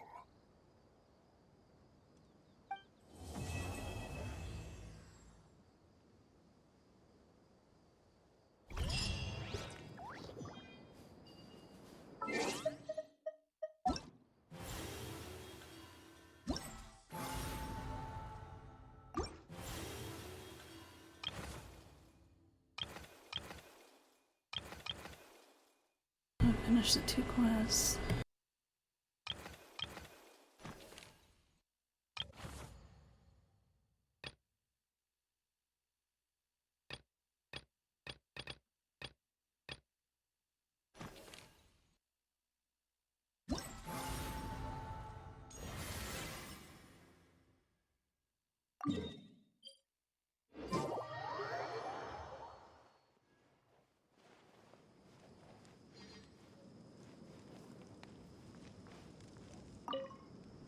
Hey there! Ready to go? Our 2 scouting buddies are tuned up and ready. Nice! Sure takes you back to...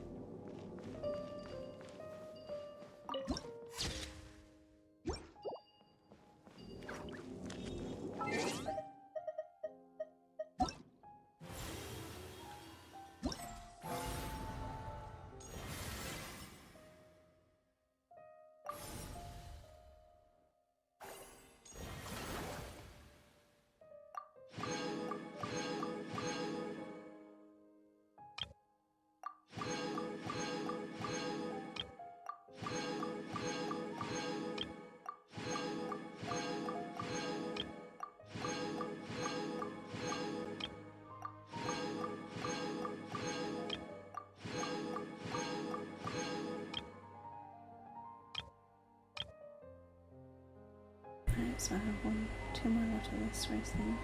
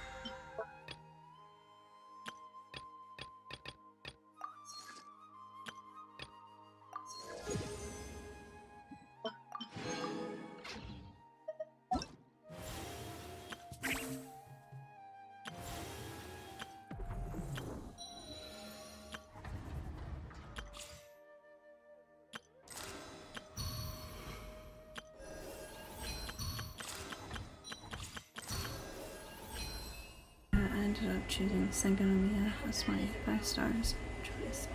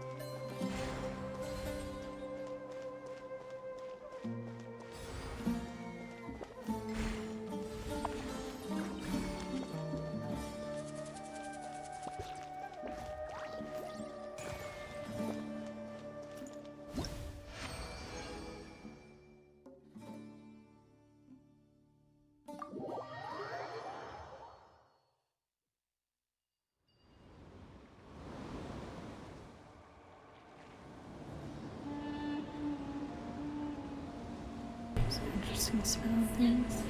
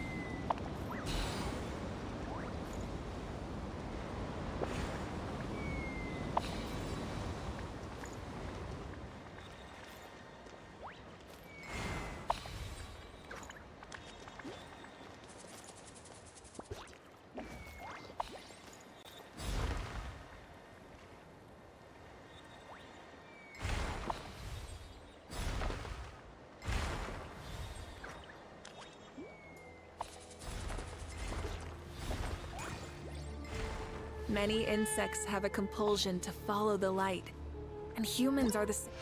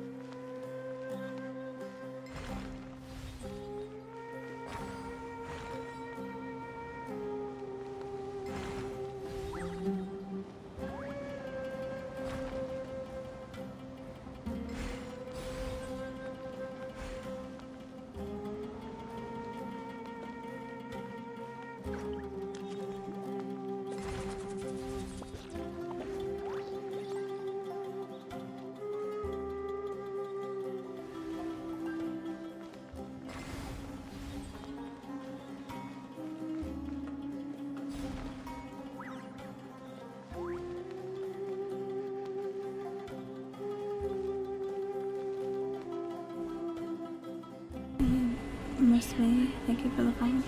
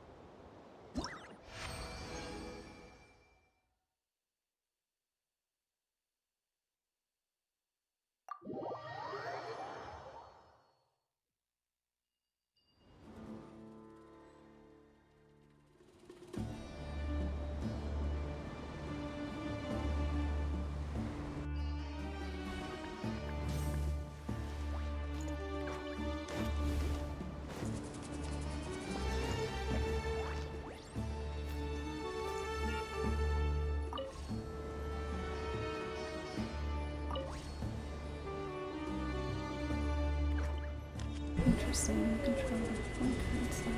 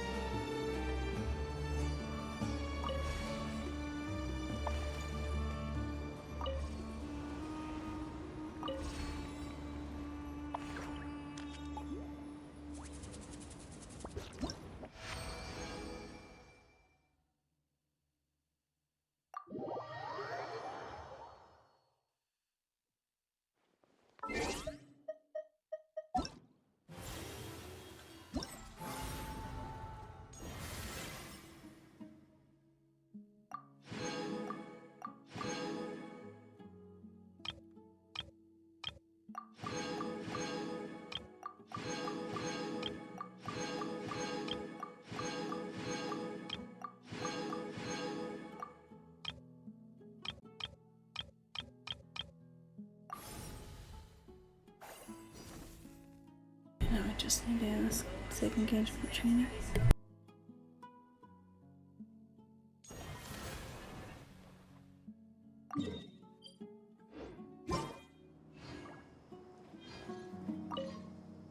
Hey, ready to do some quality assurance on our test questions? Wonderful. Just don't forget to pace yourself. Yep, all you gotta do is defeat a certain number within the time limit. But hey, leave some for the trainees, okay?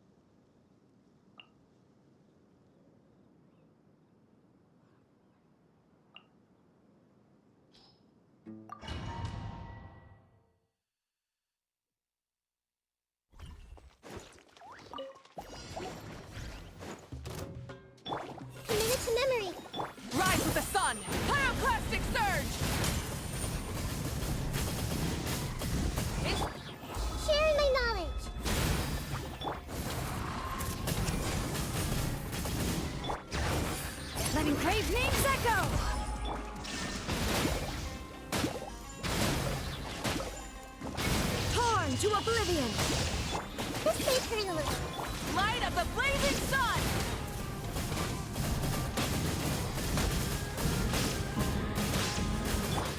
The Temple of Wisdom! Light it up! Rev the engines! Hear the echoes of the valley! Shine down! Pyroclastic surge!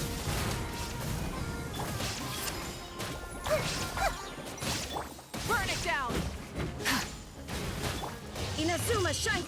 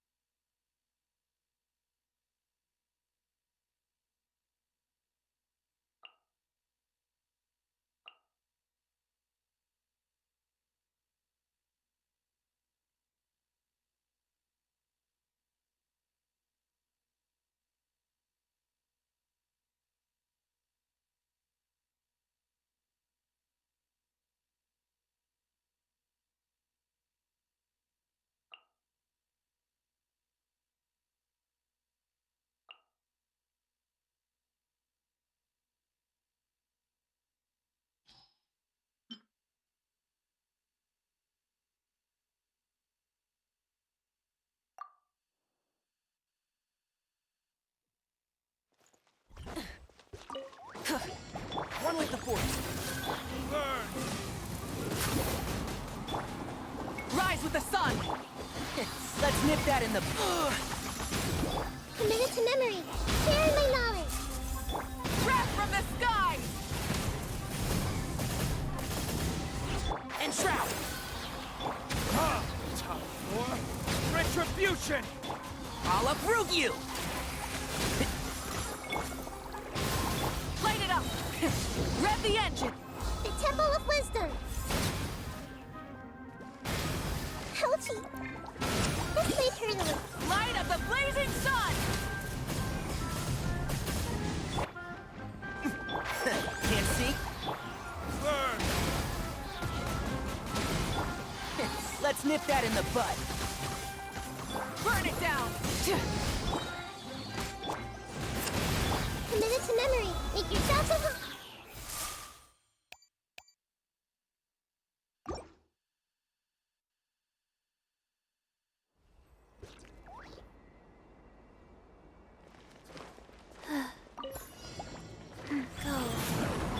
Shower me with praise! Get to work! Silence! Opening box of Adepti tricks.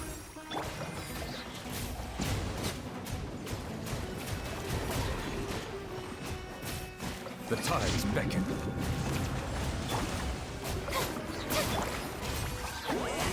Suffer the wrath of Eve!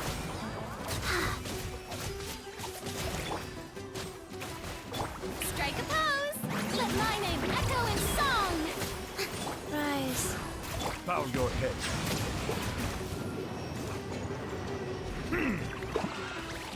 Show no mercy!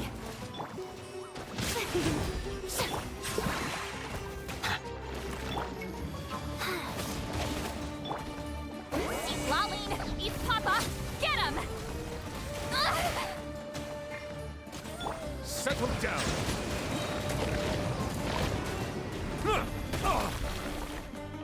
Life goes on. The show begins! Fulfill our pact! Be sanctified. Orders given. Orders received. Let the world come alive! Get to work! Silent!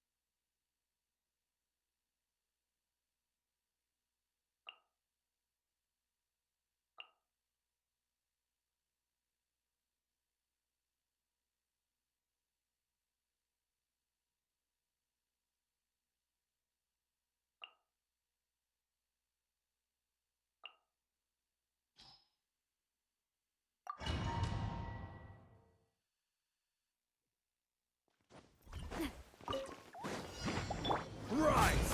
Watch out! Time for takeoff. Oz, reveal thyself! Feeling lucky? Fire! Well, with Ross. Order guide you. Yahoo! Think you can get away? This one's got your name on it! Fire! Well, with Ross. Quake! This is order. As you wish, main Fräulein. Feeling lucky? Feeling lucky? Time for takeoff. Order guide you. This one's got your name on it! A proper send-off! From the spin of Wings of Darkness! Come, sever night from day!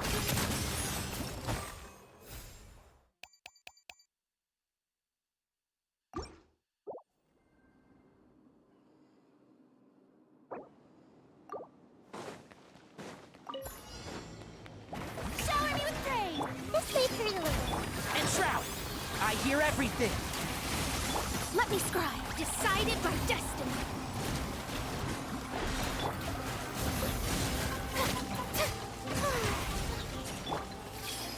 Share my knowledge. How brilliant! Delve into destiny! Can't see? I'll uproot you! Time to shine! Written in the stars! One with the Force. Let's nip that in the bud. Commit it to memory. Let me scribe! This may hurt a little.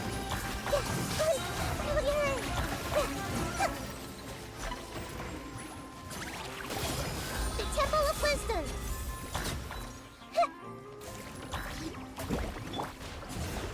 Fate is upon you! And Shroud! Grow. Strike a pose! I'll uproot you!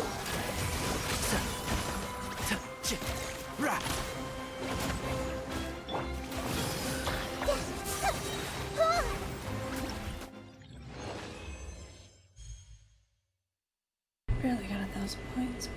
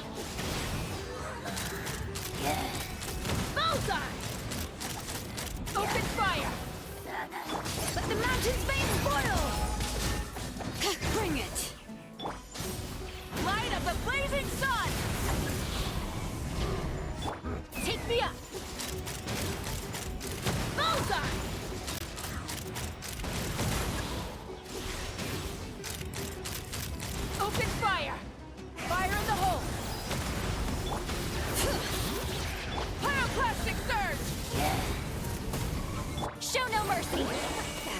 Suffer the wrath! Hear the echoes of the valley! Let's fly! Open fire!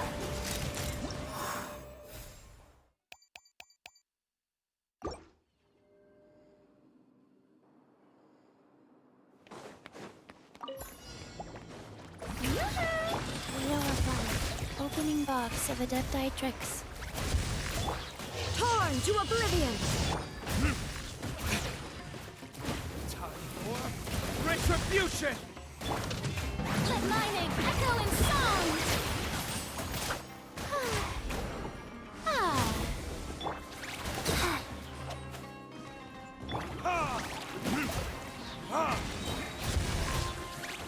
There is no escape! Verdict is... Shower me with praise! Rise.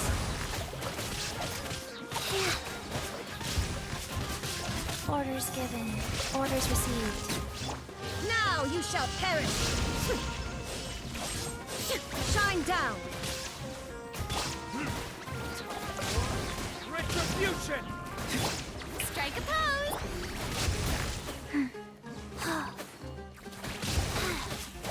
Let the world come alive! Illusion shattered!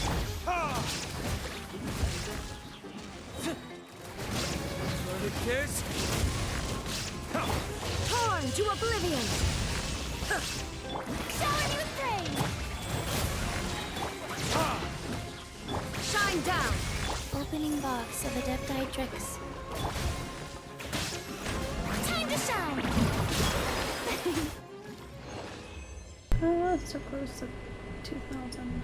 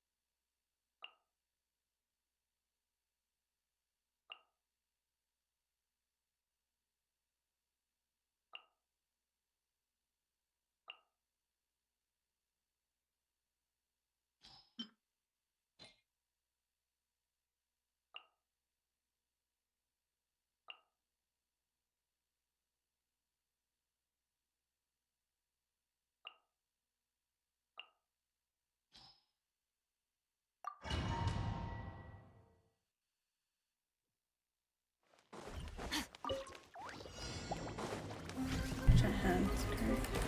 Tried to get her. Yoo-hoo! A little amuse-bouche! Goose on the loose! Go. Extinguish! Power! Yeah! Yeah! Let my name echo in song!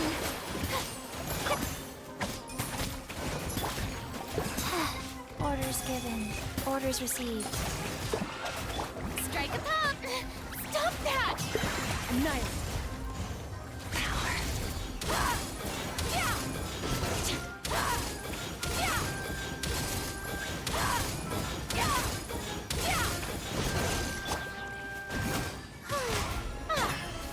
A burst of flavor! Life goes on.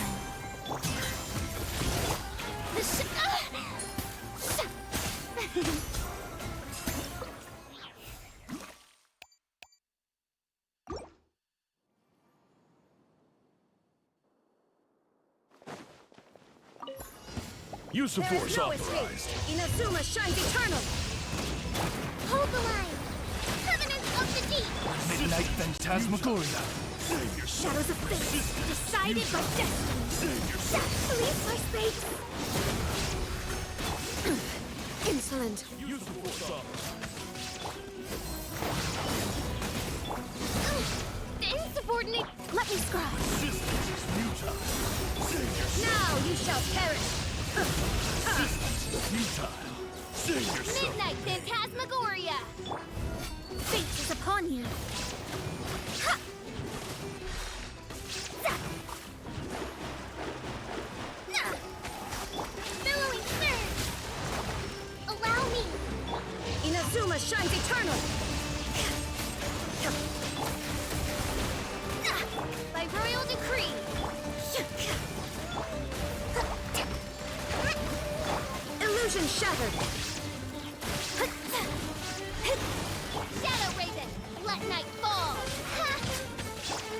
written in the stars. Now you shall perish. Hold the line. Delve into destiny. Bring refuge.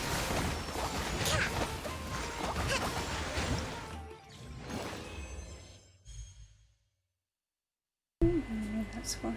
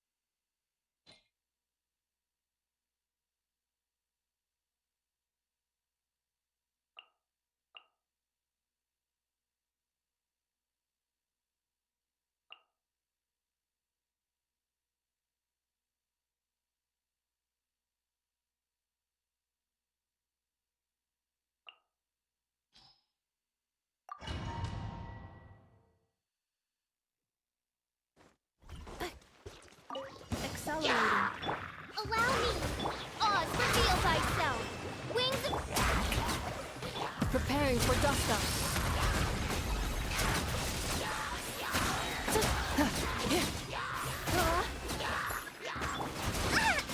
Billowing surge. Midnight Phantasmagoria. Annihilation mode. Shower me with praise. By royal decree. Rest and rebuild.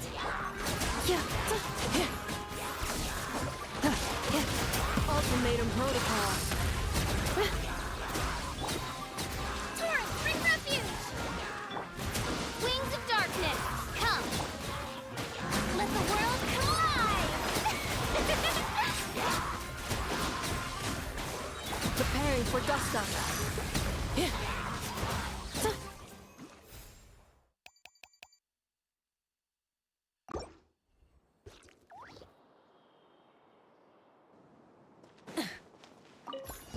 Your coming was foretold. Letting praise names echo. There is no escape. For the eternal oasis from the sky. Care for a dance? Dance with me! Shine down. Inazuma shines eternal. Fulfill our pact. Hear the echoes of the valley. Pyroclastic surge! Purging, the insolent shall be punished. Eat Laline, eat Papa, get him!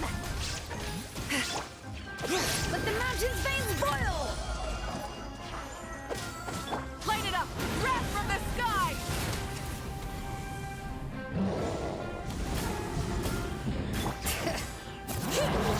There is... Now you shall perish. Suffer the wrath of me! Pyroclastic surge! Your coming was foretold. Care for a dance? Dance with me! Letting praise names echo. Shine down. Inazuma shines eternal. Fulfill our pact! Eat Laline, eat Papa, get him!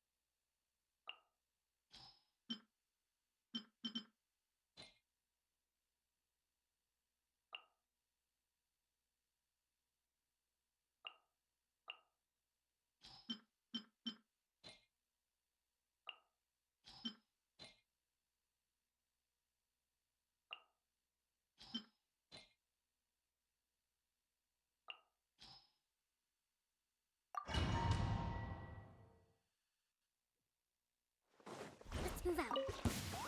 Hold the line! Let the mountain's veins boil! Rise, sacred name, fortune preserve. I'll protect us. Honey? Covenant of the deep! La, la, la, la. Pass. Hear the echoes of the valley! Allow me!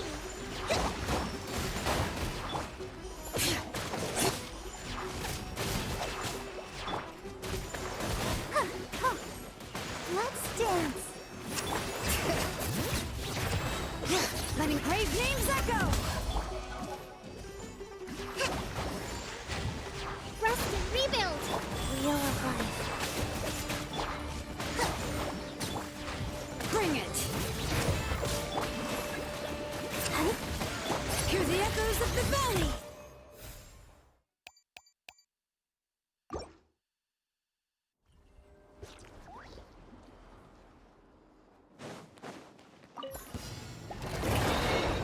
Get to work! Suffer the wrath of the... Access denied. For Rex Lapis! Bow your head.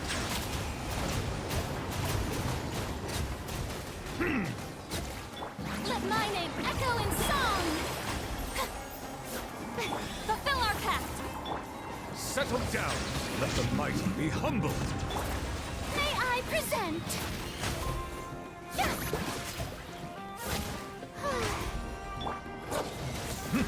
No touching! He's Laline! He's Papa! Get him! Bow your head.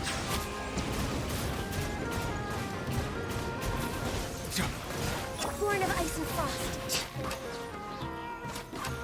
Get to work! Settle down. Be sanctified.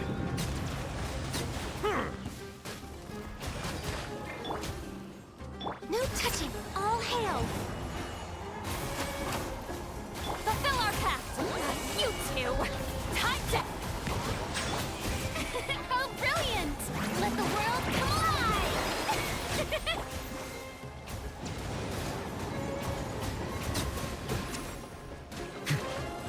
Show no mercy!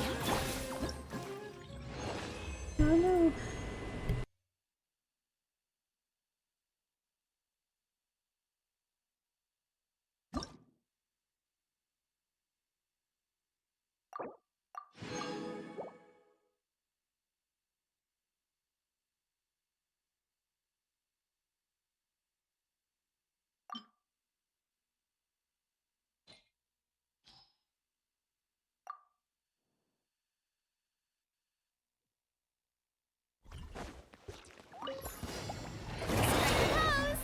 Get to work!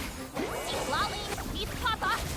Born of ice and frost. This is long overdue. The tides beckon.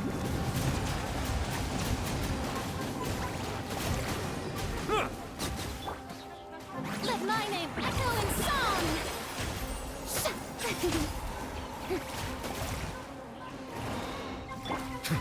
Silence!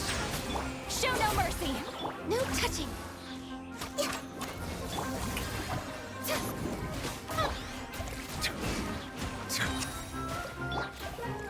For Rex Lapis! Suffer the wrath of Eastleaf! Sha! Sha! Ha! Ha! Sha! Sa! Let the mighty be humble. Fulfill our pact!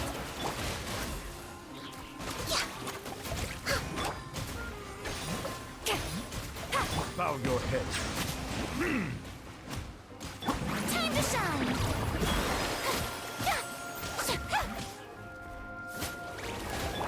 You two! Time to end them! Get to... Be sanctified. Born of ice and frost. This is long overdue. I got 1,000. Huh? I don't know.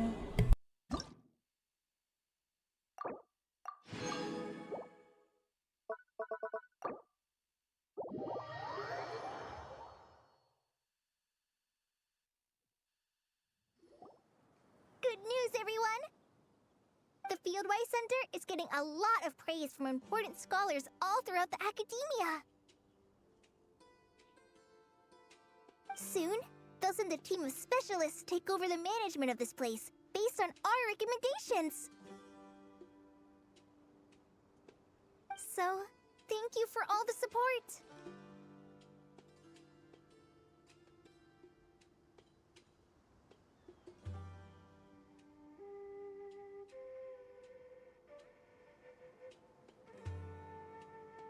Wow! Sounds like your hard work paid off, Kale!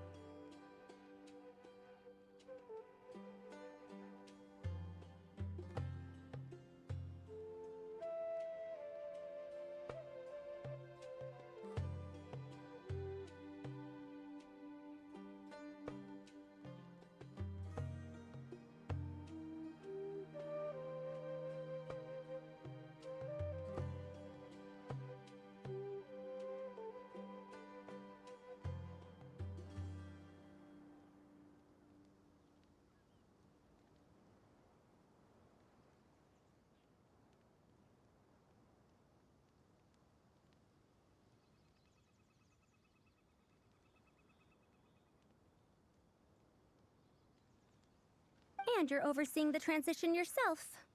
Well done.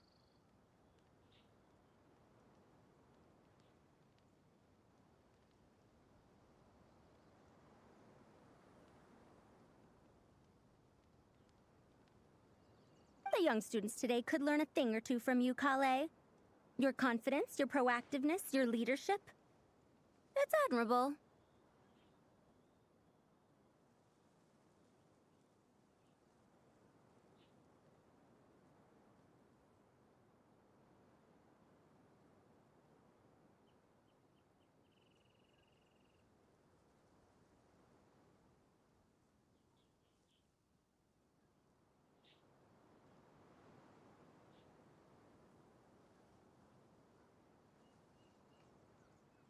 Not like some of the ones I teach. So focused on theses and research with no practical skills to speak of.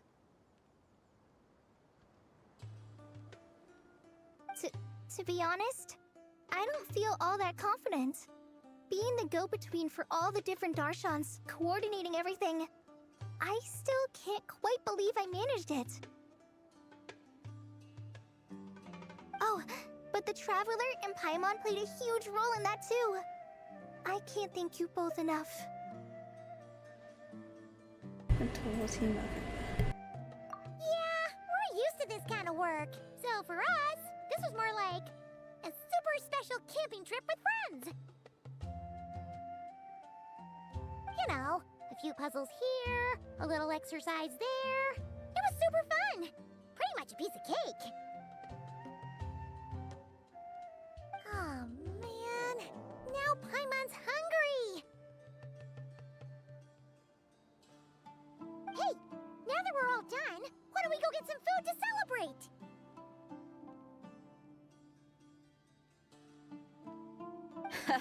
Candace and I are 2 steps ahead of you.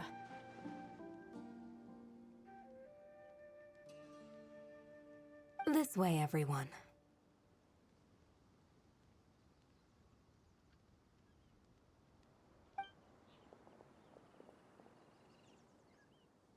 Woohoo!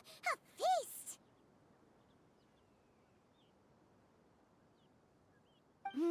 Perfect timing.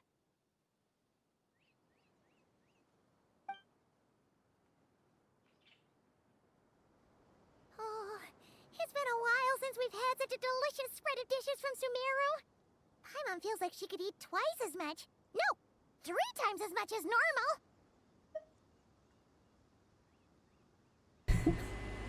We should come around more often then. I'm still waiting for the day you clean out an entire restaurant. Huh! Is that a challenge? Careful what you wish for. We have your wallet to think about. It's been a while since I've had food from the desert region. It's nothing like I remember. Now this is the real deal. Everything I've tried before pales in comparison. That means a lot, Madame Farazan. If all the researchers who came to our village were so polite, we would have an occasion to offer feasts like this more often. By the way, you planning on doing any sightseeing, Miss Amber? You came all this way after all. Oh, for sure. I hear that there's a forest full of gigantic trees northwest of Port Ormos, with trunks bigger than the entire width of the Good Hunter restaurant. I'd love to see it for myself. Oh, and I bet I could climb up and then glide down from the treetops. That sounds so fun. In that case, I'll give you some snacks to take with you. Like a dense cake or some dumplings. The wind's strong up there, so you don't want anything too crumbly. Oh, and you'll need a thicker water skin, so it doesn't break if it drops. Oh, dumplings sound great. So soft and chewy. Great thinking, Kawe. As for the desert, I'd love to check out some of the ruins, like that giant one shaped like an hourglass. I'll just observe from a distance, though. Your ruins could be protected sites, so better to not barge in. Besides, there could be someone sleeping in there. I'm glad to hear that, Miss Amber. It's for the best. Your body won't be used to the desert environment, though, so traveling could be tough. You'll need to bring moisturizing ointment and essential oils for the skin.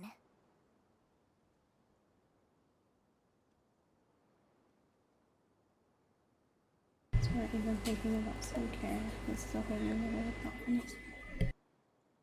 Honestly, though, helping set up the Fieldwise Center was the real highlight of this trip. And thanks to you, Kale, I got to make some new friends, too. So I couldn't be happier. Feel free to drop in on me in Mondstadt anytime. I'll show you the best our city has to offer.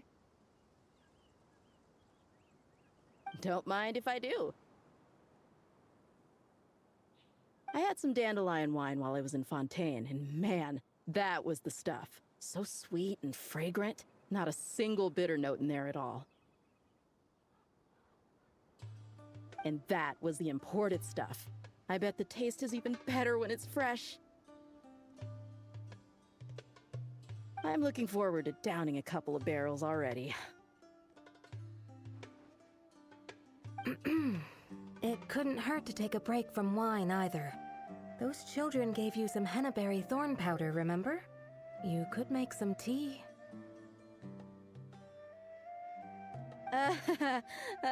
Come on, Candace. It's just a taste. The barrels aren't even that big. We're talking like 3 to 5 cups per, tops. And don't worry, I'd make sure to bring back souvenirs for everyone.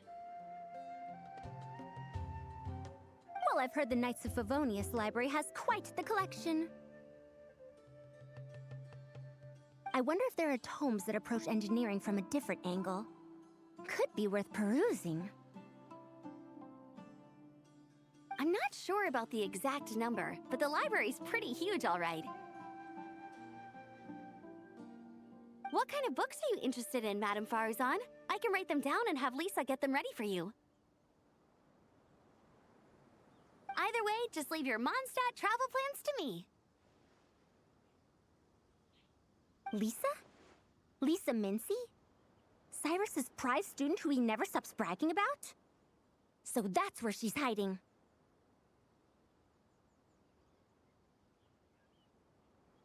Ah, this is kinda nice, isn't it? Friends of ours meeting other friends of ours, then becoming friends in your own right. Well, it doesn't stand still after all. It's nice to have friends all over, don't you think?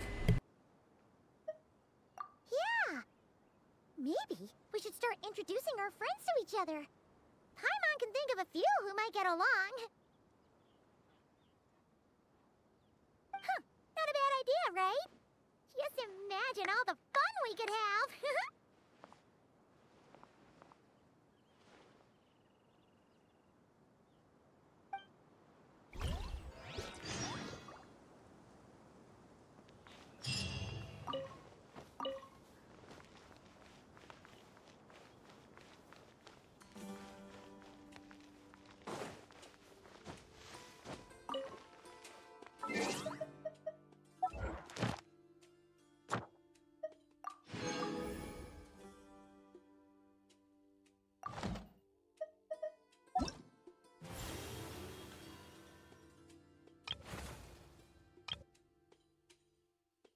Finish that door too.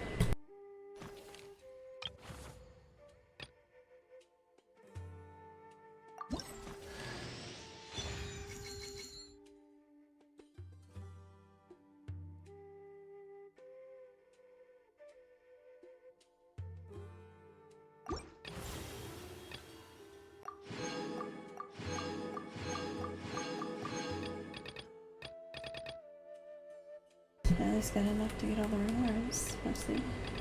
That's why I'm reading that stuff. No more next month.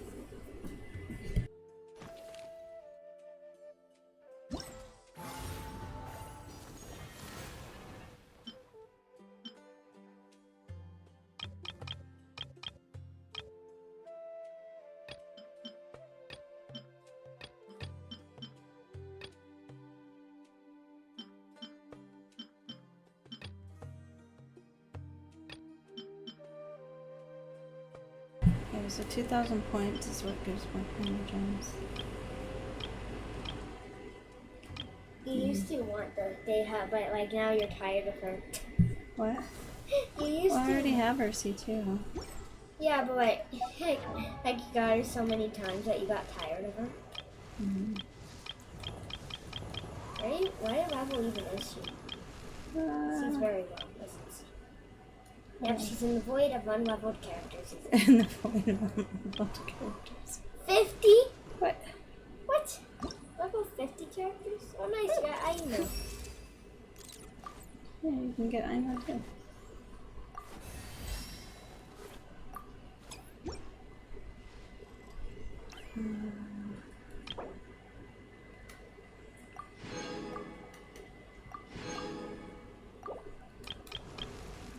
So did I get Kale?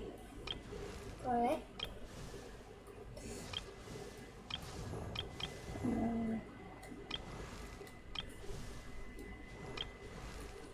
Whenever you see her. Oh, there she is. Oh no. I already had her max. You have too many calling. So then what happened? Did it just give me more wish things? I don't even know. You never counted your wishes. Oh well. Maybe Sobi turned into a 5-star one day. What? No. I don't want that. We already have enough 5 stars. No, we don't.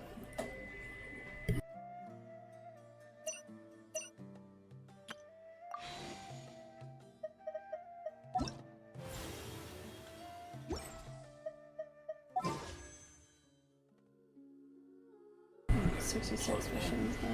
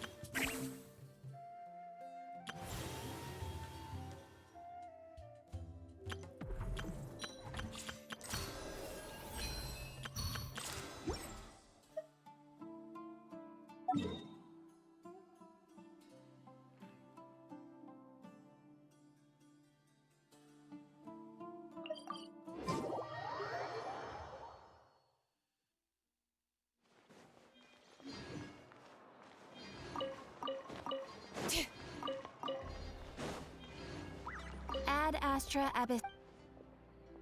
Thank you for completing today. Ad Astra Abyss.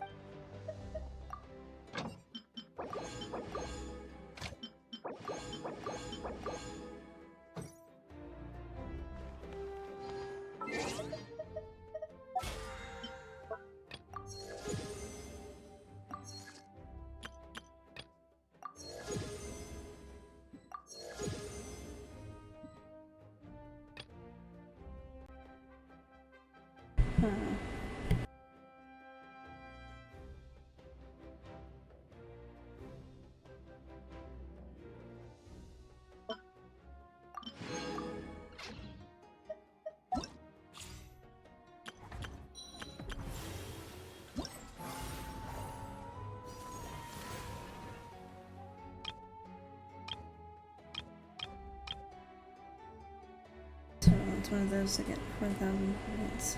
Alright.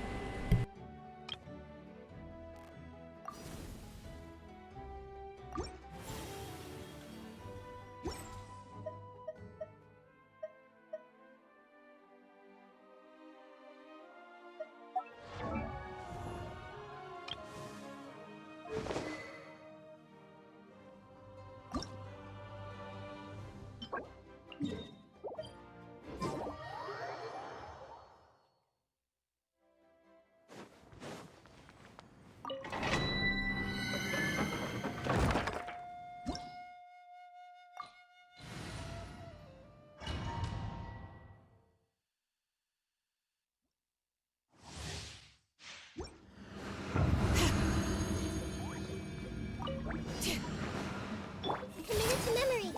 Illusion shattered! Light of the blazing sun!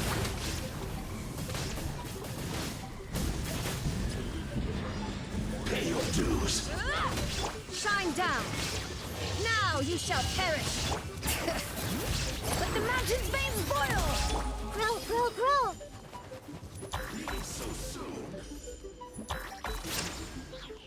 Burn it down! This may hurt a little. Make yourself a home. You can't run from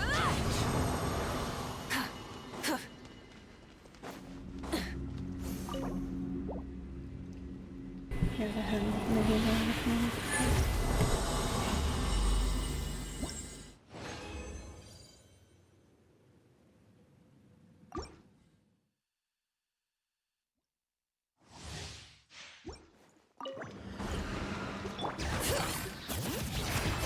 Letting praise names echo!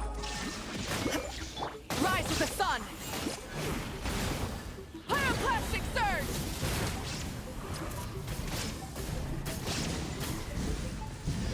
Pay your dues. Grow, grow, grow! The Temple of Wisdom! Torn to oblivion! Hear the echoes of the valley! Burn it down! Light of the blazing sun! Can't run. Incinerate!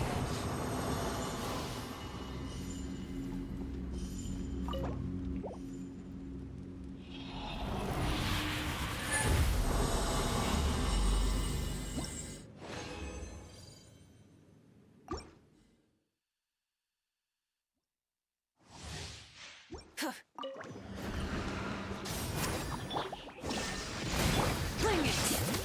Letting praise names echo! Pyroclastic surge! Pay your dues. Make yourselves a home.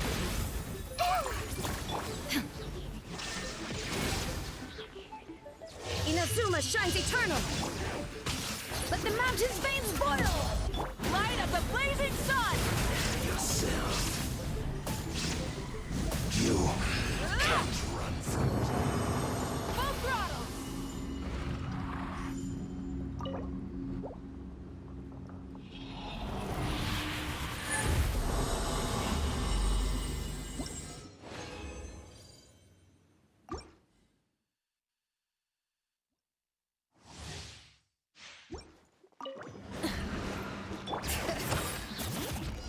Illusion shattered! Hear the echoes of the valley! Rise with the sun!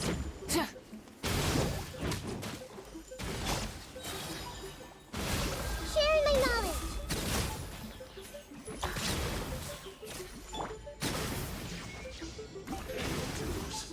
Now you shall perish! Bring it! Let the mountain's veins boil! This may hurt a little. Light it up! Pyroclastic surge!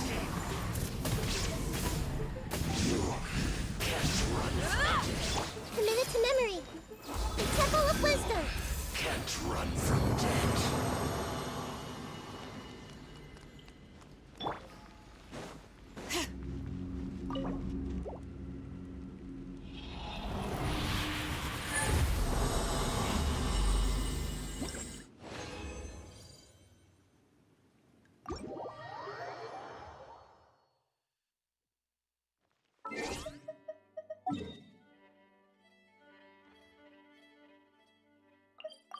I wonder if this crystal fly trap worked now. Oh look, I think it did. Sweetie, come here, come see.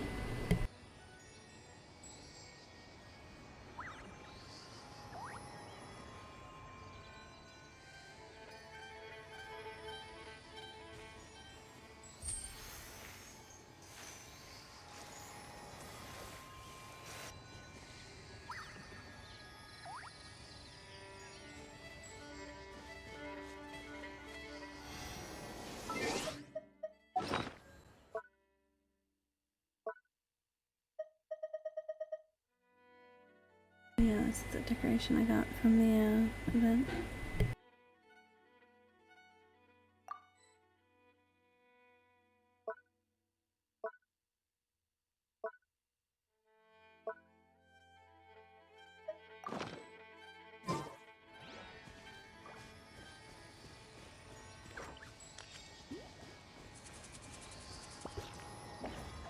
So it's finally ready to collect, I think. I couldn't come out a second because I was in the bathroom. I know. Look. Ooh, 15. Nice. Yeah, but it'd be faster just to manually do it, and it doesn't take your ore. It only takes 30 ore. 30 ore is not affordable for me. It is for iron. Not. It is. I make furnishings, which replenishes a majority of my iron. Oh. Because I need to make so many furnishings, because I live in a huge furnishing area to make not empty. Well, that's cool that it finally filled up. Yeah, And but you can preferably you'd get 30 instead of 15, because you put 30 things in there. It's iron. I bet you get more if you put more valuable stuff in there. But I use my crystal for Yeah, save your crystal. enhancement Crystal stones and precious. stuff. Crystal's precious. Yes. Oh. I won't give up my diamonds for a crystal fly. Hit diamonds. Diamonds are cool. Come here, crystal fly. Oop. And Yeah, there's see, the- it's easier to catch them by yourself. That way you don't have to spend the ore. It's just a bonus extra. But look, Bring it. catch them. It's fine. Especially if not one character. Ah. Yeah, not one people, so you can catch them very fast. Use Yao Yao. What? Yao Yao doesn't scare the butterflies. I know. But I'm catching them fine. Yo-yo is better if you're concerned about spooking them. You're a giant cat waiting in their view. They're obviously they're scared of you. Cats will hunt butterflies for sport. Yay. Whee! Click. Alright, we can end the stream for now. Thanks for watching. Bye. Don't forget to like and subscribe. Well, follow if you're on Twitch. Thank you so much again. Hope you have a great one. Bye. We should take a break after all that running Was it? around. I think. Oh, yep, he did open a beer. Yeah, I didn't open a beer. for a bit. But yeah, I'm gonna go chill and watch a show for a little bit. But I'll be back later. Good seeing you, Houdini.